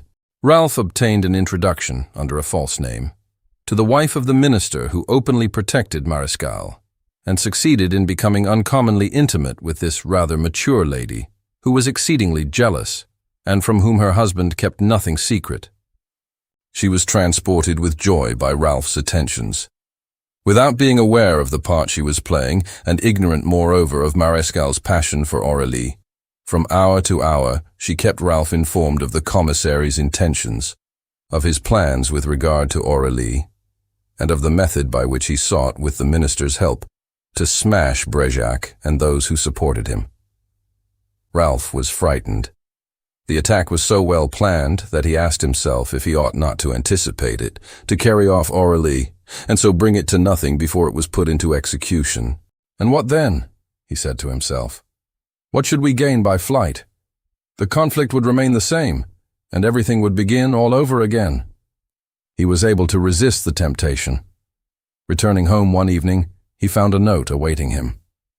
The minister's wife informed him that the final decisions had been made, among others, that the arrest of Aurélie had been fixed for the next day, July the 12th, at 3 o'clock in the afternoon. Poor little girl with the green eyes, thought Ralph. Will she have confidence in me in everything and in spite of everything as I asked her? Will there not again be tears and anguish for her? He slept peacefully, like a great commander on the eve of battle. He rose at 8 o'clock. The decisive day had begun. Then, towards noon, as his maid, his old nurse Victoire, returned by the servants' entrance with her basket of provisions, 6 men posted on the staircase forced their way into the kitchen. "Is your master here?" said one of them roughly. "Come, hurry up. There's no point in lying. I am the commissary Marescal, and I have a warrant for his arrest." Pale and trembling, she muttered, "He's in his study. Take us to it." He set his hand over her mouth, that she might not warn her master, and made her walk along the passage, at the end of which she pointed to a door. Their adversary had not time to throw himself on guard. He was seized and tied up and dispatched almost as if he had been a trunk.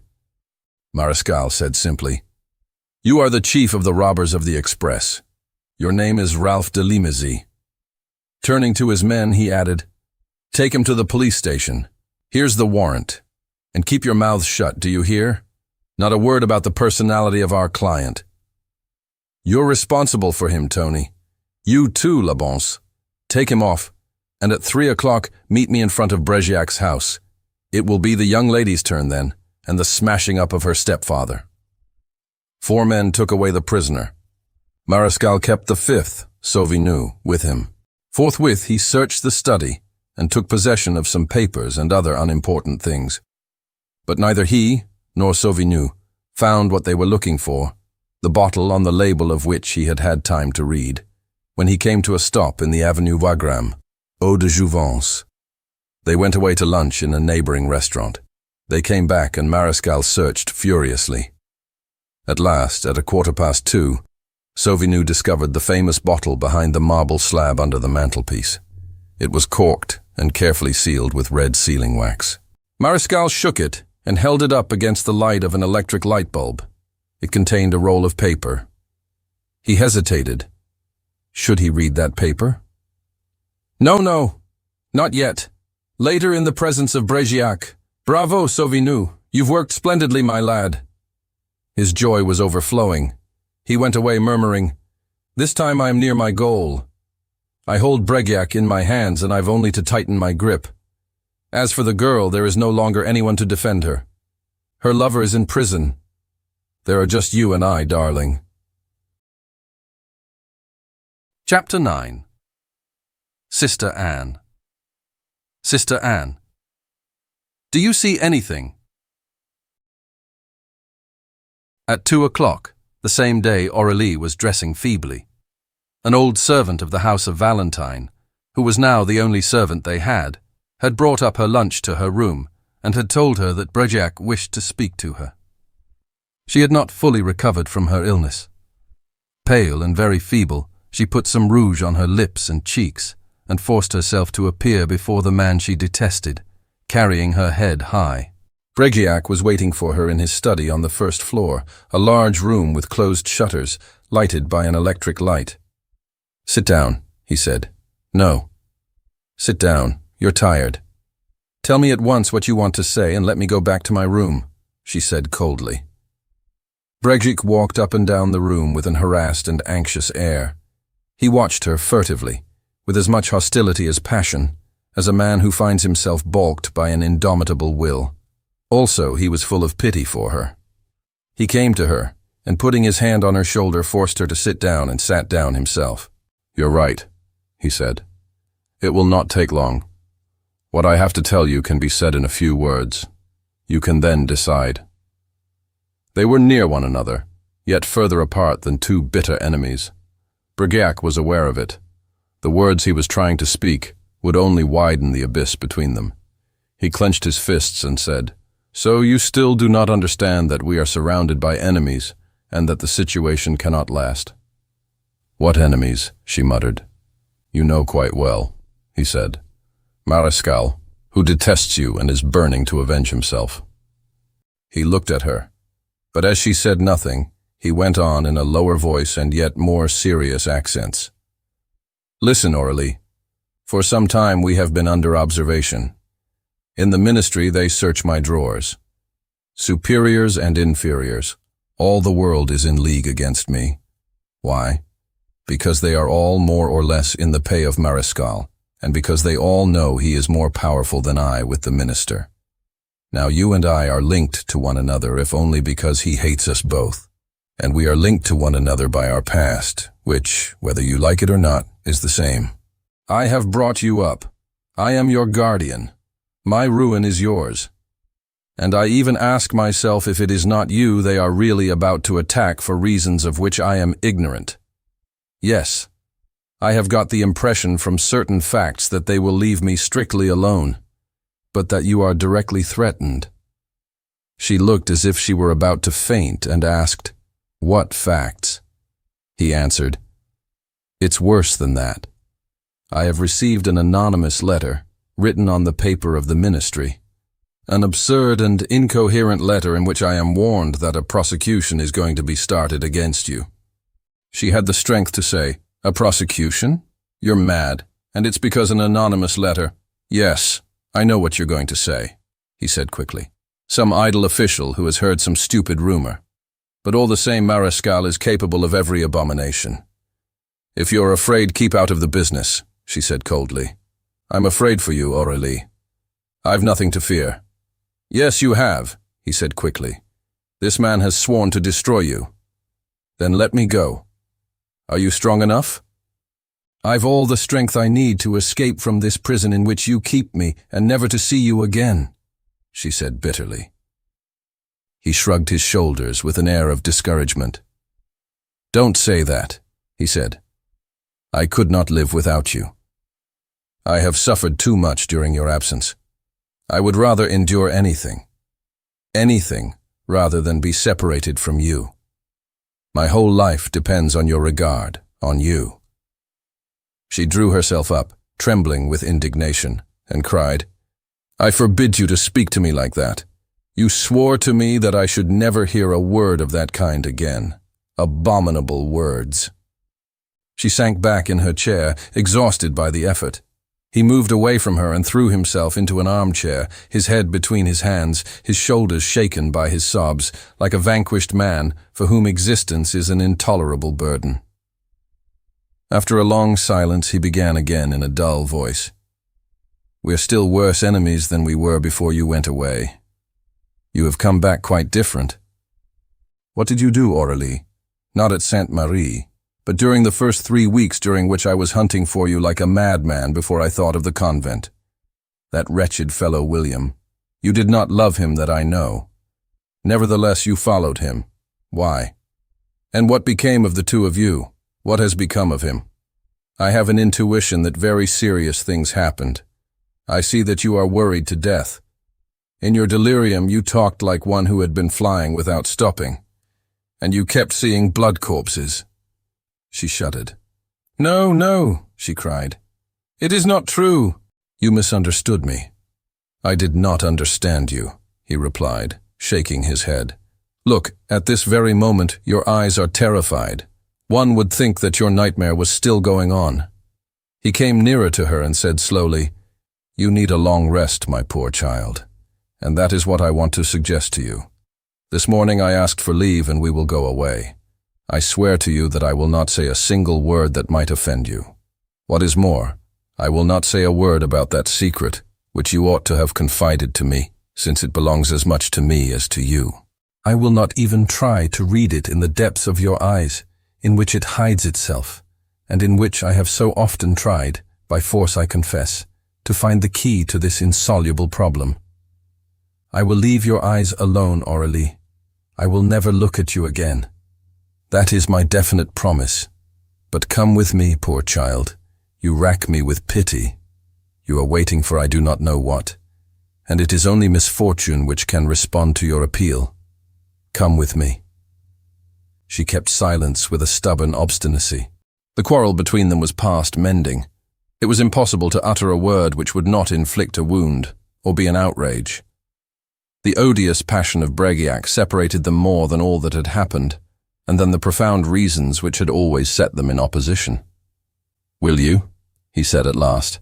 She said firmly, I will not.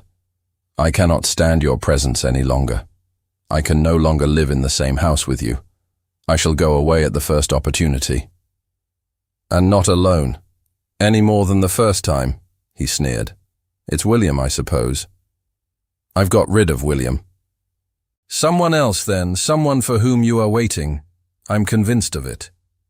Your eyes are always looking for him. Your ears are always listening for him. Yes, at this very moment. The front door had been opened and shut. What did I tell you? Cried Bréguiac with an evil laugh. One would really think that you were hoping that someone was going to come. No, Aurélie, no one will come, neither William nor anyone else. It is Valentine whom I sent to the ministry to fetch my courier, for I shall not go there again. They heard the sound of the servant's footsteps on the stairs to the first floor, and then on the landing. He entered. Did you do as I told you, Valentine? Yes, sir. There were letters. Letters to be signed? No, sir. That's odd. But my courier? He had just been transferred to Monsieur Marescal. But what right? Did Marescal dare? Was Marescal there? Cried Bréguiac in a tone of sudden anxiety. No, sir. He came and went away at once. Came away? At 2:30? Then it must be some important affair. Yes, sir. Did you try to find out what it was? Yes, but they did not know anything at the office. Was he alone? No. He went with Labance, Tony, and Sauvigny. With Labance and Tony?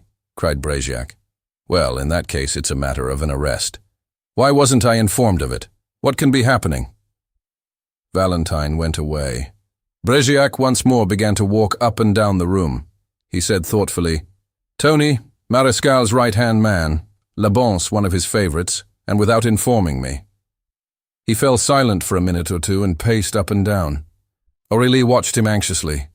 Then he went to one of the windows, opened one of the shutters a few inches and looked out. But they're there at the end of the street. They're keeping watch. Who? Both of them. Marescal's assistants, Tony and Labance. Well? She said in a faint voice. Those are the two he always employs in important matters. It was with them he was working this morning. And they're there? Said Aurélie. They're there. I've seen them. And is Marescal coming? Of course he is. You heard what Valentine said Bréguiac impatiently. He's "Oming, he's oming," she stammered. "What's the matter?" asked Breguiac, astonished that she should be so disturbed. "Nothing," she said, again in control of herself. "One gets frightened in spite of oneself, but there's no real reason." Breguiac reflected. He too was hard put to it to keep his nerves under control. Then he said, "Of course there's no reason. One generally gets excited for perfectly puerile reasons. I'll go and question them, and I'm sure that everything will be cleared up. Quite sure. For after all, it looks rather as if they were watching the house opposite than us." Aurélie raised her head sharply and said quickly, "What house?" "I told you about the business, the man they arrested this morning just before noon. If you'd only seen Marescal when he left his office at 11. I met him as he left it. He was wearing an expression of immense satisfaction and simply ferocious hate. That's what bothers me. One can only feel such hate as that in one's life for some one person. And it is I whom he hates like that, or rather the two of us. So I thought it was we who were threatened."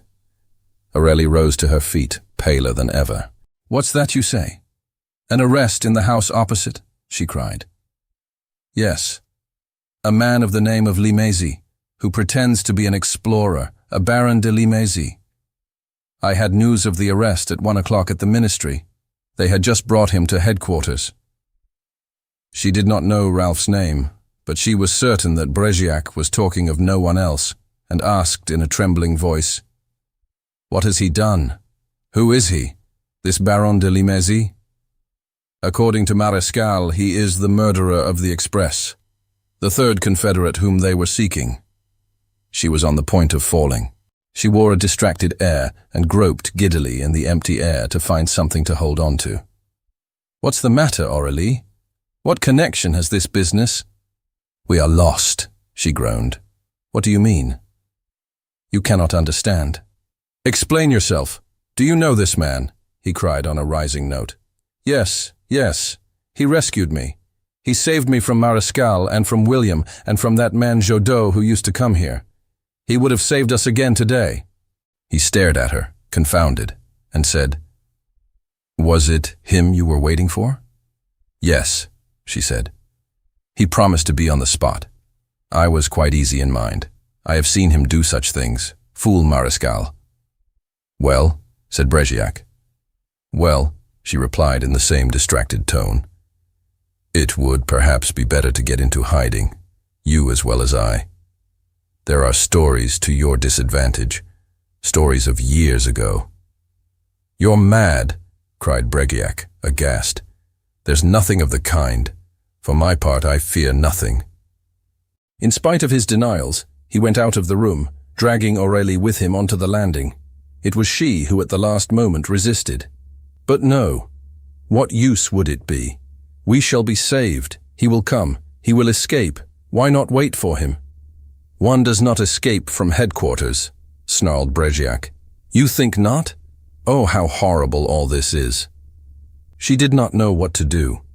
Terrible ideas whirled through her mind, weakened by her illness, fear of Marescal and of immediate arrest, and the police who were going to seize her and twist her wrists. The terror of her stepfather decided her. Carried away by the fury of the storm, she ran to her room and reappeared at once with a suitcase in her hand. Breguiac was also ready. They had the air of two criminals who had nothing else to look at except a desperate flight. They went down the staircase and crossed the hall. At that very moment the bell rang. "Too late," whispered Breguiac. "No," she said, encouraged by a sudden hope. "Perhaps he has come. He has come and is going to take me away." She thought of her friend and of the convent terrace. He had sworn never to abandon her, and that at the very last minute, even he would be able to save her. Obstacles? Were there any obstacles for him? Was he not master of men and of events? The bell rang again. The old servant came out of the dining room. "Open," said Breguiac to him in a low voice. They heard whisperings and the shuffling of feet on the other side of the door. Someone knocked. "Open the door," said Breguiac again. On the doorstep stood Marescal with 3 men. She leaned against the banisters of the staircase and groaned in such a low voice that Brejak alone heard it. "Heavens! It is not him!" Confronted with his subordinate, Brejak drew himself to his full height. "What do you want, monsieur? I have forbidden you the house," he said sternly. "I am here on an official matter, monsieur le directeur. By order of the minister," he said with a snarl. "An order which concerns me." "Which concerns you and mademoiselle too," said Marescal, "and which compels you to secure the help of 3 men?" Marescal laughed and said, "Goodness no. That was a mere accident. They were taking a walk this way. We fell into conversation and they came along with me. There's nothing to be put out about." He entered and caught sight of the 2 suitcases. "Ah, a short journey. What? A minute later, and my trouble would have been wasted." "Monsieur Marescal," said Brejak firmly, "if you have a mission to perform, a communication to make to me, make it at once and here. Don't let's have a scandal, Brejak. And don't let's have any nonsense. No one knows anything so far, not even my men." "Let's talk things over in your study," said Marescal in threatening accents. "No one knows anything about what, monsieur?" said Brejak. "About what is happening. And it's serious enough. If your stepdaughter has not told you about it, perhaps she will admit that an explanation without witnesses would be preferable." "What do you think, mademoiselle?" said Marescal in a jeering tone. Pale as death, still holding on to the banisters, Aurélie seemed on the point of fainting. Brejak slipped an arm round her and held her up. "Come on up," he said, helping her up the stairs. She let him do so. Marescal told his men to enter. "Don't stir out of the hall, any of you, and don't let anyone come in or go out," he said. He turned to Valentine and added, "Go into the kitchen and stay there." Valentine went. "If there's any trouble upstairs, I'll whistle," he said to his men. "And Sauvigny will come to the rescue. Do you understand?" "We understand," said Leblanc. "Don't make any mistake." "We shan't make any mistake, Chief. You know that we're not novices, and that we'll stand by you to a man," said Sauvigny. "Even against Brejak?" "Rather." "Right. Give me the bottle, Tony." He took the bottle, or rather the cardboard case which held it, and went briskly up the stairs, assured that his orders would be obeyed, and entered the study, out of which he had been so ignominiously turned 6 months before, with the air of a master. What a victory for him! And with what an insolence did he make his triumph plain! He walked round the study, with his thumbs in the armholes of his waistcoat, looking at the photographs which hung upon the wall. Photographs of Aurélie, as a baby, a little girl, and a young girl. Brejak snapped, "Try to behave yourself, Marescal." At once, Marescal put him in his place. "It's no use, Brejak, shut up," he said. "Your weakness is that you don't know the weapons I hold against mademoiselle, and consequently against you. Perhaps when you do know them, you'll realize that it's your duty to do as you're told." Facing one another, drawn to their full height, the 2 enemies tried to stare one another down. Their hate for one another, springing from opposing ambitions, warring instincts, and above all from a rivalry in love that all these other factors made more bitter, was equal. Beside them, Aurélie waited, sitting upright on her chair. The curious thing was, and it struck Marescal, that she seemed to have recovered herself. Still feeble, with drawn face, she no longer wore, as at the beginning of the attack, her air of a helpless, exhausted quarry. She maintained that rigid attitude which he had observed her assume on the bench at Sainte-Marie. Her eyes, open wide, wet with tears which trickled down her pale cheeks, were fixed on something invisible to either of them. Of what was she thinking? Sometimes from the very bottom of the abyss one rises again. Did she think that he, Marescal, could be moved to pity? Had she a plan of defense which would allow her to escape the penalty of the law? He banged his fist down on the table and cried, "We'll see about that." Leaving the girl out of it for the moment, he gave all his attention to Brejak.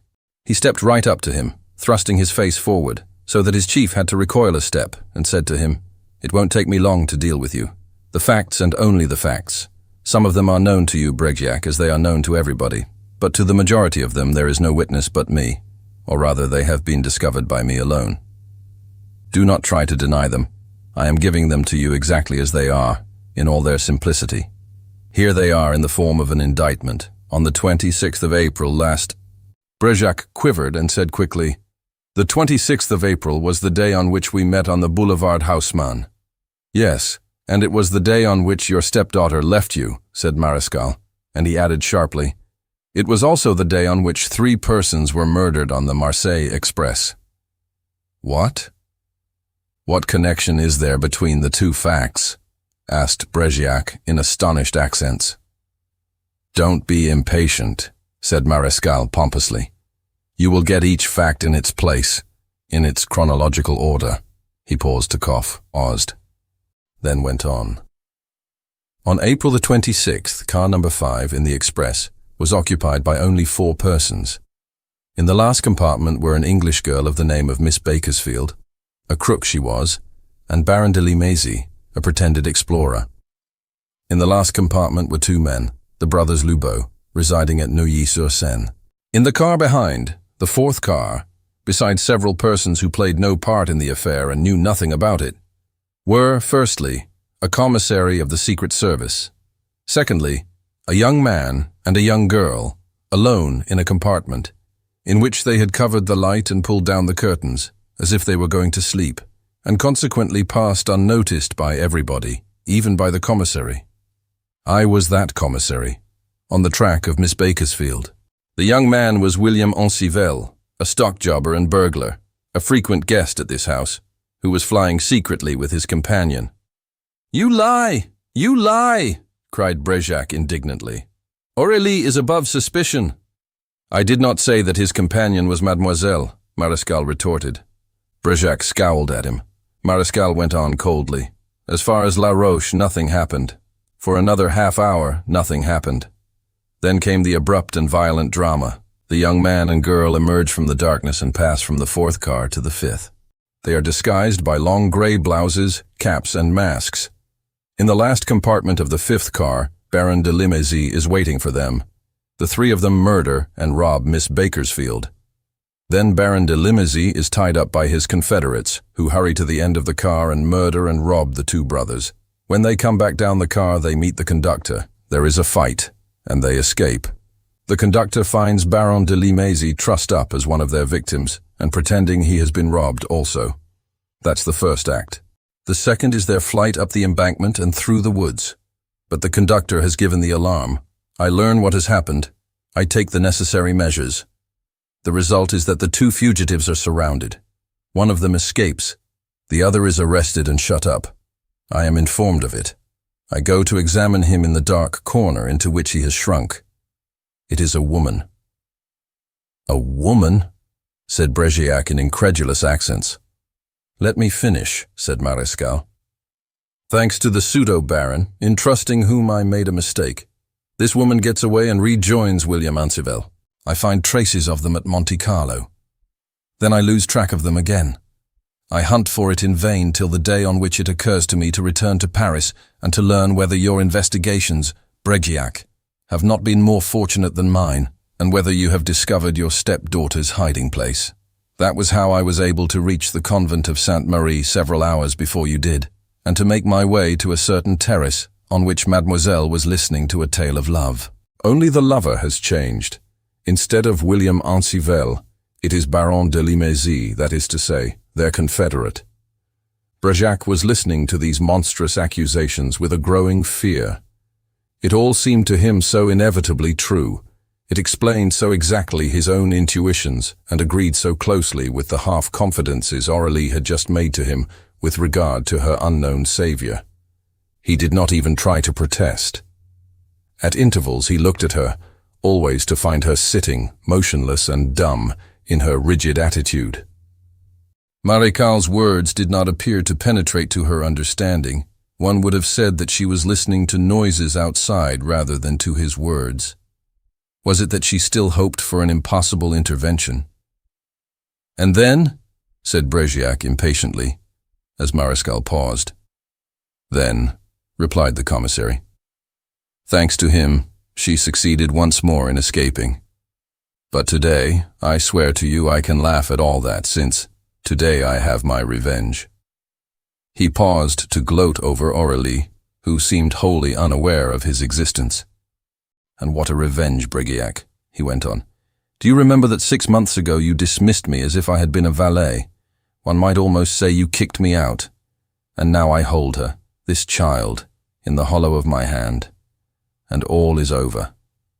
He turned his hand as if he were turning a key in a lock, and that so exact gesture showed so clearly and definitely his terrible resolution with regard to Aurélie that Brigiac exclaimed, "No, no!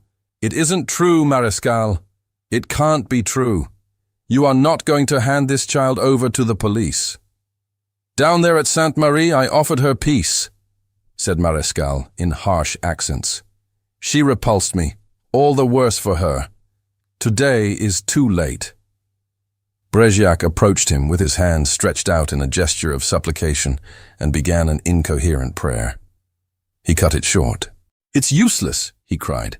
"All the worse for her, all the worse for you. She wouldn't have me, she shall have nobody. And it's mere justice. To pay her debt for the crime she has committed is to pay me for the harm she has done me. She must be punished, and I avenge myself in punishing her, all the worse for her." He emphasized his phrases by stamping his foot or banging on the table. Then, giving way to the natural grossness of his nature, he turned on Aurélie and cried, "Look at her, Brigiac. Is she thinking for a moment of asking my forgiveness? If you bow your head, does she show any humiliation? And do you know the reason of this dumbness, of this sustained and intractable hardness? It's because she still hopes, Brigiac. Yes, she hopes. I'm certain of it. She hopes that the man who has saved her 3 times from my claws will save her a 4th. Aurélie never stirred. He snatched up the receiver of the telephone and rang up the prefecture of police. "Hello, is that the prefecture? Put me on to Monsieur Philippe. It's Monsieur Maréchal speaking." He turned to the young girl and held the second receiver to her ear. Aurélie did not stir. Someone answered at the other end of the line. "Is that you, Maréchal?" "Yes. Listen. There is a person here to whom I wish to afford complete certainty. Answer my questions exactly." "Right. Where were you at noon today?" "At headquarters, as you asked me to be. I received the person whom Leblanc and Tony brought from you." "Where did we arrest him?" "In his lodgings in the Rue de Courcelles, in the house exactly opposite Brigiac's." "Was he charged?" "Before me." "Under what name?" "Baron de Limézy." "And what did they charge him with?" "With being the leader of the train robbers in the express case." "Have you seen him since this morning?" "Yes. Just now when they were taking his measurements. They're taking them still." "Thanks, Philip. That's what I wanted to know. Goodbye." He hung up the receivers and cried, "Well, my pretty Aurélie, you know where your savior is. In prison, jailed." "I knew it," she said. He burst out laughing. She knew it, and she went on expecting him just the same. That's really funny. He has the whole of the police and the weight of the law on the top of him. He's a rag, a tatter, a straw in the wind, a soap bubble, and she's expecting him. The walls of his prison are going to fall down. The warders are going to offer him a car. He's here. He's going to come down the chimney or through the ceiling. Beside himself, he shook the young girl, impassive and heedless of him, by the shoulder. "There's nothing to be done, Aurélie. There's no more hope. Your saviour's done for. The Baron's under lock and key.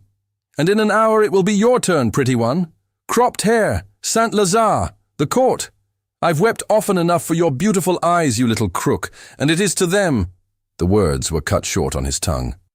Absorbed in Aurélie, he had forgotten Brigiac, and Brigiac gripped him by the throat from behind with 2 frenzied hands. The action had been involuntary. Maréchal had gripped the girl's shoulder. He came at him in a fury of revolt at such an outrage. Maréchal staggered before his onset, and the 2 men rolled on the floor. There was a furious fight.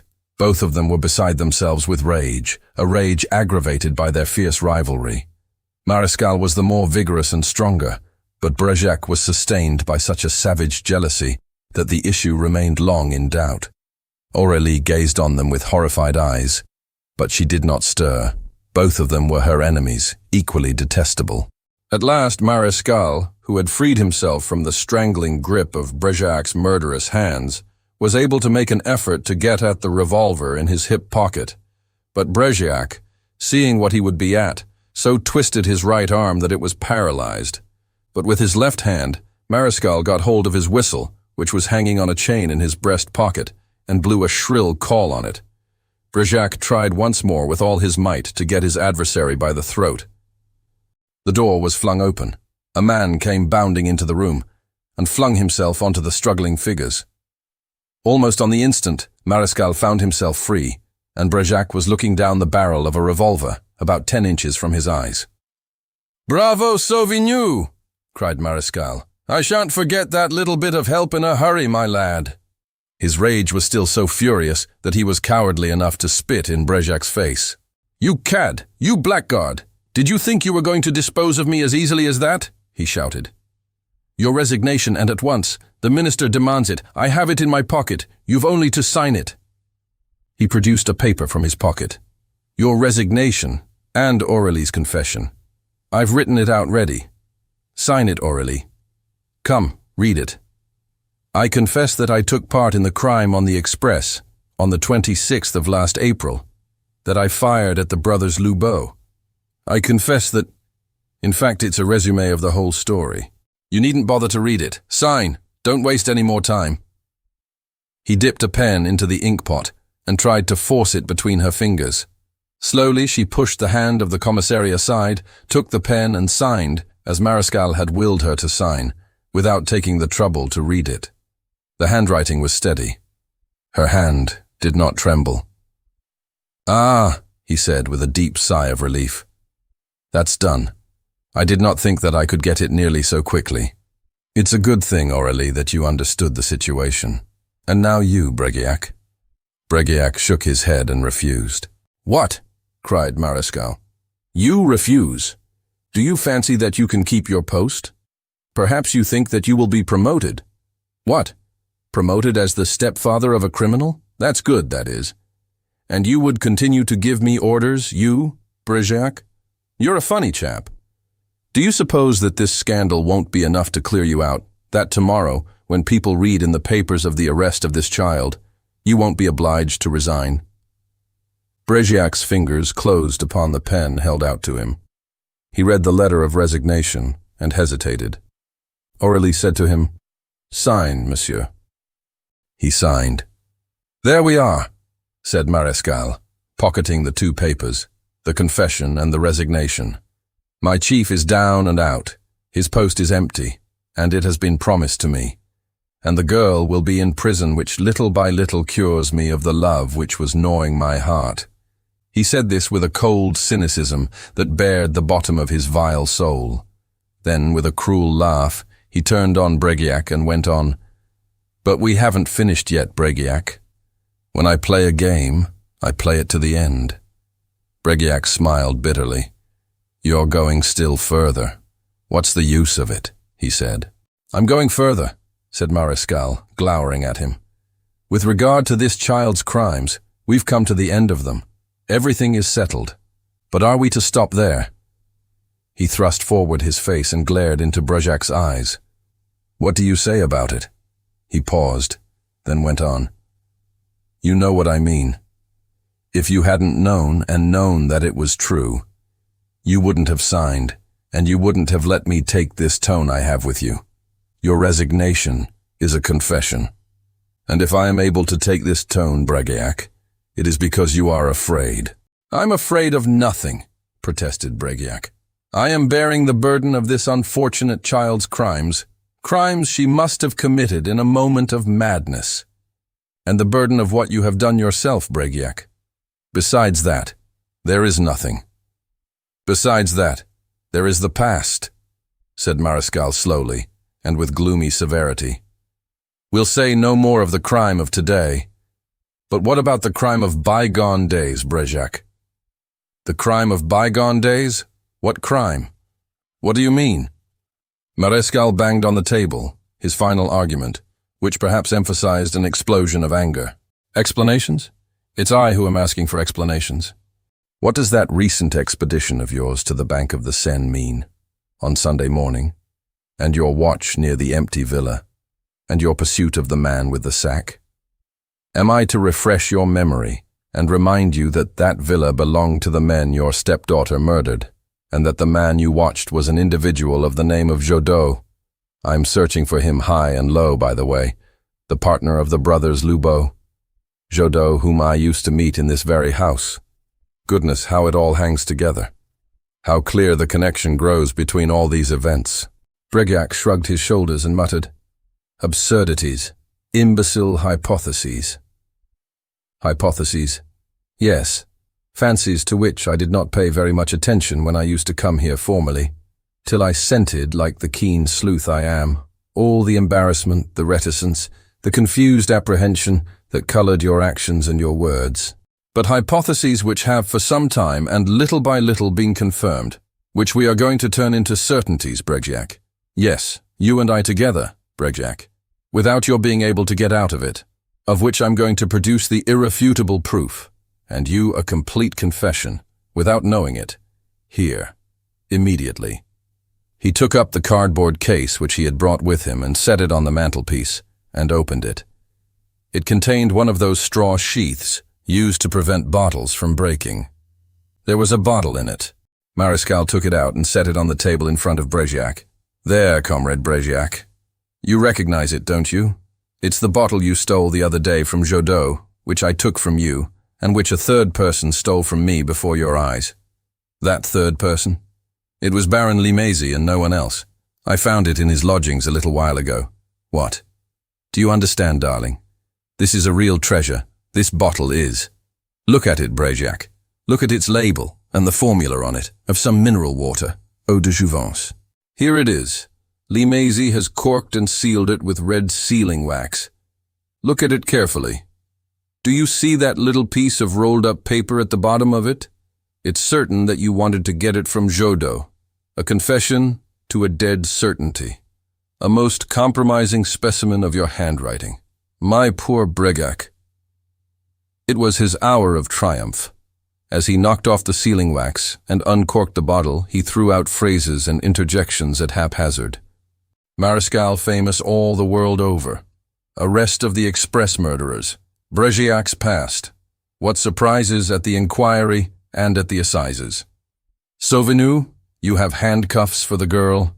Call Labonce and Tony. Victory. Complete victory. He turned the bottle upside down. The paper fell out of it. He picked it up, unfolded it, and carried away by this whirl of windy words, like a runner whom his dash carries beyond his goal. Without pausing to grasp the meaning, he read out, "Mariscal is a blockhead." Chapter 10. Words as good as actions. There was a stupefied silence while this incredible sentence went on ringing through the air. Mariscal almost doubled up like a man who has received a blow in the stomach. Brignac, still threatened by Sauvigny's revolver, appeared almost as much amazed. Suddenly a laugh rang out.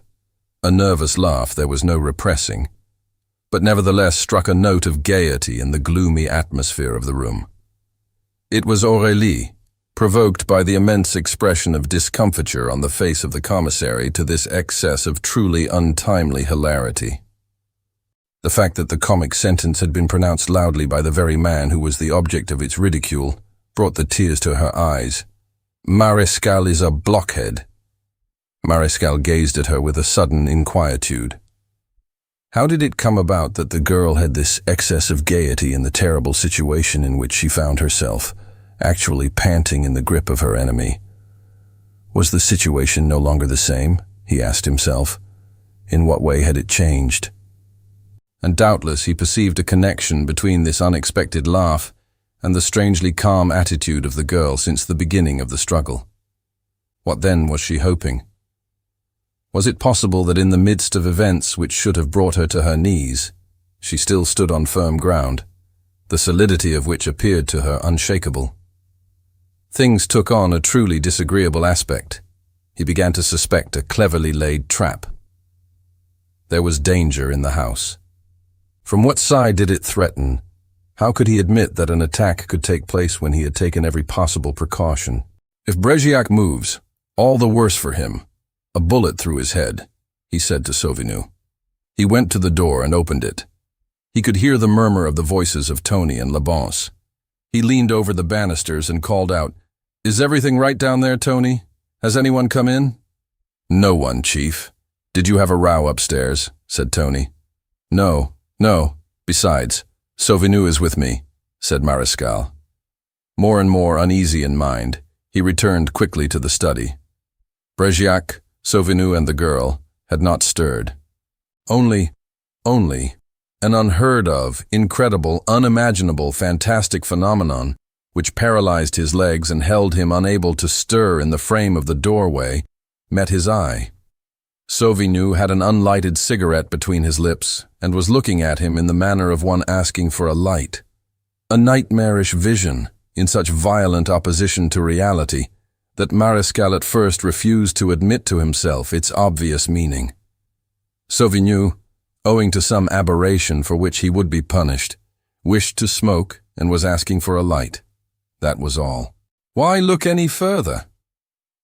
But little by little the face of Sauvigny was lighted up by a mocking smile in which there was so much mischief and impertinent bonhomie that Mariscal tried vainly to shut his eyes to it. It could not be that Sauvigny, his subordinate Sauvigny, was little by little becoming in spirit a new creature who was no longer Sauvigny, no longer a policeman, but on the contrary was crossing over to the camp of the enemy. Sauvigny. It was. In the ordinary course of his profession, Mariscal would have put up a longer fight against such a monstrous fact. But the most fantastic happening seemed to him quite natural when it was a matter of the man whom he called the Man of the Express. Though he refused to utter, even in the depths of his heart, the irrevocable admission and submit to the truly hateful reality, how could he escape the evidence of his eyes? How could he fail to realize that Sauvigny, the admirable assistant whom the minister had recommended to him a week before, was no other than that infernal personage whom he had arrested that morning and who was at the moment actually at the police headquarters in the office, set aside for Bertillon measurement. "Tony!" howled the commissary, dashing out of the room a second time. "Tony! Leblanc! Come up at once, damn it!" he had shouted at the top of his voice. He was dancing about and banging the banisters, for all the world like a cat on hot bricks. His men came running upstairs. He stuttered, "Sauvigny, do you know who he is? It's the beggar we arrested this morning, escaped, disguised." Tony and Leblanc stared at him, aghast. The chief had gone off his head. He pushed them into the study and drew his revolver. "Hands up, you crook! Hands up! Cover him too, Leblanc!" he howled. The good Sauvigny had propped up a small hand mirror on the top of the desk, and he did not stir. He began to strip off, slowly, his disguise. He had even set the revolver with which he had been threatening Bregiac down on the desk beside him. Mariscal sprang forward, snatched up the weapon, and sprang back, with both revolvers leveled. "Hands up, or I fire! Do you hear, you crook?" he howled again. The crook took no more notice of him. Under the leveled revolvers a few feet away from him, he removed the hair which formed mutton-chop whiskers on his cheeks, and gave his eyebrows an unwanted thickness. "I'll fire. I'll fire. Do you hear, you scoundrel? I'll count 3 and fire. 1, 2, 3. "You're going to make a fool of yourself, Rudolph," murmured Sauvigny. Rudolph made a fool of himself. He had lost his head. He let fly with both weapons, at random, at the pier glass, the walls, the pictures, like a murderer drunk with the smell of blood, who plunges his knife again and again into the corpse of his panting victim. Bregiac crouched before the storm of bullets. Aurélie did not risk a movement. Since her savior did not try to save her, since he let it happen, it must be that there was nothing to fear. Her confidence in him was so complete that she almost smiled. With his handkerchief and some Vaseline, Sauvigny removed the grease paint from his face. Little by little, Ralph appeared. 12 reports had banged out. The room was full of smoke.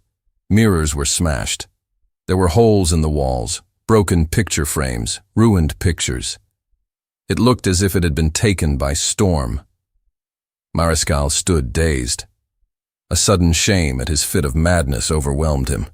He pulled himself together and said faintly to his men, "Wait on the staircase. Come the moment I call." "Look here, Chief. Since Sauvigny is no longer Sauvigny, hadn't we better arrest whoever he is?" Leblanc suggested. "I've disliked him ever since you engaged him last week. Shall we? The three of us can collar him all right." "Do as I tell you," said Mariscal. Doubtless 3-1 did not seem to him good enough odds. He shut the door on them. Sauvigny finished his transformation, straightened his waistcoat and his tie, and another man faced them. The measly-looking policeman of a minute or two before had become a debonair fellow, sure of himself, well-dressed, elegant, even young, in whom Mariscal beheld once more his habitual prosecutor. "How do you do, mademoiselle? Allow me to introduce myself, Baron Limézy, explorer, and for the last week a detective. You recognized me at once, I think." "Yes? I guessed it down in the hall. Maintain your silence by all means, but still laugh. How good it was to hear your laugh just now. What a reward for my efforts." He bowed to Breguet and said, "How do you do, sir?" Then he turned to Mariscal and said cheerfully, "And how are you, old chap? Of course you didn't recognize me. You wouldn't. You're still asking yourself how I managed to take Sauvigny's place, for you still believe in the existence of Sauvigny. Heavens, that there should be a man who believes in the existence of Sauvigny, and that he held the rank of chief turnip in the police world. But my good Rudolph, Sauvigny never did exist. Sauvigny's a myth. He's a non-existent personage who was warmly recommended to the foreign minister, and the foreign minister's wife had him appointed your collaborator in the express case. And that's how it came about that I've been in your service for the last 10 days. That is to say, that I have guided you in the way you should go, that I pointed out to you the flat of Baron de Limézy, that I had myself arrested by myself this morning, and that I found, where I had hidden it, the marvelous bottle which proclaims the incontestable truth that Mariscal is a blockhead." One would have thought that the commissary would have sprung at Ralph's throat, but he kept control of himself. And Ralph went on in the tone of mockery which gave Aurélie a feeling of complete security and lashed Mariscal like a whip. "You're looking devilishly uncomfortable, Rudolph. Why are you itching so? Are you annoyed because I'm here and not in a cell, and you're asking yourself how I was able at one and the same time to go to prison as Limézy and lunch with you as Sauvigny? What an infant it is, what a fine sleuth. But, my good Rudolph, it's simplicity itself. Having myself arranged the invasion of my domicile, I substituted for Baron de Limézy an obliging and well-paid gentleman, who had the very slightest resemblance to that baron, but was instructed to endure without immediate protest all the misfortunes which might befall him today.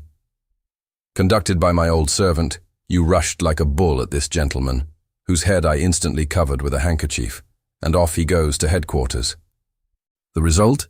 Rid of the formidable Limézy, absolutely reassured, you came to arrest mademoiselle, a thing you would never have done had I been free. Now, it was necessary that what has taken place should take place. You understand, Rudolph? It was necessary. This little interview between the four of us was necessary. It was necessary that matters should be brought to a point at which there was no turning back. They have been brought to that point, haven't they? Once more we all breathe easily. What a lot of nightmares we have been freed from. How pleasant it is even for you to think that in 10 minutes from now, mademoiselle and I will be bidding you goodbye. In spite of this biting mockery, Mariscal had recovered his coolness. He wished to seem as calm as his opponent, and with a careless movement, he took the receiver from the telephone. "Hello. The Prefecture of Police, please. Is that the Prefecture? Put me on to Monsieur Philippe. Is that you, Philippe? What? The mistake has already been discovered. Yes, I know about it, and more. Listen.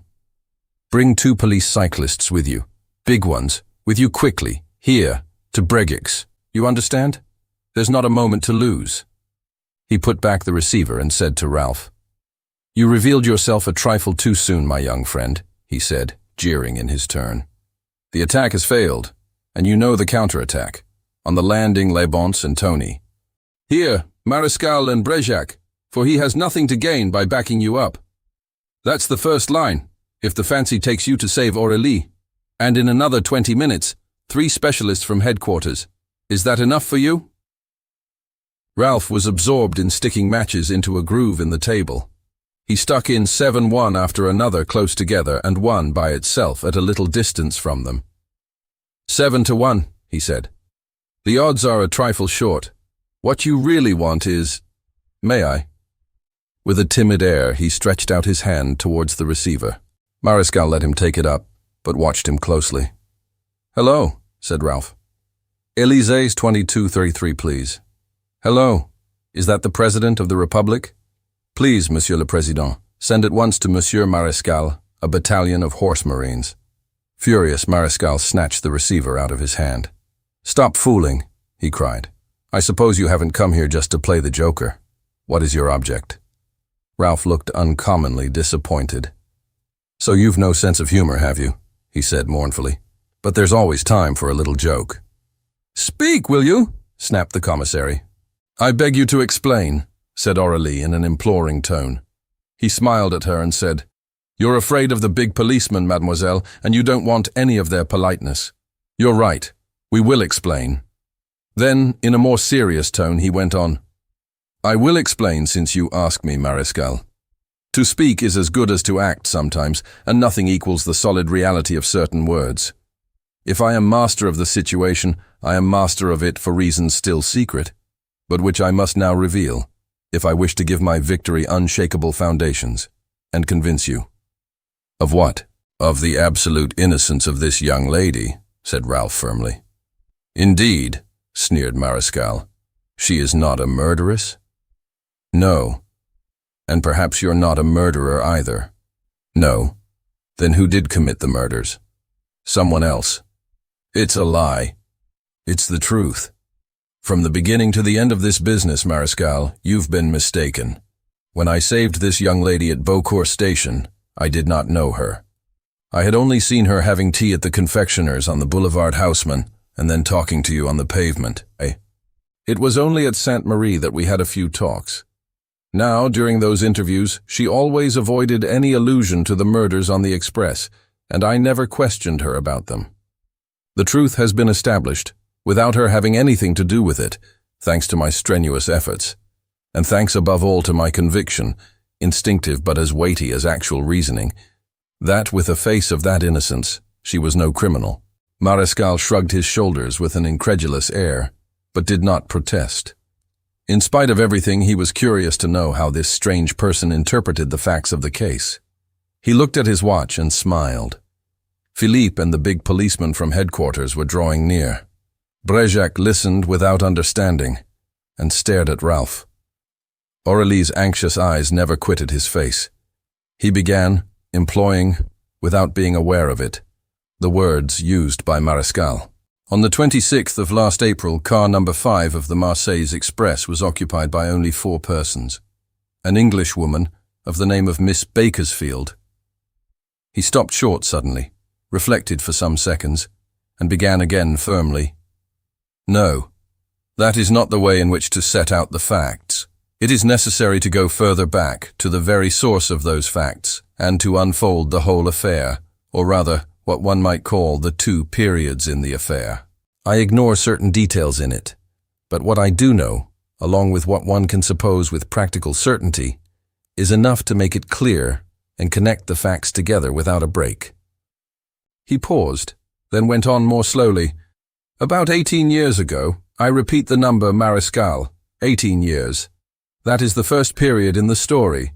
18 years ago at Cherbourg, 4 young men used to meet one another at different cafes with a certain regularity. One of the name of Bréjac, secretary at the Commissariat Maritime, one of the name of Jacques Ancivel, one of the name of Lubeau, and a fellow of the name of Jodot. The relations between the 4 were not very intimate, and they did not last long, since the last 3 of them came to loggerheads with the law, and the official position of the first, that is to say of Bréjac, did not allow him to frequent their society any longer. Moreover, Bréjac married and went to live at Paris. He had married a widow, the mother of a little girl called Aurélie d'Asteux. His wife's father, Etienne d'Astur was an old eccentric who lived in the country, an inventor, an inquirer always on the lookout for new facts and who several times had just missed acquiring a great fortune or discovering a great secret which gives you a great fortune. Now, some time before the marriage of his daughter with Bréjec, he appeared to have discovered one of those miraculous secrets. At least he lays claim to having done so in the letters he wrote to his daughter. And to prove it to her, he made her come with the little Aurélie to visit him. The journey was kept secret, but unfortunately Bréjec learned about it, not much later, as mademoiselle thinks, but almost immediately. He questioned his wife about it. Keeping silent about the essential facts, as she had sworn to her father to do, and refusing to tell him the place they had been to, she made certain admissions which led Bréjec to believe that Etienne d'Astur had buried a treasure somewhere. Where? And why not reap the benefit of it now? Their home life became painful. Bréjec grew more irritated every day. He writes importunate letters to Etienne d'Astur, questions the child, who does not answer, persecutes his wife, threatens her. In a word, lives in a state of growing excitement.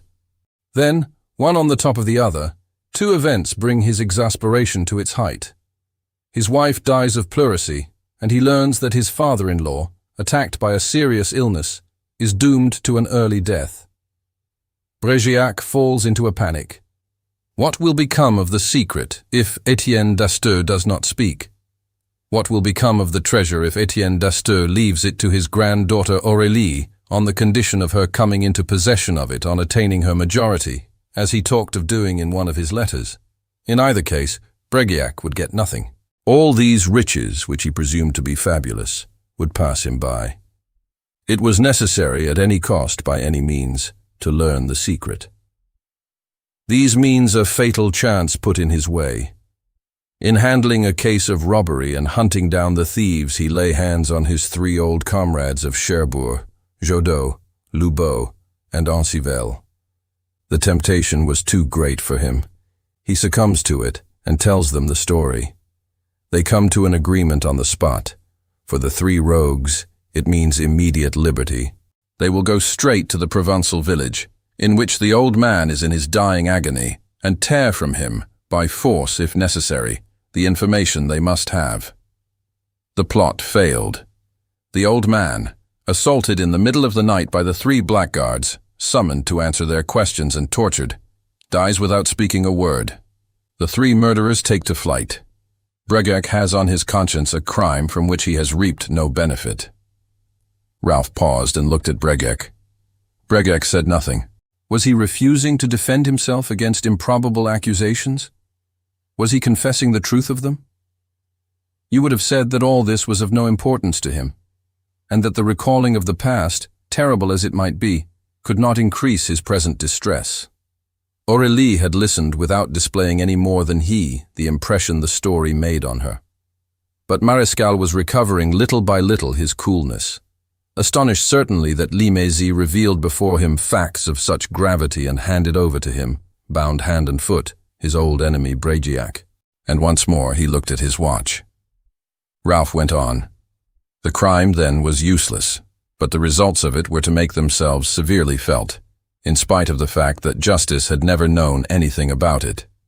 In the first place, one of his accomplices, Jacques Ancivelle, in his terror fled for America. Before going, he confided everything to his wife. She came to Bréjec and compelled him, under penalty of immediate denunciation, to sign a paper in which he took upon himself all the responsibility for the crime against Etienne d'Astur and declared the innocence of the three guilty men. Bréjec was frightened and stupidly signed the paper. Handed over to Jodot, the paper was enclosed by him and Lubot in a bottle which they found under the bolster of Etienne d'Astur and which they had kept at every risk. From that time, they had Bréjec in their power and could blackmail him whenever they wanted to. They had him in their power, but they are intelligent rogues, and they prefer, rather than to exhaust him by blackmail in a small way, to let him rise in the administration. They have only one idea in their minds, the discovery of that treasure of which Bréjec had had the imprudence to speak to them. Bréjec still knows nothing about it. No one knows anything about it except the little girl who has seen the country in which it is, and who in the mysterious depths of her mind keeps obstinately the silence imposed upon her. It is necessary then to wait and watch. When she leaves the convent to which Bergerac has sent her, they will act. Well, she comes out of the convent, and on the very next day, 2 years ago, Bergerac receives a letter in which Jodot and Lubot inform him that they are entirely at his service to hunt for the treasure, that he must make the girl speak and pass the information on to them. If he does not, this letter is a sudden clap of thunder to Bergerac. 12 years had passed. He hoped that the affair was definitely buried. He had even ceased to be interested in it. It recalled to him a crime which horrified him, and a period of his life that he remembered only with anguish. And lo, all these shameful things rise up out of the darkness, and with them his old comrades rise again. They harass him. What is he to do? The question he asks himself is one of those which do not even bear discussion. Whether he wants to or not, he must obey. That is to say, he must torment his stepdaughter into speaking. He decided to do so, urged on by the need to know the secret and grow rich, which once more invades his spirit. From that moment, not a day passes without questionings, quarrels, and threats. There is a perpetual hunt through the thoughts and memories of the unfortunate girl. On this closed door, behind which, when quite a child, she has shut a little group of images and impressions, they knock more and more loudly. She wants to live. They do not allow it. She wants to amuse herself, and she does sometimes amuse herself, goes to the houses of a few friends, plays in private theatricals, sings. But on her return home it is an unceasing martyrdom. A martyrdom to which is presently added a really odious circumstance, one I dread to recall, Bergerac's love. Don't let us speak of it. About that you know as much as I do, Marescal, since from the moment you saw Aurélie d'Astur there sprang up between you and Bergerac the ferocious hatred of two rivals in love. In that way it came about little by little that flight appeared to the victim as the only possible way of escape. She was encouraged to fly by a person whom Bergerac had to put up with, in spite of himself, William, the son of the last of his Cherbourg friends. Ancivel's widow had been keeping him in reserve. He plays his part, in the shade up to this point, very cleverly, without awaking distrust. Guided by his mother, and knowing that Aurélie d'Astur, on the day on which she shall love, will have full freedom to confide the secret to the fiancé she has chosen, he dreams of bringing her to love himself. He offers his help. He will escort her to the south whither, exactly at the right moment, his business calls him. The 26th of April comes. Observe carefully, Marescal, the situation of the actors in the drama at this date, and the exact position of things. First of all, there is Mademoiselle, who is escaping from her prison. Happy at the thought of the liberty she is so soon to enjoy, she consents, on the last day, to have tea with her stepfather at a confectioner's on the Boulevard Haussmann. Bergerac is late. She has tea with some street urchins she has picked up, and comes out of the confectioner's. Just outside, she chances on you. There is a scene. Bergerac takes her back home. She escapes, and at the railway station joins William Ancivel. William has at the moment 2 affairs on hand. He is going to make Aurélie his, but at the same time he is going to commit a burglary at Nice, under the direction of the notorious Miss Bakersfield, of whose gang he is a member. It was in this way that the unfortunate English girl found herself caught up in a drama in which she did not herself play a part of any kind. Finally, we have Jodot and the 2 brothers Lubot. These 3 have acted so cleverly that William and his mother do not know that they have reappeared and are competing with them. The 3 rogues have followed all William's maneuvers. They know everything that is going on and being planned in Bergerac's house, and they are on the spot on the 26th of April. Their plan is laid. They will carry off Aurélie and compel her to speak by any means to hand. That's clear, isn't it? He paused and looked round at their attentive faces. Then he went on. And now, this is the real distribution of these persons on the express. Car number 5. In the back compartment, Miss Bakersfield and Baron de Limézy. In the front compartment, Aurélie and William Ancivelle. You quite understand, Maréchal. In the front compartment, Aurélie and William, and not the two brothers Lubot, as one has hitherto believed. The two brothers, as well as Jodot, are elsewhere. They are in car number 4, your car, Maréchal, well hidden in the darkness of the covered lamp and drawn curtains. Do you understand? Yes, said Maréchal in a low voice. That's a good thing, said Ralph. Well, the train starts. 2 hours pass. It stops at La Roche station. It starts again. The moment has come. The 3 men from car number 4, that is to say, Jodot and the brothers Lubot, come out of their dark compartment. They are masked, dressed in grey blouses and wear caps. They slip into car number 5. At once they see in the first compartment 2 sleeping figures, a man and a lady with fair hair. Jodot and one of the brothers fall upon them, while the other brother keeps watch. The Baron is knocked on the head and bound. The Englishwoman defends herself. Jodot grips her by the throat, and only then learns the mistake they have made. It is not Aurélie, but another woman with fair hair.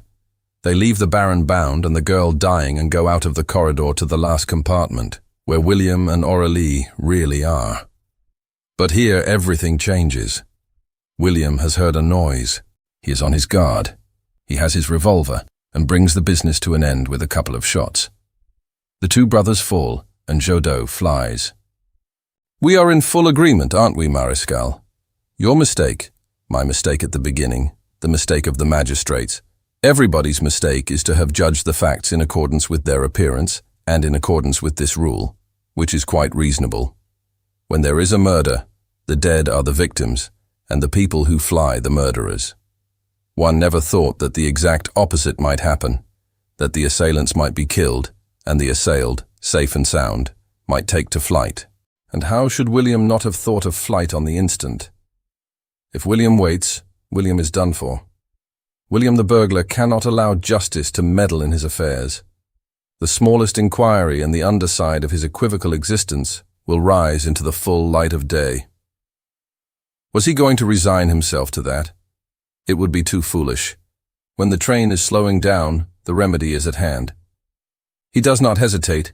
He hustles his companion and shows her the scandal that the business will set going, a scandal for her and a scandal for Breguet. Helpless, in an immense confusion of mind, terrified by what she has seen and the presence of these 2 corpses, she does as he bids her. William dresses her in the blood-stained blouse and mask and cap of the younger Lubot. He dresses himself in the disguise of the elder Lubot, carries away their suitcases to leave no trace behind him. They hurry down the corridor, upset the conductor, and jump from the train. An hour later, after a terrible flight through the wood, Aurélie was arrested, imprisoned, found herself in the hands of her implacable enemy, Maréchal, and was lost. But for a coup de théâtre, I enter the scene. Nothing. Neither the gravity of the circumstances, nor the dolorous attitude of the young girl who is weeping at the memory of that accursed night. Nothing could have prevented Ralph from playing the part of an actor who enters on the scene. He rose, went to the door, and came back, with the magnificent air of an actor whose entry must produce an overwhelming effect. Then I enter on the scene, he repeated, smiling with an air of satisfaction. It was time. I am sure, Maréchal, that you also are pleased to see, in the midst of these rogues and imbeciles, an honest man who at once takes up the right attitude, without knowing anything, and simply because Mademoiselle has beautiful green eyes, comes forward as the champion of persecuted innocence. Here at last is a firm will, a penetrating insight, a helping hand, a generous heart, Baron de Limézy. As soon as he arrives, things begin to clear up. The facts line up, like good children, in their true and proper order, and the drama ends in laughter and good temper. He walked a few steps up and down the room and bent over the weeping girl. Why do you go on crying, mademoiselle, now that this nightmare is at an end, and even Maréchal himself bows before an innocence he clearly sees? Do not weep, mademoiselle. Always I enter on the scene at the decisive moment. It's a habit of mine, and I never miss my entry. You saw it yourself that horrible night. Marescal shut you up, I set you free. 2 days later, at Nice, it was Jodot. I rescue you. At Monte Carlo, at Sainte-Marie, it is Marescal again. I rescue you. And was I not here just now? Then what are you afraid of? All is over, and we can go quietly away before the big policemen arrive and the horse marines surround the house. Isn't that so, Rudolph? You don't put any obstacle in the way, and Mademoiselle is free. Isn't it a fact that you're ravished by this denouement which satisfies your sense of justice and your genial soul? You are coming, Mademoiselle. She rose timidly, feeling strongly that the battle was not won. In fact, on the threshold of the door, Marescal, pitiless, barred their way. Brejac ranged himself beside him. The two men made common cause against their triumphant rival. Chapter 11. Blood. Ralph stepped up to them, and without paying any attention to Brejac, said quietly to Marescal, "Life seems very complicated because we only see it in scraps, and those by unexpected lights. It is so with this express case. It's as entangled as a newspaper serial. The facts spring up at random, stupidly, like fireworks which will not go off in the order in which you arrange them. But when a lucid mind sets those facts in their places, all things become reasonable, simple, in perfect accord with one another, as natural as a page of history. It is that page of history that I've just read to you, Marescal. You know now the whole business. You know that Aurélie d'Asteux is innocent. Let her go." Marescal shrugged his shoulders and growled, "No." "Don't get obstinate, Marescal. You can see that I am not fooling or joking any longer. I simply ask you to recognize your mistake." "My mistake?" "Certainly, since she did not commit murder, since she was not a confederate, but a victim." Marescal said in sneering accents, "If she did not commit the murder, why did she fly? In the case of William, I can admit reasons for flight. But in her case, what did she gain by flying? And why hasn't she said anything about it since? Except a few words at the beginning of the affair when she kept wailing to the policeman, 'I wish to speak to the magistrate. I wish to tell him the story.' Apart from that, silence." "That's a good point, Marescal," Ralph admitted. "It's a point well worth raising. This silence has often bothered me also, this stubborn silence which she has always kept, even with me, who was helping her, and who would have found a confession of the greatest use in my inquiries. But her lips remained closed, and it is here only, in this house, that I have solved this problem. I hope that she will forgive me for having searched her drawers when she was ill. It was necessary. Read these words, Marescal, which are among the instructions which her dying mother, and who had no illusions about Brejac, left her. Aurélie, whatever happens, and whatever the conduct of your stepfather may be, never accuse him. Defend him, even if you have to suffer at his hands, even if he is guilty. I have borne his name." "But she did not know about Brejac's crime," protested Marescal. "And even if she had known of it, she could not have guessed that it had anything to do with the crimes on the Express. Brejac, therefore, could not have come into the matter." "She did know of it." "Who from?" "From Jodot." "What proof is there of it?" "The statement which William's widowed mother made to me. I hunted her up in Paris where she lives, and I paid her handsomely for a written statement of all that she knows about the past and the present. Her son told her that in the compartment of the Express, face to face with Mademoiselle, above the two dead brothers, with his mask torn off and covered by William's revolver, Jodot shook his fist at her and said with an oath, 'If you breathe a word of this business, Aurélie, and give the police my name and I am arrested, I will inform them of the crime committed years ago. It was Brejac who murdered your grandfather d'Asteux.' It was this threat, repeated later at Nice, which overwhelmed Aurélie d'Asteux and made her keep silence. Have I spoken the exact truth, mademoiselle?" "The exact truth," she murmured. "Then you see, Marescal, your objection falls to the ground.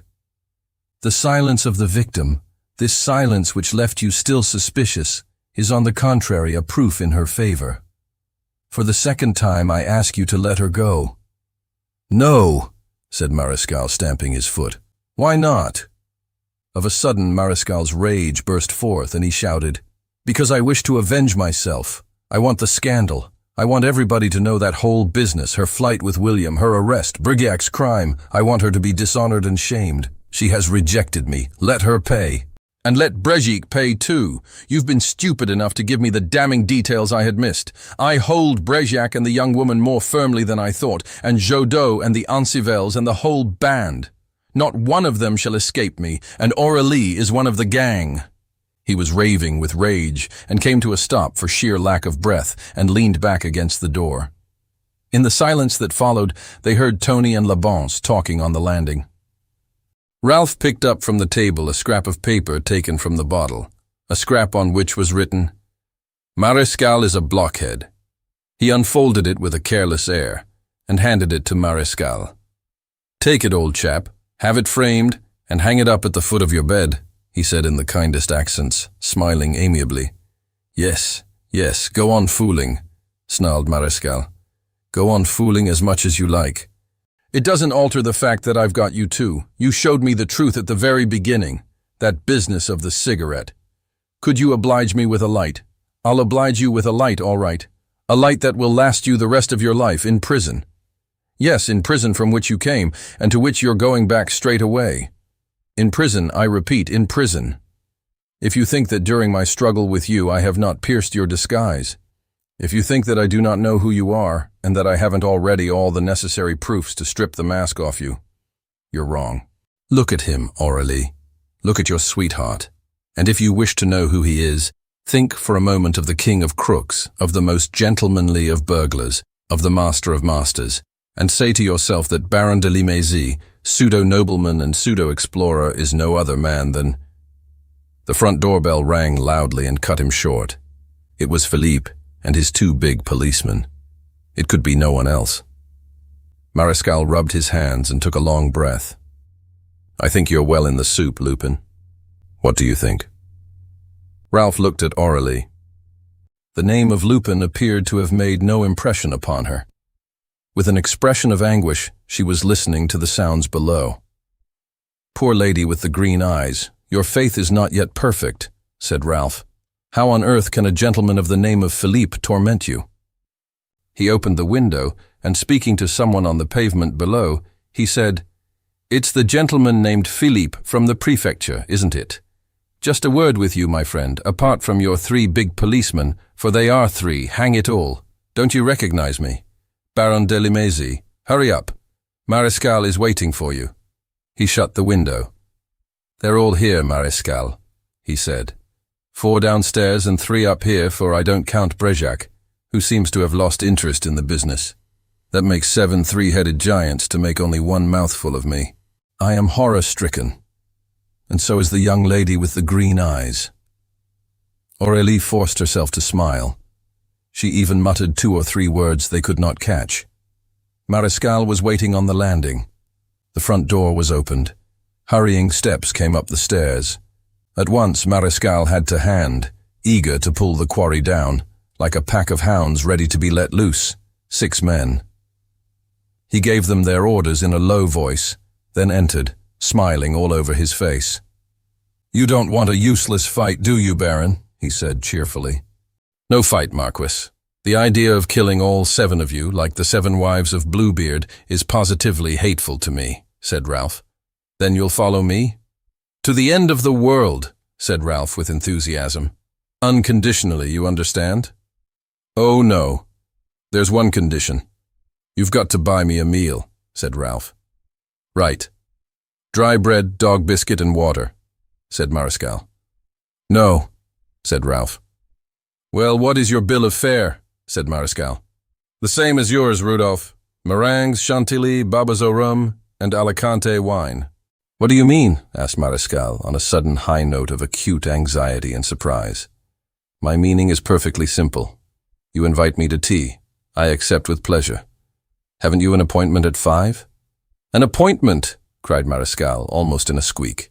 "Yes. You haven't forgotten it? At your place, Not your house. Your bachelor's flat, Rue du Plan. A little flat looking on the street.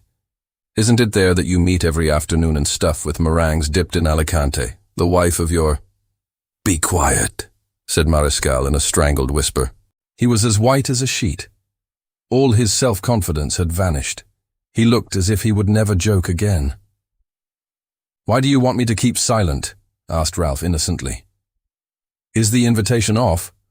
Aren't you going to introduce me to— Silence, damn you, hissed Mariscal. He went back onto the landing, shut the door behind him, and took Philippe aside. Just a few minutes, Philippe.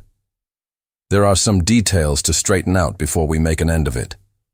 Take your men downstairs so that they mayn't hear anything. He came back into the room, rather shakily, went to Ralph and with his face almost touching Ralph's face, said in a voice too low for Brigiac and Aurélie to hear it. What do you mean? What are you getting at? Nothing at all. Then what are you talking about? How do you know? The address of your flat and the name of your pretty friend. Goodness. All I have to do in your case was what I did in the case of Brigiac and Jodot and his colleagues. Make discreet inquiries about your private life, which inquiries brought me to a mysterious ground-floor flat, very prettily furnished, where you entertain charming ladies, dim lights, incense, flowers, sweet wines, divans as deep as tombs. Mariscal's folly. What? And what about it? Stammered Mariscal. Haven't I the right to do as I like? What connection is there between that and my arresting you? There wouldn't be any connection at all if you hadn't been guilty of the further folly of choosing this little abode of love as a safe place to hide those ladies' letters. It's a lie, snapped Mariscal. If I were lying, you wouldn't be as white as a sheet, said Ralph. The details? Said Mariscal savagely. In a cupboard, there's a secret drawer. In this drawer is a casket. In this casket, some charming letters from women, tied up in packets with colored ribbons. Letters that compromise 24 ladies and actresses whose passion for the handsome Mariscal is expressed without the slightest restraint. Shall I name a few? The wife of the Procureur B, Mademoiselle X, of the Comédie Française, and above all, the worthy spouse, a little mature, but still presentable of— Shut up, you dog. The dog, said Ralph amiably, is a man who takes advantage of his physique to obtain protection and promotion. With a hangdog air and bowed head, Mariscal walked up and down the room. Then he stopped before Ralph and said in the same low voice, How much? How much what? What do you want for the letters? 30 shekels, like Judas. Stop your fooling. How much? 30 millions. Mariscal trembled with impatience and rage. Ralph laughed and said, You'll make yourself ill, Rudolph. I'm a good fellow, and I like you. You're so sympathetic. I'm not asking a cent for your comico-amorous literature. I value it too highly. There's months and months' amusement in it. But I demand— What? That you throw down your weapons, Mariscal. Absolute peace for Aurélie and Brigiac, and even for Jodot and the Ancivels. I'm going to deal with them myself. Since the whole of this case from the police point of view is in your hands, and there is no actual proof, no real evidence, let it drop. It will be pigeonholed. And you'll give me back the letters? No. They're a pledge, and I keep them. If you do not play fair, I publish some of them in all their simple crudeness. All the worse for you. All the worse for your pretty friends. The drops of sweat stood out on Mariscal's forehead. I've been betrayed, he snarled. Very likely, Ralph agreed. Betrayed by her. For some time I've had a feeling that she was spying on me. It's thanks to her that you've been able to manage this business exactly as you liked. She recommended you to her husband and had you placed with me. What do you expect? Said Ralph cheerfully. All's fair in war. If you employ such discreditable means in your fighting, could I act otherwise when it was a matter of defending Aurélie against your abominable hatred? And then you've been too simple, Rudolph. How could you suppose that a man like me would go to sleep for a month and wait on events and your good pleasure? You saw me act at Beaucourt, at Monte Carlo, and Sainte-Marie, and you saw me get away with the bottle and the paper? Why didn't you take precautions? He shook him affectionately by the shoulder. Come, Marescal, don't bow before the storm, he went on. You lose the game, be it so. But you have Bregiac's resignation in your pocket, and since you stand well at court, and his post has been promised you, it's a great step forward. The good days will come again, Marescal. Be sure of it. One condition, however, don't trust women. Don't use them to rise in your profession, and don't use your profession to succeed with them. Be a lover, if it's your fancy, and be a detective if you like the job. But don't be either a lover detective or a detective lover. In conclusion, a word of advice. If ever you meet Arsène Lupin on your path, slip away by a bypath. For a detective, it's the beginning of wisdom. I have spoken. Give your orders, and goodbye. Marescal chafed at the bit. He turned and twisted in his fingers the points of his beard. Should he yield? Was he going to throw himself on his enemy and summon his giants? A storm in a skull, thought Ralph. Poor Rudolph. What use was it to struggle on? Rudolph did not struggle long. He was too clear-sighted not to see that any resistance would make the situation worse. He obeyed, therefore, with the air of a man who admits that he has to obey. He summoned Philippe and talked to him. Philippe went away with the policeman and the detectives. The front door opened and shut. Marescal had lost the battle. Ralph turned to Aurélie. Everything is in order, mademoiselle, and we have only to start. Your suitcase is down in the hall, isn't it? She murmured, as if she were awaking from a nightmare. It is possible? No more prison? How did you get— Oh, he said quickly. One gets everything one wants from Monsieur Marescal, by the exercise of a little tact and reason. He's a good fellow. Shake hands with him, mademoiselle. Aurélie did not shake hands with him. She shrank away. Besides, Marescal had turned his back on her and stood with his 2 elbows on the mantelpiece, his face buried in his hands. She showed a slight hesitation as she passed Bregiac. But he seemed wholly indifferent to her, and was wearing a strange air which Ralph was to remember almost immediately. One word, said Ralph, stopping in the doorway. I undertake, in the presence of Marescal and your stepfather, to conduct you to a quiet retreat, where you will not see me at all for a month. In a month, I shall come to ask you how you intend to arrange your life. Do you agree? Yes, she said. Then let us go. They went. But he had to put his arm round her on the staircase to support her. She was so shaken. My car is near here, he said. Do you think you'll be strong enough to travel all night? Yes, she said. It's such a joy for me to be free. She paused and added in a low voice, and such anguish. Just as they were leaving the house, a muffled report came from an upper story. Ralph quivered, but Aurélie, in her feebleness, did not seem to have heard it. I've forgotten something. There's my car, down the street. There's an old lady inside it, the old lady of whom I have already spoken to you, my old nurse. Will you go to her? I must just run upstairs and tell Marescal something. I'll be with you in a couple of minutes. She turned down the street. He ran quickly upstairs.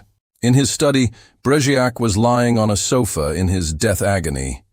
A revolver, fallen from his nerveless hand, lay on the floor beside him. Marescal was bending over him. The blood poured from his mouth. A last shudder shook him. He did not move again. I ought to have foreseen it, murmured Ralph. His downfall, the loss of Aurélie. Poor devil, he has paid his debts. He said to Marescal, telephone for a doctor and get this business hushed up. Hemorrhage is what it is. Don't let there be any question of suicide. At any cost, Aurélie must not hear about it at present. She is not strong enough. You can say that she's ill in the country, staying at the house of a friend. Marescal grasped his wrist and said, Answer me. Who are you? You're Lupin, aren't you? Splendid, said Ralph. Professional curiosity always comes to the top. He faced Marescal, then turned his profile to him, and then his 3/4 face, and said with a laugh, You've seen it, duffer. He ran downstairs quickly and caught Aurélie up. The old lady was helping her into the back of a comfortable limousine. But having, in accordance with his custom of always taking precautions, cast a look up and down the street, he said to Victoire, "You haven't seen anyone prowling about the car?" "No one," she declared. "Are you sure?" "A rather stout man, accompanied by a man with his arm in a sling," he persisted. "Yes, of course I have. They were walking up and down on the pavement lower down the street." He started off at a run and overtook, in the little passage which runs round the church of Saint-Philippe-du-Roule, 2 men, one of whom carried his arm in a sling. He tapped them both on the shoulder and said cheerfully, "Well, well, well, so you know one another, you two? How goes it, Jodot? And you, William Ancivelle?" They turned. Jodot, dressed like a prosperous tradesman, thick-chested and with the hairy face of a vicious dog, showed no astonishment. "Ah, it's you, is it? The gentleman of Nice?" he said. "I said that it was you who was with the little girl just now." "And it's also the gentleman of Toulouse," said Ralph to William. And he went on. "What have you been messing about here for, brave boys? You were watching Bregac's house." "What?" "For the last 2 hours," said Jodot arrogantly. "The arrival of Marescal and his detectives and the police, the departure of Aurélie, we've seen everything." "Well," said Ralph. "Well, I suppose that you know all about the business, that you've been fishing in troubled waters, and that Aurélie slips away with you while Brégiac fights it out with Marescal. Resignation without a doubt, probably arrest as well." "Brégiac has just killed himself," said Ralph. Jodot started. "What?" he said sharply. "Brégiac? Brégiac dead?" Ralph gazed at them curiously for a moment. Then he said, "Listen to me, both of you. I've forbidden you to meddle with this business. You, Jodot, murdered Etienne d'Asteux. You murdered Miss Bakersfield, and were the cause of the death of the brothers Lubeau, your friends, associates, and confederates. Am I to hand you over to Marescal? And you, William, you'd better know that your mother has sold me all her secrets for a big sum, and on condition that you were left alone. That promise covers the past. But if you start afresh, it does not hold any longer. Am I to break your other arm and hand you over to Marescal?" William, panic-stricken, was ready to give in, but Jodot held out. "In a word, you're to have the treasure," he growled. "Nothing could be plainer." Ralph shrugged his shoulders and said, "You believe then in that treasure, do you?" "I believe in it as you do," growled Jodot. "I've been working on it for nearly 20 years, and I'm going to get away with it in spite of all your maneuvers." "Get away with it? You've got to find out first of all where it is and what it is," said Ralph sharply. "I know nothing, and neither do you, no more than Brégiac. But the girl knows, and that's why—" "Would you like to go shares in it?" said Ralph, laughing. "It isn't worthwhile. I shall manage to get my share of it on my own, and a good share too, and all the worse for those who get in my way. I've more trumps in my hand than you think. Good evening." "You've had your warning," growled Jodot. Ralph watched them walk away. The incident annoyed him. What the devil was this ill-omened bird of prey up to? "Rubbish," he murmured. "If he wishes to run after the car for 250 miles, I shall be delighted to act as pacemaker." The next day at noon, Aurélie awoke in an airy room from which she saw, across gardens and meadows, the sombre and majestic cathedral of Clermont-Ferrand. An old boarding house, situated on a hill and transformed into a sanatorium, afforded her a most discreet retreat and one well fitted to re-establish definitely her health. There she passed peaceful weeks, speaking to no one but Ralph's old nurse, walking in the park, dreaming for hours at a time, her eyes fixed on the town or on the mountains of the Puy-de-Dôme, of which the hills of Royat form the first strongholds. Not once did Ralph come to see her. She found in her room flowers and fruit which his nurse brought her, books and magazines. Ralph kept out of sight in the little lanes which wound between the vineyards on the ridges hard by. He watched her from a distance and poured forth to her, in his heart, long speeches, teeming with the passion that grew more intense every day. He gathered from her movements and her supple carriage that life was welling up in her, like an almost dried-up spring into which fresh water flows again. A dusk was falling over the hours of terror. The sinister faces, the corpses and the crimes, and over and above forgetfulness, there was the expansion of a tranquil happiness, serious and unconscious, sheltered from the past and even from the future. "You are happy, lady with the green eyes," he murmured. Happiness is a state of mind which allows one to live in the present, while suffering nourishes itself on painful memories and hopes by which it is not duped.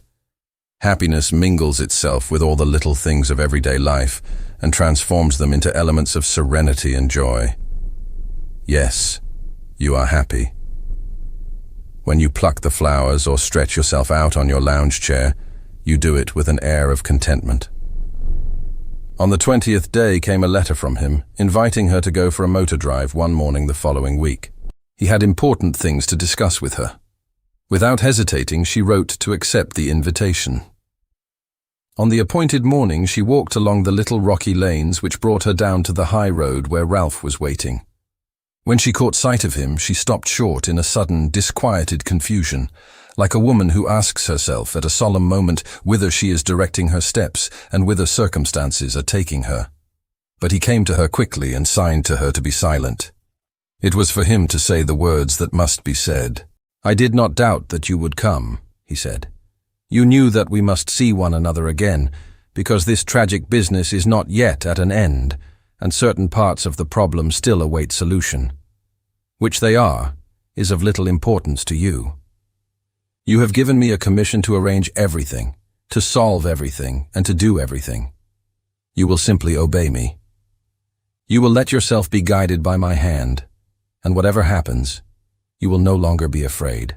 That is over. The fear which overwhelms and presents visions of hell. Isn't that so? You will smile beforehand at the things that happen, and welcome them as friends." He held out his hand. She allowed him to press hers. She would have liked to speak and tell him that she was grateful, that she trusted him. But she must have understood the vanity of such words, for she was silent. They started and passed through the old village of Royat, with its hot baths. The hands of the church clock pointed to 8:30. It was a Saturday, the 15th of August. The mountains rose under the sunniest of skies. They did not exchange a word, but Ralph never ceased pouring out the tenderest protestations to her, in his heart. "Well, so you detest me no longer, lady with the green eyes. You have forgotten my offense at our first meeting. And I have so much respect for you that I do not wish to remember it. Come, smile a little, since you have now fallen into the habit of regarding me as your good genius. One smiles at one's good genius." She did not smile, but he felt that she was friendly and very close to him. The car traveled for barely an hour. They came round the Puy de Dôme and took a fairly narrow road which ran southwards, with zigzag ascents and descents through the middle of green valleys and dark forests. Then the road grew narrower and ran through a deserted, arid region and became steep. It was paved with enormous slabs of lava of different sizes, with large cracks between them. "An old Roman causeway," said Ralph. "There is not an old corner of France in which one does not find some relic of this kind, some road of Caesar." She did not answer. Of a sudden she appeared to have grown absent-minded and dreamy. The old Roman causeway was now little more than a goat path. The ascent of it was difficult. At the top of it was a small plateau, in the middle of which stood an almost abandoned village.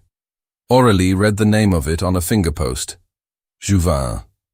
Then came a wood, and then, of a sudden, a grassy plain of pleasing aspect.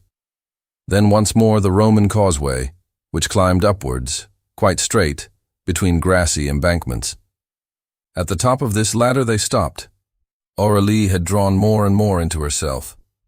Ralph did not cease to watch her closely. When they had mounted a series of boulders which rose one above the other like a staircase, they came to a circular stretch of country, which delighted the eye with the fresh greenness of its turf. It was shut in by a high wall of rough stone, the mortar in which had not been destroyed by the bad weather of years. It stretched, right and left, to a distance. A large door in it faced them.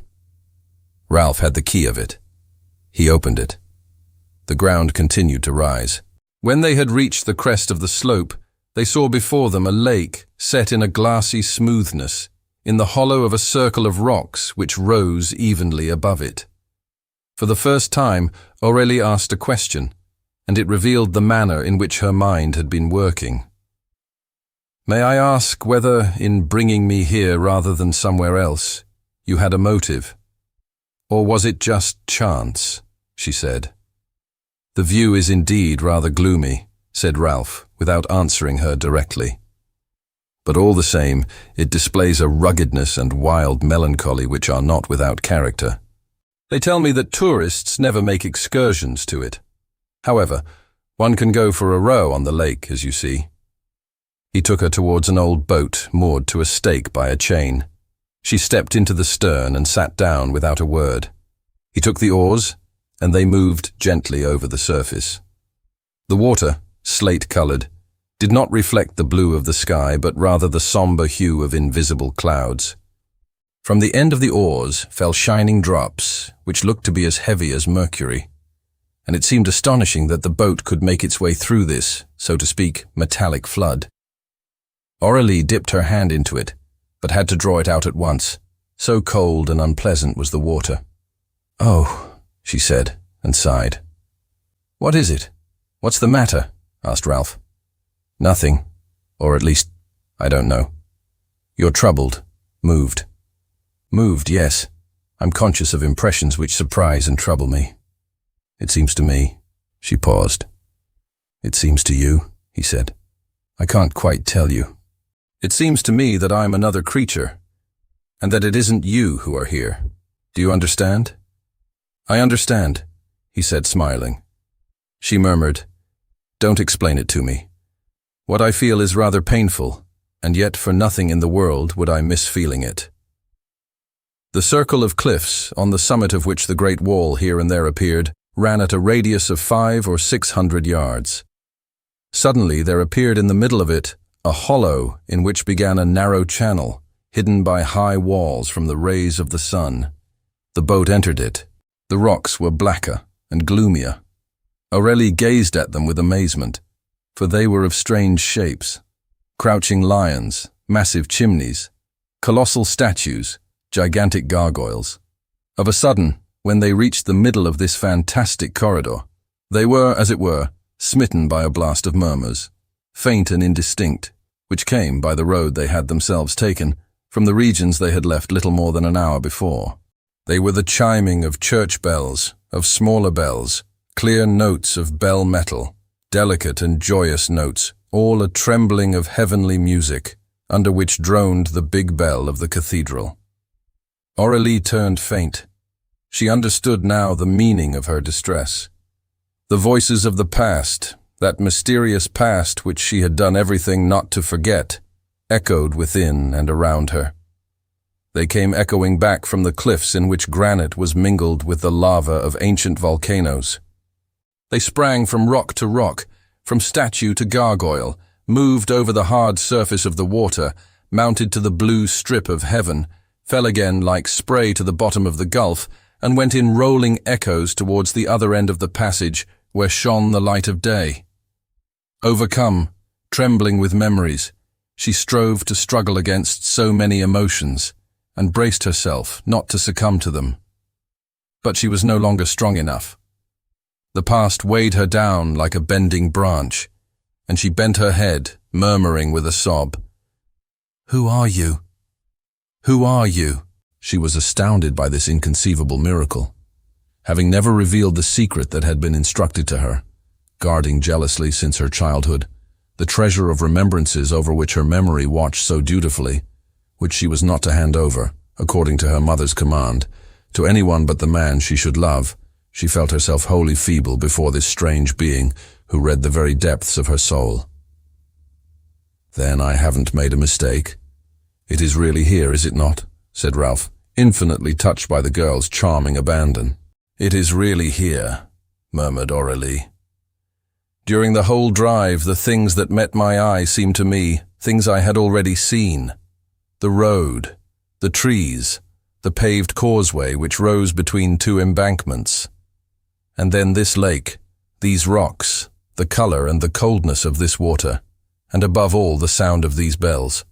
They are the same as long ago. They have come to our ears at the very spot at which they came to my mother, my mother's father, and the little girl I then was. As today we came out of the shadow to enter the other part of the lake, under as bright a sun. She had raised her eyes and was gazing ahead. In truth, another lake, smaller, but on a more grandiose scale, opened before them, ringed by steeper cliffs, and of an aspect of a yet more savage and more striking solitude. One by one, the memories awoke in her. She told Ralph of them quietly, as confidences one makes to a friend. She called up before his mind a little girl, happy, carefree, amused by the spectacle of the shapes and colors which she was again contemplating today, with her eyes shining with tears. "It is as if you took me on a journey through your life," said Ralph, in tones shaken by emotion. "And I take as much pleasure in seeing the scene on that long, distant day as you in recalling it." She went on. "My mother was sitting where you are, and her father was facing her. I was holding my mother's hand. Look, that tree all by itself, in that hollow in the cliff, it was there, and also those great red stains on that rock over there, and see how the cliffs narrow just as they did then. But there is no more of the channel. It's the end of the lake. This other lake stretches in a curve like a half moon. We're going to come to a quite small beach at the end of it. Look, there it is, with a waterfall on the left springing out of the cliff. There is another to the right of it. You'll see the sand in a minute. It sparkles like mica. And there is a big grotto, yes, I'm sure of it. And at the entrance of this grotto, there was a man waiting for us, a queer-looking man with a long gray beard and wearing a maroon blouse. We saw him from here, standing upright, very tall. Aren't we going to see him now?" "I thought that we should see him," said Ralph, "and I'm very much astonished that we don't. It's nearly noon, and our appointment was at noon." Chapter 12. The Water That Rose. They disembarked on the little beach, on which grains of sand shone like mica. The cliff on the right and the cliff on the left in coming together formed an acute angle, the lower part of which was hollowed out into a small grotto, protected in front by a slate roof. Under this roof stood a small table, covered with a cloth on which were plates, a junket, and fruit. On a visiting card on one of the plates were written these words: "The Marquess de Talenquet, the friend of your grandfather Etienne d'Asteux, greets you, Aurélie. He will be with you presently, and begs to offer his excuses for being unable to meet you until later in the day." "He was expecting me then?" said Aurélie. "Yes," said Ralph. "We had a long talk, he and I, 4 days ago, and I was to bring you here at noon today." She looked round her. A painter's easel was leaning against the wall of the grotto, under a large shelf heaped with drawing materials, measures, and boxes of colors. There was on it also a pile of old clothes. Hanging across the grotto was a hammock. At the back of the grotto, 2 large stones formed a fireplace, and a pipe rose into a crevice in the cliff like the flue of a chimney. "Does he live here?" asked Aurélie. "Often, especially in the summer. For the rest of the year he lives at the village of JOUVENCE, where I found him. But he comes here every day. Like your dead grandfather, he is an old eccentric, very cultivated, very artistic, though he does paint very bad pictures. He lives alone, a little after the manner of a hermit, hunts, cuts down and saws up his trees, watches over his shepherds, and feeds all the poor of the countryside, which belongs to him for 6 miles round. And he's been waiting for you for 15 years, Aurélie. Or at least waiting for me to be of age. Yes, by reason of an agreement with his friend d'Asteux. I questioned him about it, but he did not wish to discuss it with anyone but you. I had to tell him the whole story of your life and what had happened during the last few months. Then, as I promised to bring you, he lent me the key of the door in the wall. He is immensely delighted that he is going to see you. Then why isn't he here? The absence of the Marquess de Talanquet surprised Ralph greatly, though he had no reason for attaching much importance to it. But since he did not wish to make the girl anxious, he gave full play to his wit and humor during this first meal they took together, in such curious circumstances and at so odd a place. Always careful not to ruffle her by a display of too great tenderness, he was conscious that she felt quite safe with him. She must be quite aware that this was no longer the enemy from whom she had fled, but a friend who only wished her well. So many times already had he saved her. So many times had she been surprised at having hope only in him, at seeing her own life dependent wholly on this unknown, and her happiness rise or decline according to his will. She murmured, "I should love to thank you, but I do not know how. I owe too much to pay the debt." He said to her, "Smile, lady with the green eyes, and look at me." She looked at him and smiled. "You've paid the debt," he said. At 2:45, the music of the bells began again, and the big bell of the cathedral came droning round the angle of the cliffs. "It really is quite natural, and the phenomenon is well known all through the district," Ralph explained. "When the wind blows from the northeast, that is to say from Clermont-Ferrand, the acoustic qualities of the country cause a strong current of air to carry all these sounds by a compulsory route which winds among the mountains and ends at the surface of the lake. It is inevitable. It is mathematical. The bells of all the churches of Clermont-Ferrand and the big bell of its cathedral cannot do anything else but come and ring here as they are doing at the moment." She shook her head. "No," she said, "it is not so. Your explanation does not satisfy me. Have you another? The true one. What is it?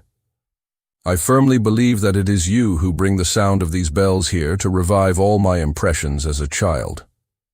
I'm omnipotent, then?" "You're omnipotent," she said in a tone of profound conviction. "And I'm omniscient also," said Ralph. "Here, at this very hour 15 years ago you slept." "What do you mean?" "That your eyes are heavy with sleep since your life of 15 years ago is being lived again."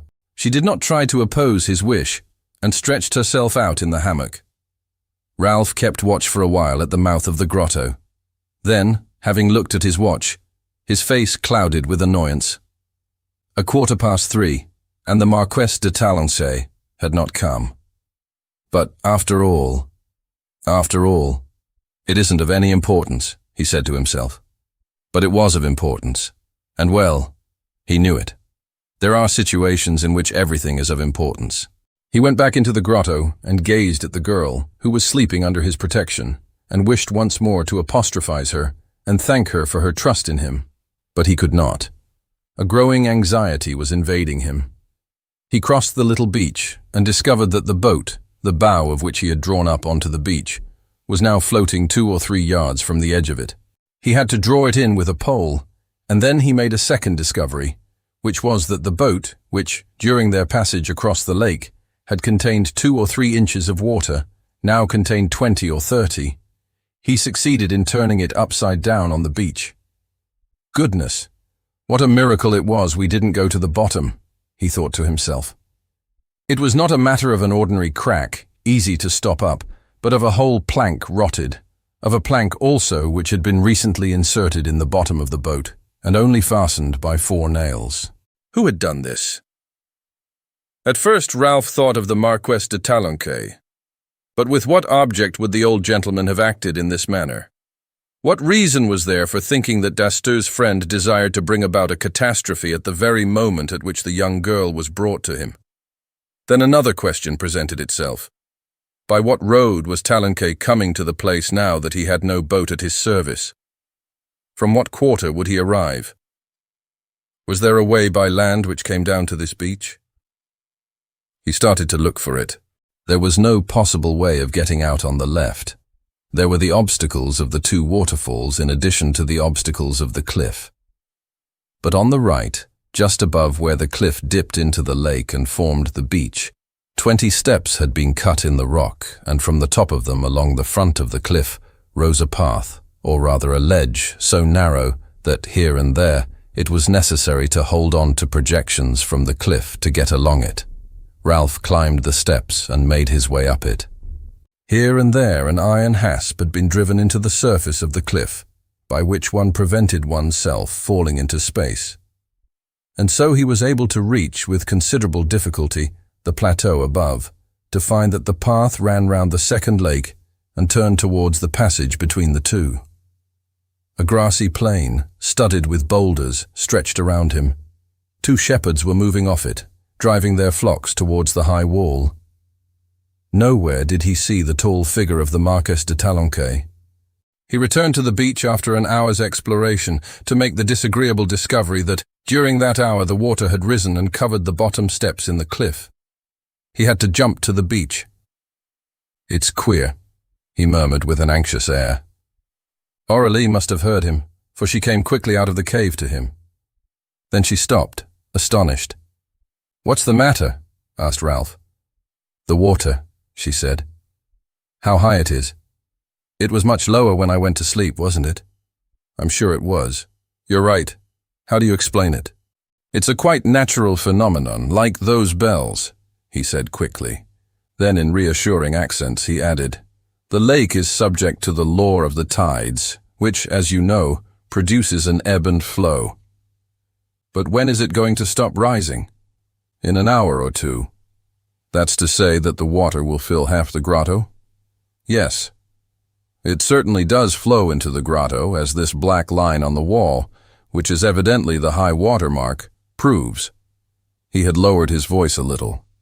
Above the black line to which he had pointed, there was another just under the ceiling of the grotto. What did that one mean? Was he to understand that at certain periods the water would reach the ceiling? But owing to what exceptional phenomena? To what immense cataclysm? But no, he said to himself, pulling himself together. A supposition of that kind is absurd. A cataclysm? That only happens once in 1,000 years. An oscillation of the ebb and flow? Fantasies in which I don't believe. It can only be mere chance, a passing incident. That might be so.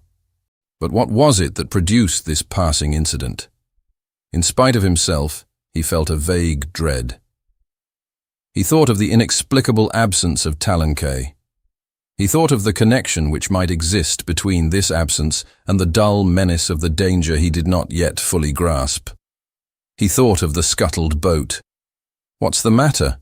Aurélie asked. "You seem absent-minded." "The fact is, I'm beginning to believe that we are wasting our time here," he said. "Since your grandfather's friend is not coming, we had better go to him. The interview can take place quite as well at his house at JOUVENCE." "But how are we to go? The boat seems useless." "There is a road to the right, very difficult for a woman, but all the same practicable. Only you will have to let yourself be carried." "Why shouldn't I walk too?" "What point is there in your getting wet? It's just as well that I should be the only one to get into the water." He made this suggestion without any afterthought. But he saw that she was blushing. The idea of being carried by him, as she had been carried along the Beaucourt road, must be hateful to her. They were silent, both of them embarrassed. Then the girl, who was standing on the edge of the lake, bent down and plunged her hand into it. "No, no, I couldn't stand this icy water. I really couldn't," she said. She went back into the grotto and he followed her. A quarter of an hour passed, and to Ralph it seemed a long quarter of an hour indeed. At last he said, "We ought to be going. The situation is becoming dangerous." She followed him out of the grotto, but at the moment she mounted his back, there came the whine of a bullet and the shower of splinters from the face of the cliff. The report of the rifle rang. She dropped from his back. A second bullet whined and struck the cliff. He picked her up, carried her into the grotto, sat her down, and sprang out of it as if he were dashing to the assault. "Ralph! Ralph! I forbid you! They'll kill you!" she cried, following him. He caught her up again and forced her back into the grotto. But this time she did not let go of him, but clung to and held him back. "Stay here, please," she cried. "No, no, you're wrong. I must act." "I won't have it. I won't have it," she cried. She held him with trembling hands, and she, who had been so frightened of being carried by him a few moments before, held him clasped to her with a grip there was no loosening. "Don't be frightened," he said quickly. "I'm not frightened," she said. "But we must remain together. The same danger threatens us. Let's stick to one another." "I won't leave you," said Ralph. "You're right." He put his head out of the door to take a look round. A third bullet shattered one of the tiles of the roof. So they were besieged, compelled to stay where they were. 2 marksmen armed with long-range rifles prevented any attempt to get away. Ralph had time to learn the position of these marksmen from 2 little clouds of smoke which were rising at a distance. Posted a little way from one another on the cliff on the right, they were about 250 yards away.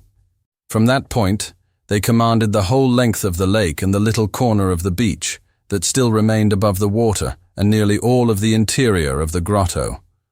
All of it, except a recess on the right, in which they were huddled, and the very back of it where were the 2 stones which served as a fireplace, which was hidden by the slope of the roof, was open to their fire. By a violent effort, Ralph forced himself to laugh. "This is funny," he said. His laughter seemed so spontaneous that it quieted Aurélie.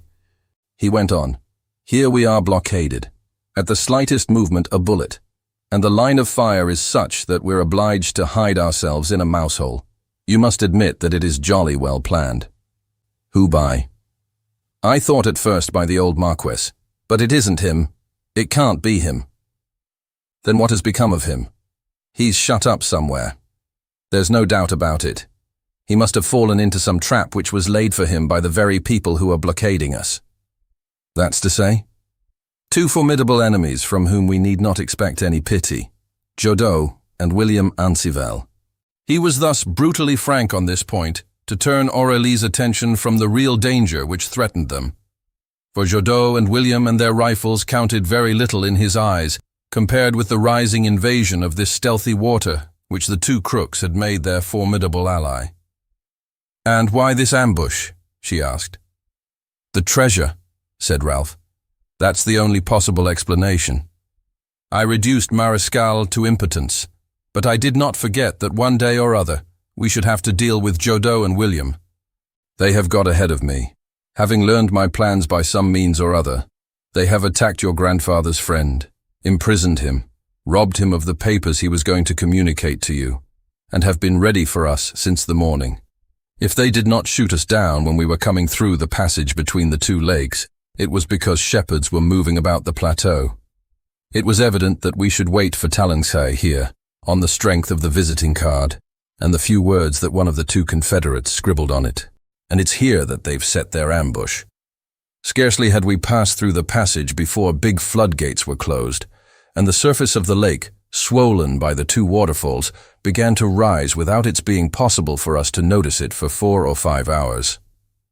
But by then the shepherds would have returned to the village, and the lake become the most lonely and admirable of rifle ranges. The boat being scuttled, the bullets prevent any sortie of the besieged, and it is impossible for them to take flight. That's how Ralph de Limézy has let himself be caught like a common mariscal. He said this in the chaffing tone of a man who is the first to laugh at a trick that has been played him. Aurélie almost wanted to laugh. He lit a cigarette and held out the burning match. 2 reports from the plateau, then immediately a third and a fourth. But the bullets missed. The flood, however, was rising quickly. The beach was quite covered, and little waves were now flowing over its flat surface and lapping against the entrance of the grotto. "We shall be more comfortable on the 2 stones of the fireplace," said Ralph. They sprang across the grotto and reached them without drawing fire. Ralph lifted the girl into the hammock, which, hanging high, was hidden by the tiled roof. Then he made a dash at the table, caught up in a napkin all that was left of their lunch, leaped back and set it on the shelf beside the drawing materials. 2 rifles rang out. "Too late," he said. "We've nothing more to fear. A little patience, and we shall go quietly away. My idea is to rest and have a meal, and by that time it will be dark. As soon as it is dark, I will carry you on my shoulder to the path up the cliff. The strong point of our adversaries is that the daylight enables them to blockade us. Darkness means safety." "Yes, but the water will be rising," said Aurélie, and it will be an hour before it's dark enough to start." "Well, what of it? Instead of getting my feet wet, I shall get wet to the waist," said Ralph. It sounded very simple, but he was quite aware of the flaws in his plan. In the first place, the sun had scarcely disappeared behind the summit of the mountains, and that meant another hour and a half or 2 hours of daylight. Moreover, the enemy would draw nearer, little by little, and post themselves at the top of the path. And how was he, hampered by the girl, to force a passage? Aurélie was doubtful, asking herself what she was to believe. In spite of herself, her eyes were fixed on marks in the wall, which enabled her to follow the rising of the water. But Ralph's coolness was uncommonly impressive. "You will save us. I'm sure of it," she murmured. "Presently," he said airily. "You trust me?" "Yes, I trust you. You told me one day, do you remember? When you were reading the lines on my hand, that I was to beware of danger from water. Your prediction is being accomplished, and yet I am not at all afraid, for you can do anything. You work miracles." "Miracles," said Ralph, still maintaining his efforts to reassure her by speaking lightly. "No, not miracles. I merely reason, and then act as the occasion demands. Because I never questioned you about your childish memories, and nevertheless brought you here to the very scene you saw so long ago, you think me a kind of sorcerer. You're wrong. It was all a matter of reasoning and thought. Yet I had no more precise information than the rest of them. Jodot and his confederates knew the bottle as well as I did, and like me read the formula inscribed under the name of Eau de Jouvence. What information did they get from it? None. But I made inquiries, and I saw that nearly the whole of the formula was a reproduction, with the exception of one line of the analysis of the springs of Royat, one of the principal hot bath establishments of Auvergne. I looked at the map of Auvergne, and on it I find the village and lake of JOUVENCE, Jouvence, an obvious contraction of the Latin word juventia, which means jouvence. I knew where I was. After an hour's gossip at Jouvence, I learned that old Monsieur de Talonquet, the Marquis of Carabas of this part of the world, must be at the very heart of the business, and approached him as your envoy.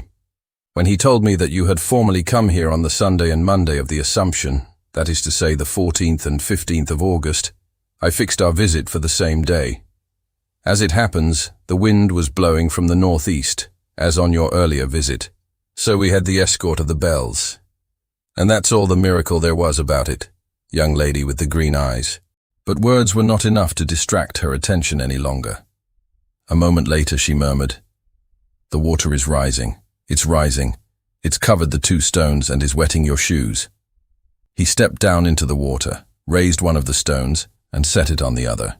Thus elevated, he rested his elbow against the rope of the hammock, and with untroubled mien began to talk again, for he feared the effect of silence on the girl.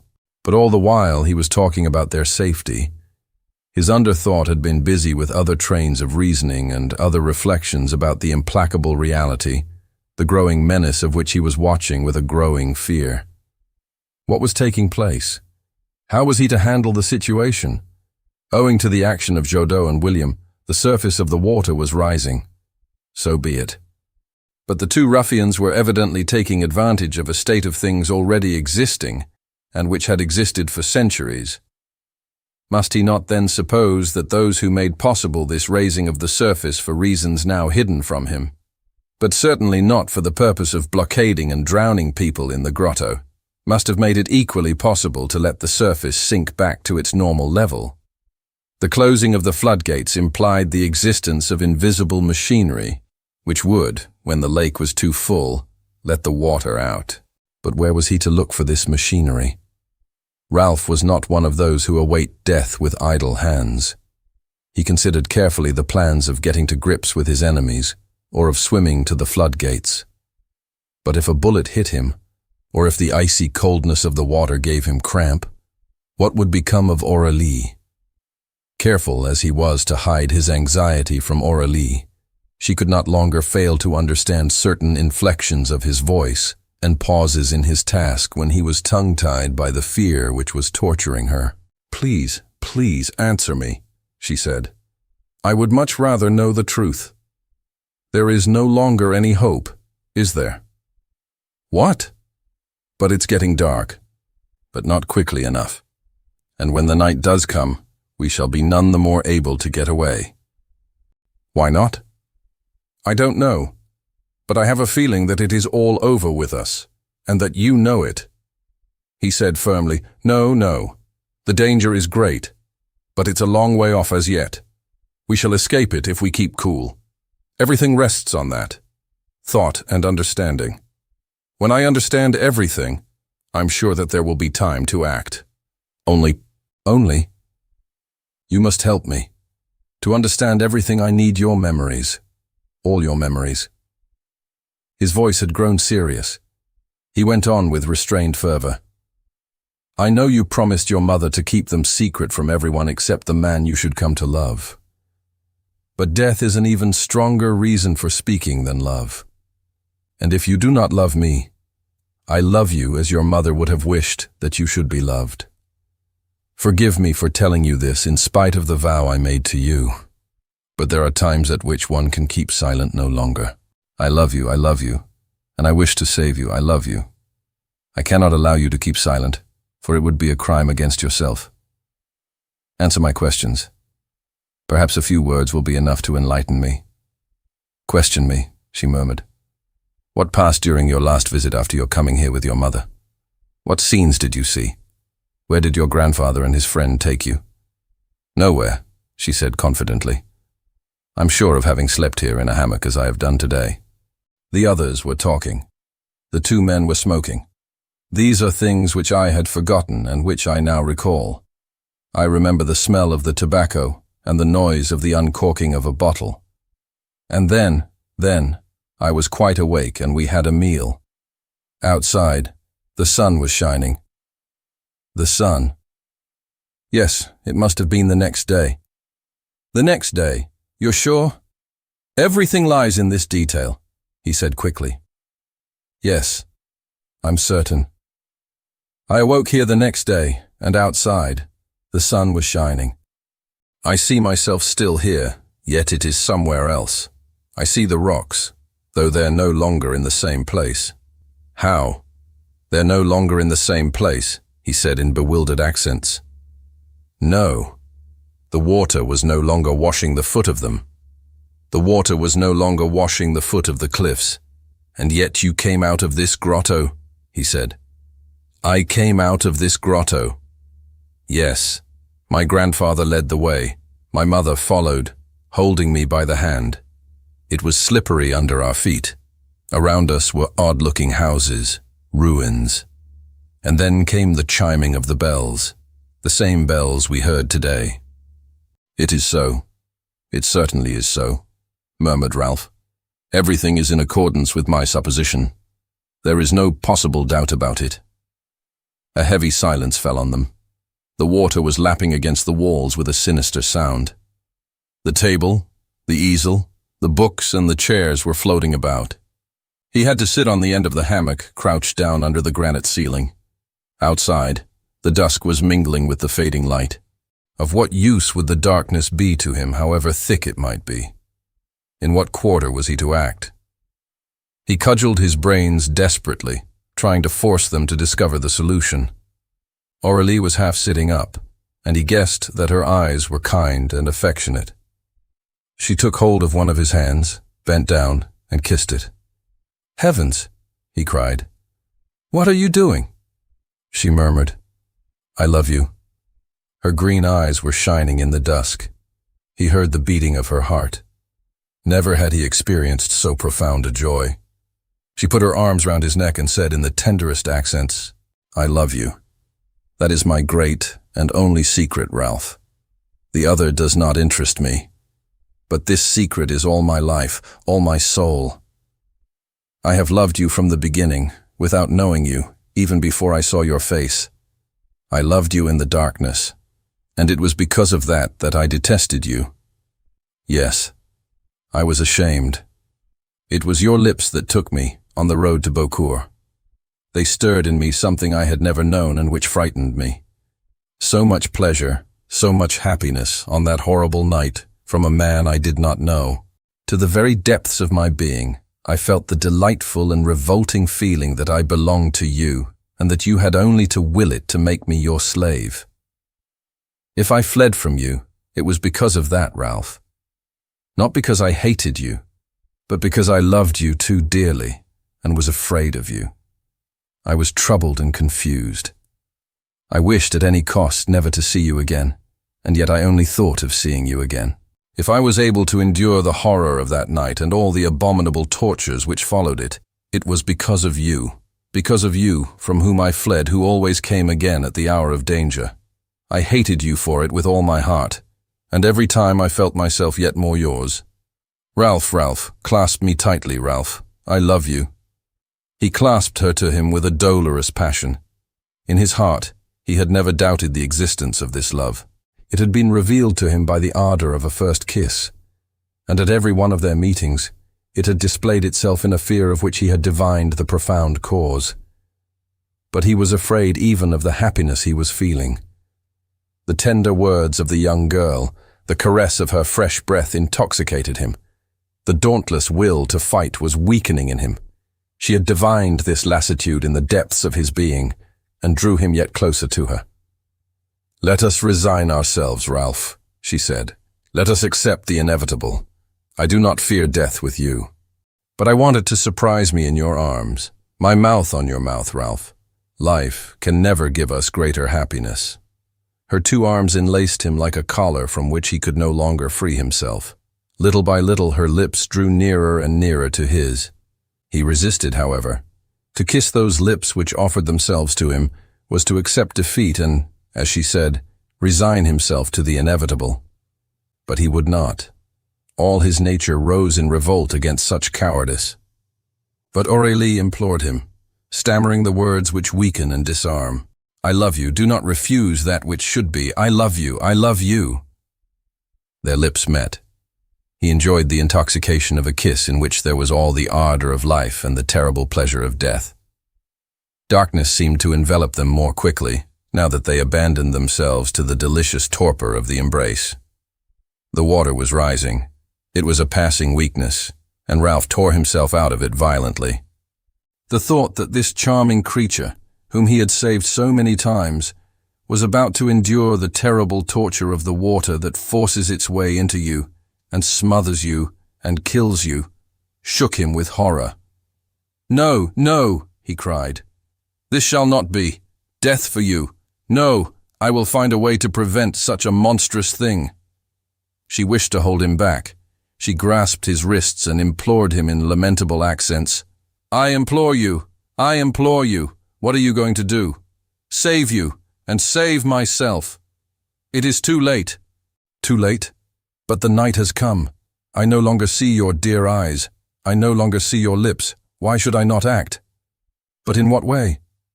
"How do I know? The essential thing is to act. Moreover, I do know certain facts. There must necessarily be means of neutralizing at a given moment the action of the closed floodgates. There must be sluices which let the water flow swiftly away. I must find them." Aurélie did not listen to him. She groaned. "I implore you not to leave me alone in this dreadful darkness. I'm afraid, Ralph." "No.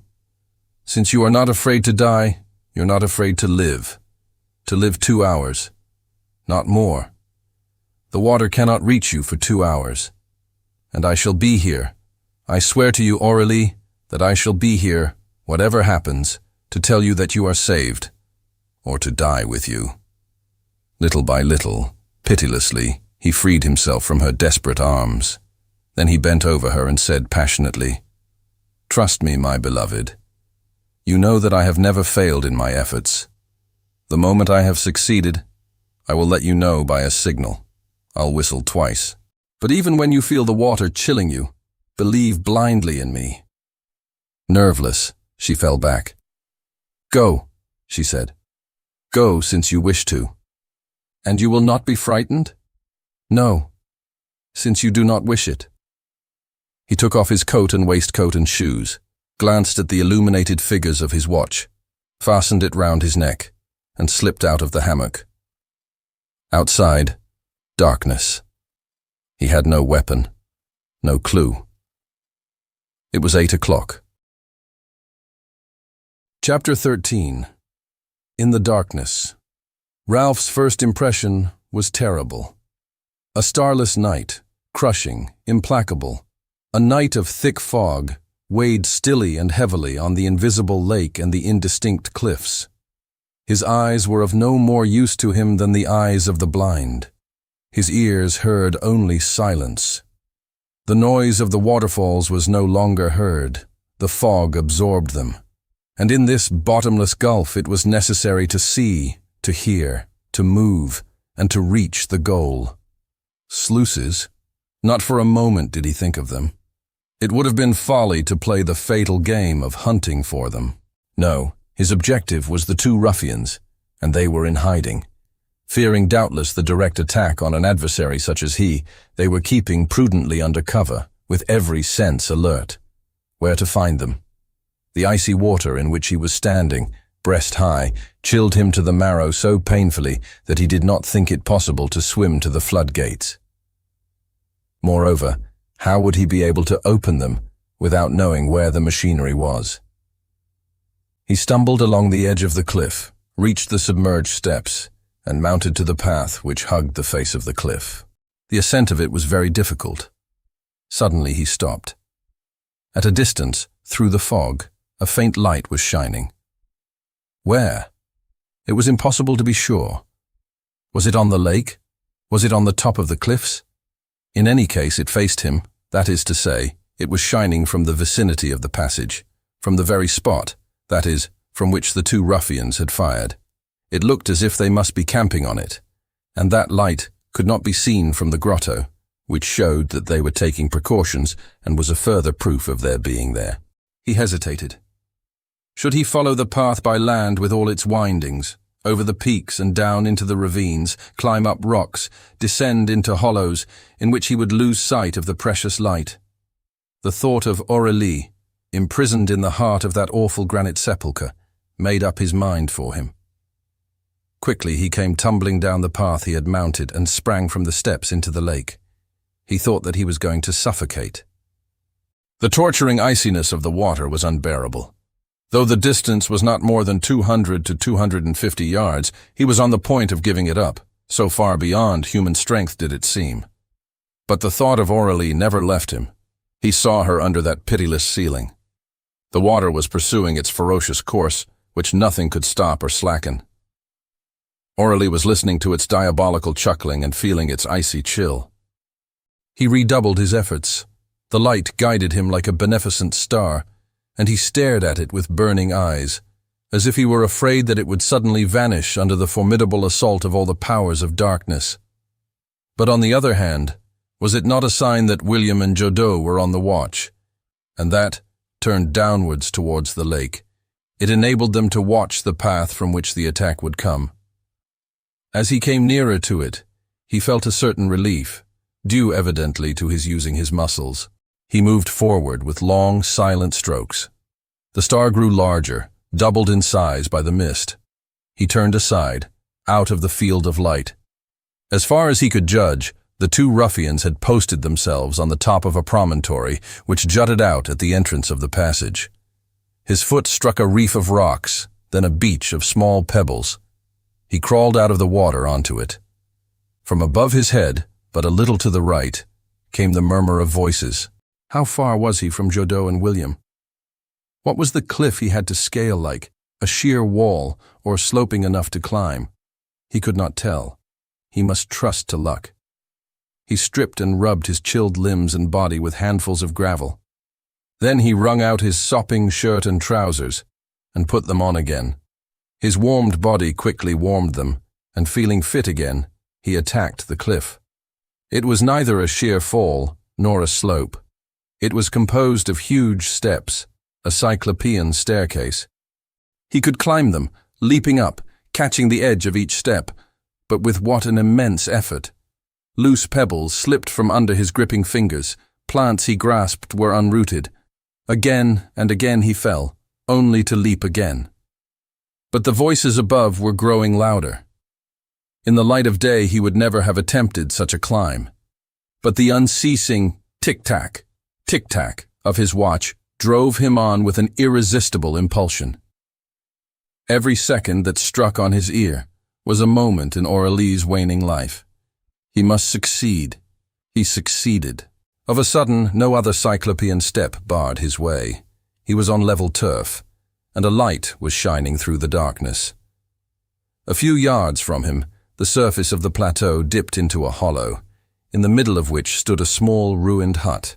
From a branch of the tree which towered above it hung a lantern. On the opposite edge of the hollow, two men lay at full length on their bellies on the turf with their backs to him.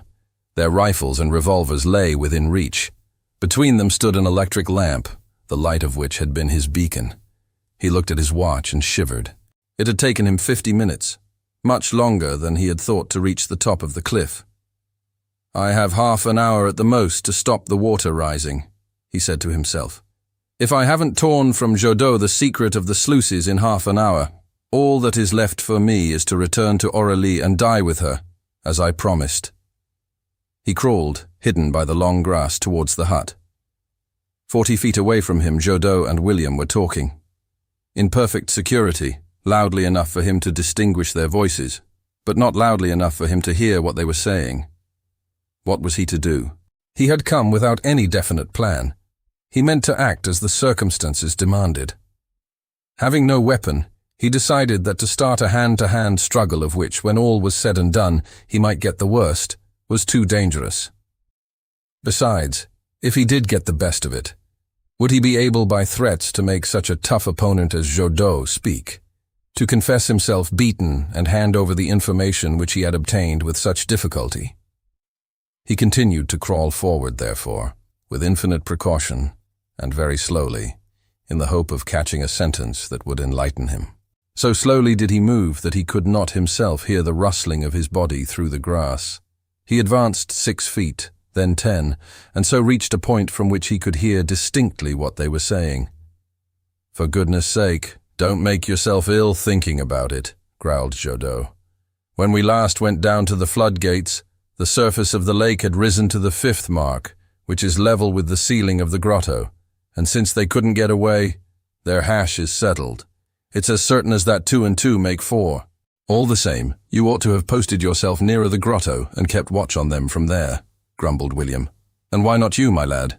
Me, with my arm still stiff. It's just about as much as I can do to fire my rifle." "And then you're afraid of the beggar," sneered Jodeau. "And so are you," retorted William. "I don't say I'm not. I preferred to use my rifle and the dodge of flooding the grotto, since we'd got old Talenkay's papers." "I wish you wouldn't talk about him," snapped William. He spoke in a shaky voice, and Jodeau chuckled. "Cowardly dog," he sneered again. "Just you bear in mind that when I came back from hospital, my mother said, 'All right, you know where this devilish fellow, this poisonous Limézy, has hidden Aurélie, and you declare that if you watch him, he'll lead you to the treasure.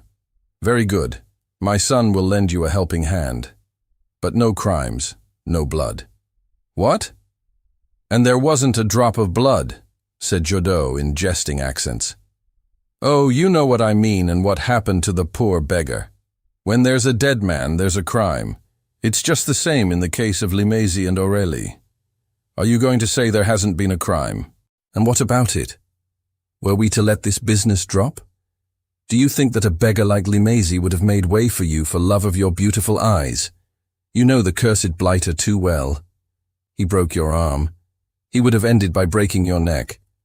It was him, or us, and we had to choose. But Aurélie? The two of them were one. There was no way of getting at the one without getting at the other. The unfortunate girl. Well, do you want the treasure or don't you? You're not going to get it by just smoking your pipe, not a treasure like this. All the same. Have you, or haven't you seen the Marquis's will? Exclaimed Jodeau impatiently. Aurélie inherits the whole of the JOUVENCE estate. What did you think of doing then? Marry her, perhaps. It takes 2 people to make a marriage, my lad. And I've an idea that that fine fellow, William, wouldn't have been one of them. Well, this is what is going to happen, my lad.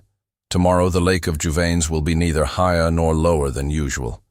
The day after, and no sooner, since the Marquess has forbidden them to come onto the plateau, the shepherds will return. They will find the Marquess killed by a fall into a ravine, and nobody will suspect that anyone lent him a helping hand to lose his balance. Then no heir is found, since he has no relations, and no will, since I've got it. Consequently, the estate becomes the property of the Republic. 6 months later, it is sold. We buy it. "And where do we get the money?" said William doubtfully. "We shall easily find it in 6 months," said Jodot in sinister accents. "Besides, what's the estate worth to anyone who does not know the secret? And suppose a prosecution is started. Who's going to be prosecuted? Ourselves. What for? This business of Limézy and Aurélie. Limézy, Aurélie, drowned, vanished, impossible to find. They'll be found in the grotto. They will not. We'll go round tomorrow morning, tie a couple of big stones to their legs and drop them in the lake. And Limézy's car? We'll drive away in it as soon as we've sunk the bodies, and no one will ever know that they came here. Everyone will think that the girl has been carried off from the sanatorium by her lover and that they're traveling about the country. That's my plan. What do you think of it?" "Excellent, you old blackguard," said a voice close to them, "but there's one great drawback to it." They turned their heads with a start of terror. A man was squatting on the turf in Oriental fashion a few feet away on their left. "A great drawback," the man repeated. "All this fine plan depends on deeds done.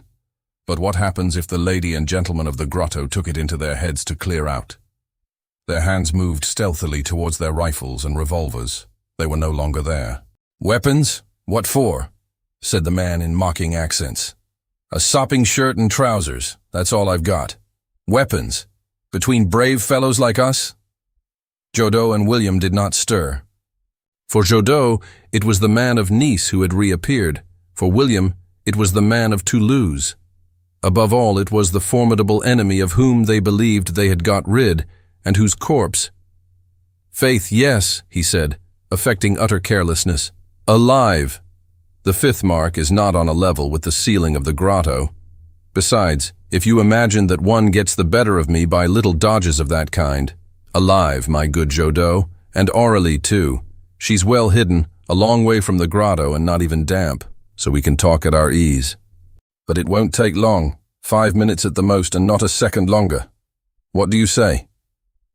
Jodot was silent, stupefied and terror-stricken. Ralph looked at his watch and calmly and carelessly, without a sign that his heart was constricted by an indescribable anguish, he went on. "That's where you stand. Your plan is useless. As long as Aurélie is not dead, she inherits, and there's no sale of the estate. If you murder her and there is a sale, I am still here and I buy it. You must kill me too, and it can't be done, invulnerable, you know. So you're sold. There's only one way out of it." He paused. Jodot bent forward. "There was a way out of it, then?" "Yes, there's one way out of it," said Ralph again. "To come to an understanding with me. Would you like to?" Jodot did not answer. He was crouching 10 feet away from Ralph, and his blazing eyes were fixed on him in a feverish glare. "You don't answer, but I see that your eyes are blazing like a wild beast's. Do you think I make you an offer because I need you? I never need anyone. But for the last 15 or 18 years you have been pursuing an object and were on the point of attaining it, which gives you certain rights. Rights which you made up your mind to defend by any and every means, murder included. These rights I'm willing to buy from you, for I don't want to be bothered, and I don't want Aurélie bothered either. One day or other you'd find a way of doing us a bad turn, and I don't want it. How much do you want?" Jodot appeared to relax a little. He growled, "What's your offer?" "It's this," said Ralph. "As you know, it isn't a matter of a treasure of which everyone can take his share, but a business proposition which will take a lot of developing, and the profits." "Will be considerable," said Jodot. "I agree, and my offer is based on that fact. 5,000 francs a month." The ruffian started, dazzled by such a figure. "For both of us," he gasped. 5,000 for you, 2,000 for William." William could not contain himself. He almost shouted, "I accept. And you, Jodot?" "Perhaps. I must have a guarantee. And something in advance." "How will a quarter's advance suit you? I'll meet you at 3 tomorrow in Jonda Square at Clermont-Ferrand and give you a check." "Yes, that's all very well," said the distrustful Jodot. "But I've got no assurance that tomorrow Baron de Limézy won't have me arrested." "That won't happen because they'd arrest me at the same time." "You?" "Rather. And it would be a more important capture than you suppose." "Who are you?" "Arsène Lupin." The name had an immense effect on Jodot. He understood now why all his plans had come to grief and the sway this man exercised over him. Ralph went on. "Arsène Lupin, wanted by all the police in the world for more than 500 robberies, found guilty more than 100 times. We were born to understand one another. I hold you, but you hold me, and you accept my terms, I am sure. I could have knocked you on the head just now. But no, I would sooner come to an agreement with you. Besides, I shall employ you if I get the chance. You have your faults, but you have great qualities. For example, the way you traced me to Clermont-Ferrand was a real exploit, for I don't yet understand how you did it." "You have my word then, and the word of Lupin is as good as gold. Is it settled?" Jodot consulted with William in a low voice and replied, "Yes, we agree. What is it you want?" "Me? I don't want anything, old chap," said Ralph carelessly. "I'm a man who is seeking for peace, and pays the necessary price for it. We become partners. That's the real truth. If you wish to invest anything in the partnership after today, it's just as you like. You have documents." "Lots of them. The instructions of the Marquis with regard to the lake." "That's clear enough, since you were able to shut the floodgates.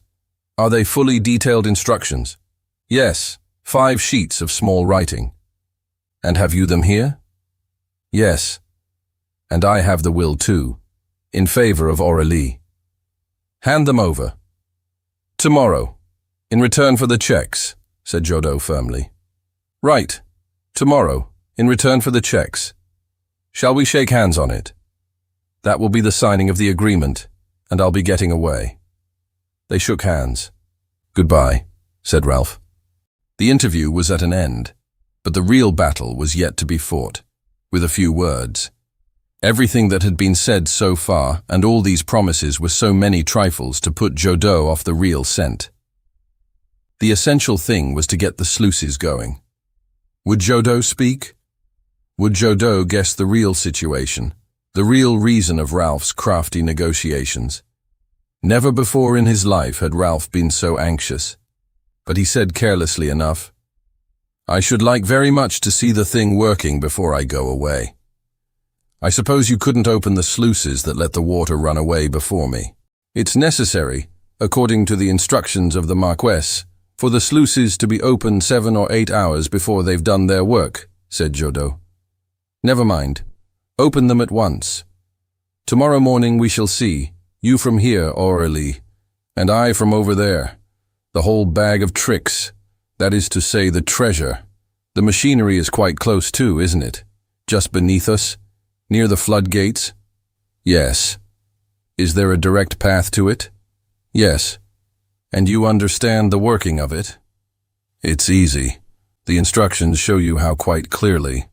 "Let's go down," Ralph suggested. "I'll give you a helping hand." Jodot rose and took the electric lamp. He had not smelled the trap. William followed him. As they passed, they saw the rifles which Ralph had drawn towards him at the beginning and pushed a little further away. Jodot slung one of them from his shoulder, William the other. Ralph took the lantern hanging from the bow and followed on the heels of the 2 ruffians. "This time I'm bringing it off," he said to himself, with a lightness of spirit which must have shown in his face. "A few more convulsions, perhaps. But the main battle is won." They went down the cliff. At the edge of the lake, Jodot moved along a sandy and gravelly beach at the foot of the cliff, went round a rock which hid a fairly deep cave at the mouth of which a boat was moored, dropped on his knees, removed some big stones, and uncovered 4 levers in a line at the end of 4 chains, which ran into earthenware pipes. "Here it is, quite close to the machinery of the floodgates," he said. The chains raise the slabs, which close the sluices at the bottom of the lake. He pulled up one of the levers. Ralph pulled up another, and felt quite plainly that the chain grew taut and raised the slab that closed the sluice. The other two levers seemed to work no less successfully. There came from some distance away the sound of a sudden ebullition in the waters of the lake. The hand of Ralph's watch pointed to 9:20. Aurélie was saved. "Lend me your rifle," said Ralph. "Or rather fire it yourself. A couple of shots." "Whatever for?" said Jodo in some surprise. "It's a signal." "A signal?" "Yes. I left Aurélie in the cave, which was nearly full of water, and you can imagine how frightened she must be. When I left her, I promised to let her know by firing a rifle twice that she had nothing to fear." Jodo was stupefied. The audacity of Ralph, this frank admission of the danger which Aurélie was still running, astounded him, and at the same time increased in his eyes the prestige of his late adversary. Not for a second did he think of taking advantage of the situation. The two reports of the rifle rang out among the rocks and cliffs. "Hang it all, you are a leader, you are," said Jodo. "You're one to obey without asking any questions.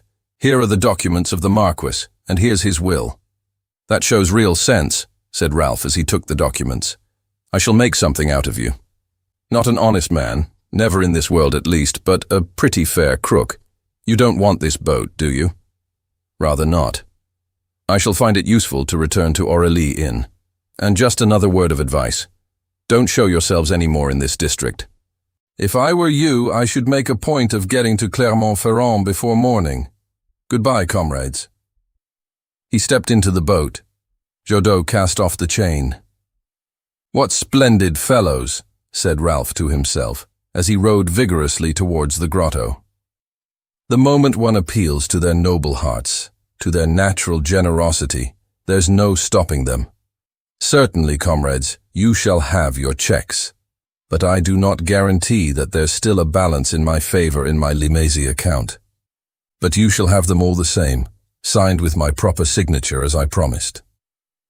He made nothing of the 250 yards after an expedition so fruitful of results. He was at the grotto in a few minutes. He went straight into it, with the lantern in the bow. "Victory!" he exclaimed. "You heard my signal! Victory!" A cheerful light filled the small retreat in which they had so nearly met their death. The hammock stretched from wall to wall. Aurélie was sleeping peacefully in it, trusting to the promise of her friend, convinced that nothing was impossible to him, freed from her anguish at her danger and from the jaws of that death she had so desired. She had succumbed to her weariness. Perhaps, too, she had heard the noise of the two reports. In any case, the noise he made did not awaken her. When she opened her eyes next morning, she saw surprising things in the grotto in which the light of day mingled with the light of the lantern. The water had flowed away. In the bottom of a boat resting against the wall, Ralph, dressed in a shepherd's overcoat and linen trousers, which he must have taken from the heap of clothes of the old Marquis on the shelf, was sleeping as deeply as she had slept herself. For a long while she gazed at him with loving eyes, in which there also shone a restrained curiosity. Who was this extraordinary being, whose will opposed the decrees of destiny, and whose acts assumed the very appearance of miracles? She had heard without any distress. What did it matter to her? Marescal's accusation and the name of Arsène Lupin the commissary had snarled at him. Was she to believe that Ralph was no other than Arsène Lupin? "Who are you?" "You whom I love more than my life?" she thought. "Who are you? You who unceasingly save me as if it were your only mission. Who are you?" The blue bird. Ralph awoke, and the unspoken question of Aurélie was so clear that he answered without hesitation. The blue bird charged with the task of bringing happiness to good and trusting little girls, to defend them against ogres and wicked fairies, and to conduct them to their kingdom. "Have I then a kingdom, dearest?" "Yes. At the age of 6, you made a progress through it. Today it belongs to you by the will of the old Marquis. Quick, Ralph, quick. Let me see it. Or rather, let me see it again. First of all, "Let's have some food," he said. "I'm dying of hunger. Besides, the visit to your kingdom will not last long, and it must not last long. That which has been hidden for centuries must not be revealed definitely in the light of day, till you shall be mistress of your kingdom." As was her custom, she asked no questions about the way in which he had acted. What had become of Jodo and William? Had he any news of the Marquis of Talencay? She preferred to know nothing and let him guide her. A minute later they came out of the grotto together, and Aurélie, once more overwhelmed by emotion, rested her head against Ralph's arm and murmured, "That's really it, Ralph. That is just what I saw so long ago, on the second day with my mother." Chapter 14. The Spring of JOUVENCE. Strange spectacle. Below them, in a deep arena from which the water had retired, over all the ground in the circle of cliffs were the ruins of monuments and temples, still standing, but with truncated columns, dislocated steps, scattered arches, roofless, without pediments or cornices, a forest decapitated by lightning, but a forest the dead trees of which held still all the nobility and all the beauty of ardent life. Through the whole of it ran the Roman road, a triumphal road, bordered with broken statues, framed by symmetrical temples. It passed between the pillars of demolished arches and came up the bank to the grotto in which they offered their sacrifices. All of it was still dripping, shining, covered in places by a cloak of ooze, and fragments of marble or gold sparkled in the sun. On the right and on the left wound two long silver ribbons. They were the waterfalls which had once more found the bed of their stone canals and poured their waters along them. "The Forum," said Ralph, who was a trifle pale and whose voice betrayed the emotion with which the sight filled him. "The Forum, almost of the same dimensions and the same shape. The papers of the old Marquis contain a plan and explanations of it which I studied last night. The town of JOUVENCE was under the big lake. Under this one were the hot baths and the temples consecrated to the gods of health and strength, all ranged round the Temple of Youth, of which you see the circular colonnade." With an arm round Aurélie's waist, to help her over the slippery ground, he led her down the sacred way. The great slabs were slippery under their feet. Moss and water plants and small pebbles covered their surface. Here and there among the pebbles were pieces of money. Ralph picked up two of them. They were stamped with the effigy of Constantine. They stopped before a small temple dedicated to youth. What remained of it was delightful, and there was enough to enable the imagination to reconstruct an admirably proportioned rotunda raised upon several steps. Under it was the basin of a fountain, held up by four plump and sturdy children, from the middle of which must have risen the statue of youth. Only two of them were still to be seen, charming, gracious, dipping their feet in the basin, from which in days gone by four of them hurled jets of water into the air. Large pipes of lead, doubtless hidden when the city flourished, appeared to come from a spot in the cliff, where was the spring which supplied the fountain. To the end of one of them, a tap had been recently soldered.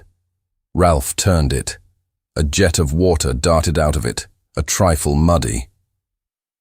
"L'eau de Jouvence," said Ralph. "This is the water that was in the bottle they took from the deathbed of your grandfather. The analysis of it was written on the label of that bottle." For 2 hours they strolled about this fabulous city.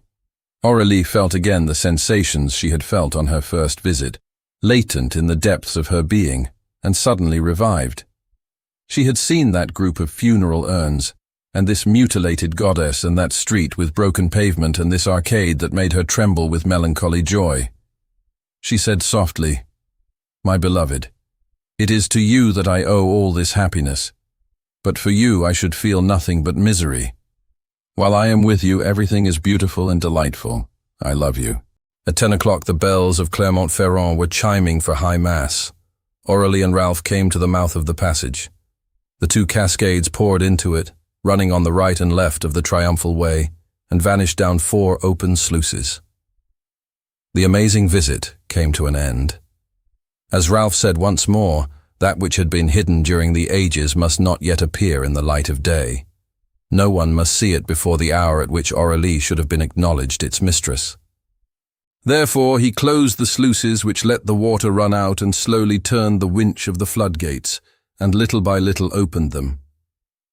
Forthwith the water began to accumulate in the confined area, the big lake pouring in a broad sheet of water, the two cascades rearing above their stone beds. Then they ascended the cliff by the path down which Ralph had come the night before with the two crooks, and stopping halfway, they saw the water rising quickly in the little lake, flowing round the bases of the temple, and rising quickly towards the magic spring. "Yes, magic," said Ralph. That was the word the old Marquis used. In addition to the constituents of the springs at Royat, it contains, according to him, principles of energy and strength, principles springing from an astonishing radioactivity of an almost incredible power. Rich Romans of the 3rd and 4th centuries came to rejuvenate themselves at this spring, and it was the last proconsul of the province of Gaul who, after the death of Theodosius and the fall of the empire, decided to hide it from the eyes of the invading barbarians and protect against their enterprises the marvels of JOUVENCE. Among many others, a secret inscription bears witness to it. By the will of Fabius Arala, proconsul, in order to protect them from the Scythians and the Borusi, the waters of the lake have covered the gods whom I loved, and the temples in which I worshipped them. 15 centuries since that day. 15 centuries during which these masterpieces in stone and marble have been worn away. 15 centuries which might have been followed by 100 more in which the destruction of these memorials of a glorious past would have been completed.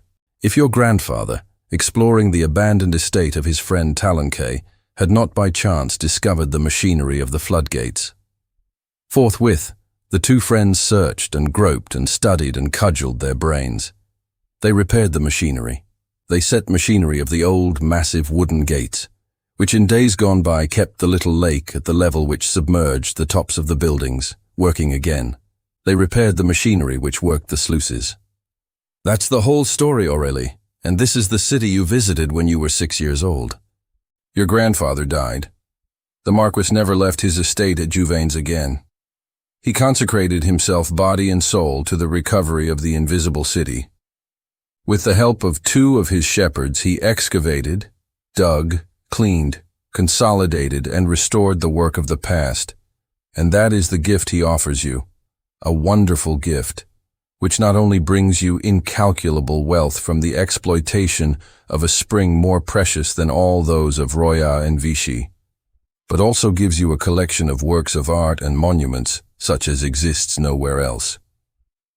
Ralph's enthusiasm knew no bounds. It was sustained for more than an hour, during which he expressed all the exultation with which this affair of the drowned city filled him. Hand in hand they watched the rising water and the sinking columns and statues. Aurélie, however, kept silent. At last, astonished to feel that they were no longer enjoying a complete communion of thought, he asked her the reason of it. She did not answer at once, but presently she said, "You don't know yet what has become of the Marquis of Talancay, do you?" "No," said Ralph, not wishing to spoil the girl's happiness. "I expect that he remained at home, in the village, out of sorts perhaps, always supposing that he has not forgotten the appointment." It was a poor excuse, and Aurélie did not appear satisfied by it. He guessed that, after all the emotion she had felt and all the anguish from which he had freed her, she was thinking of the things which still remained obscure, and that she was still troubled by not understanding them. "Let's be going," she said. They climbed up to the ruined hut where the 2 crooks had encamped the night before. Ralph proposed to go from it to the high wall through which the shepherds had driven their flocks. As they came round a rock near it, she drew Ralph's attention to a good-sized bundle, a canvas sack resting on the edge of the cliff. "It looks as if it moved," she said. Ralph glanced at it, told her to stay where she was, and ran to it. An idea had suddenly struck him. On reaching the edge of the cliff, he seized the sack and thrust his hand into it. Out of it, he drew the head and then the body of a child. At once, he recognized Jodo's little confederate, the boy whom the crook carried with him like a ferret, and set hunting in cellars and through gratings and palings. The child was half asleep. Ralph, furious, suddenly solved the problem which had so puzzled him. He shook the child and said, "You little blighter! You followed us from the Rue de Courcelles. What? Jodot managed to hide you on the luggage rack of my car, and you travelled like that to Clermont-Ferrand and sent him a postcard from there. Confess it, or I'll spank you." The child did not quite understand what was happening to him, and his vicious street urchin's pale face filled with fear. He muttered, "Yes, Tonton made me." "Tonton?" "Yes, Uncle Jodot." "And where's your uncle now?" "We went away last night, all three of us, and then came back." "And then?" "Then they went down below, when the water had gone, and hunted everywhere and gathered things." "Before me?" cried Ralph. "Yes, before you and the young lady. When you came out of the grotto, they hid themselves behind a wall down there, further off than the grotto. I saw everything from here where Tonton told me to wait for him." "And now where are they both?" "I don't know. It was hot and I went to sleep. I awoke for a little while and they were fighting." "Fighting?" said the astonished Ralph. "Yes, for something they'd found, something that shone like gold. I saw that they fell. Tonton gave William a jab with his knife, and then I don't know what happened exactly. I went to sleep again, perhaps. But it looked to me as if the wall fell and buried both of them." What are you telling me?" stammered the horrified Ralph. "Answer, where did this happen? At what time?" "When the bells began to ring, quite at the end. Look, there." The child bent over the cliff and looked astounded. "Oh," he said, "the water's come back." He thought for a moment, then began to cry and wailed. Then, if the water has come back, they weren't able to get away. So, Tonton—" Ralph cut him short, saying, "Be quiet." Aurélie stood before them with troubled face. She had heard it. Jodot and William, wounded, insensible, unable to stir or to call out, had been covered by the flood and smothered and drowned. The stones of the fallen wall lay upon their bodies. "It's terrible," she stammered. "What a punishment for those two men." The sobs of the child grew louder. Ralph gave him some money and a visiting card. Here's 100 francs. Go and take the train to Paris and go to this address. You'll be taken care of." The return journey was made in silence, and at the entrance of the sanatorium, Aurélie's goodbye was very grave. "Let us separate for some days," she said. "I will write to you." Ralph protested. "Separate? Those who love one another do not separate." "Those who love one another have nothing to fear from separation. Life always brings them together again," she replied. He yielded, sadly, for he felt that she was leaving him. A week later, in truth, he received this short letter. "My friend, I am overwhelmed. I have learnt by chance of the death of my stepfather Bregiac. Suicide, was it not? I know also that they found the Marquis de Talençay at the bottom of a ravine, into which he had fallen, they say, by accident. A crime, was it not? Murder. And then the terrible death of Jodot and William, and then so many deaths. Miss Bakersfield, and the two brothers, and long ago my grandfather. I am going away, Ralph. Do not try to learn where I am going. I do not know yet myself. I must think things over, consider my life, come to a decision. I love you, my friend. Wait and forgive me." Ralph did not wait. The distress of mind shown by this letter, the suffering she was enduring, his own suffering and anxiety, everything drove him to action and urged him to seek for her. His inquiries proved vain. He thought that she had taken refuge at Sainte-Marie. He did not find her there. He made inquiries in every quarter. He organized his friends to help him find her. His efforts were useless. In despair, fearing that some new enemy was tormenting her, he passed 2 really painful months. Then one day he received a telegram. She begged him to come to Brussels next day and fixed a meeting place in Comber Wood. Ralph's joy was boundless when he saw her arrive, smiling, at peace, wearing an air of infinite tenderness, her face clear of all painful memories. She held out her hand and said, "You forgive me, Ralph." They walked along side by side for a little way, as near to one another as if they had never parted. Then she said, "You told me, Ralph, that I had two opposing destinies which struggle with one another and hurt me. One is a destiny of good fortune and gaiety which is in accord with my true nature. The other is a destiny of violence, death, mourning, and catastrophe, a whole array of hostile forces which have persecuted me since I was a child, and strove to drag me into a gulf into which I should have fallen 10 times, if 10 times you had not saved me. So after the 2 days at JOUVENCE, and in spite of our love, Ralph, I was so cowardly that I had a horror of life. All that affair, which you considered marvelous and fairy-like, for me took on an aspect of darkness and hell. And isn't this right, Ralph? Think of all I have endured, and think of all I have seen. There is your kingdom, you said. I don't want it, Ralph. Between the past and me, I only want one bond. If I have hidden myself away for some weeks, it is because I had a confused feeling that I must escape from the grip of an affair of which I am the only survivor. After years, after centuries, it came to an end in me, and it is I who have the task of restoring to the light of day that which is hidden and benefiting by all its rarity and magnificence. I refuse. If I am the heir of its wealth and its splendors, I am also the heir of crimes and punishments of which I could not bear the weight. So, that the will of the Marquis, said Ralph, drawing the document from his pocket and handing it to her. She seized the will and tore it into fragments, which fluttered away in the wind. I tell you again, Ralph, it is at an end. I shall not take the affair up again. I am too frightened lest it should bring about once more other crimes and other punishments. I am not a heroine. What are you then? A woman who loves, Ralph, a woman who loves, and who has remade her life, remade it for love, and nothing but love. Lady with the green eyes, he said, it's a very serious thing to take a pledge like that.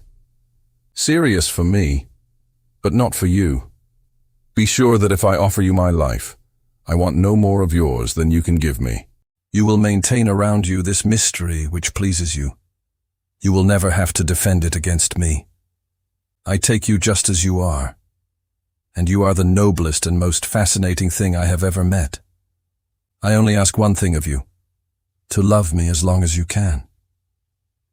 Forever, Aurélie. No, Ralph, you are not the man to love forever, nor even, alas, for very long. But however short a time it lasts, I shall have known such happiness that I shall have no right to complain, and I shall not complain. Till this evening, come to the Theatre Royal, you will find a box waiting for you there. They parted. That evening Ralph went to the Theatre Royal. They were playing La Vie de Bohème with a young singer newly engaged in the part of Mimi, Lucy Gautier. Lucy Gautier was Aurélie. Ralph understood. The independent life of an artist allows one to disregard certain conventions. Aurélie was free. When the play came to an end, amid what ovation, he made his way to the dressing room of the triumphant girl. The pretty fair head bent towards him, their lips met. So ended the strange and dreadful affair of JOUVENCE, which, for 15 years, was the cause of so many crimes and such anguish. Ralph endeavored to snatch the small confederate of Jodot from his evil ways. He handed him over to the care of the widow Ancivel. But William's mother, whom he had informed of the manner of her son's death, took to drink. The child, corrupted too early, could not rise from the depths. They were obliged to shut him up in a reformatory. He escaped from it, found the widow, and both of them went to the United States. As for Marescal, having learned his lesson, but still obsessed with his lady-killing ideas, he rose in rank. One day he asked for an interview with Monsieur Lenormand, the famous head of the detective police. At the end of the interview, Monsieur Lenormand came a little nearer to his inferior and said to him with a cigarette in his mouth, "Could you oblige me with a light?" And that in a tone which made Marescal tremble, He had instantly recognized Lupin. He recognized him again under other disguises, always mocking and with a winking eye. And every time he received point blank, that terrible, bitter, biting, unexpected little sentence, and so funny by reason of the effect it produced on him. "Could you oblige me with a light?" Ralph bought the estate of JOUVENCE. But out of deference to the girl with the green eyes, he would not divulge the marvelous secret. The lake of Jouvence and the fountain of Jouvence may be reckoned among the number of the accumulated marvels and fabulous treasures that France will inherit from Arsène Lupin. Thanks for watching. Please like the video and subscribe to the channel for more excellent content.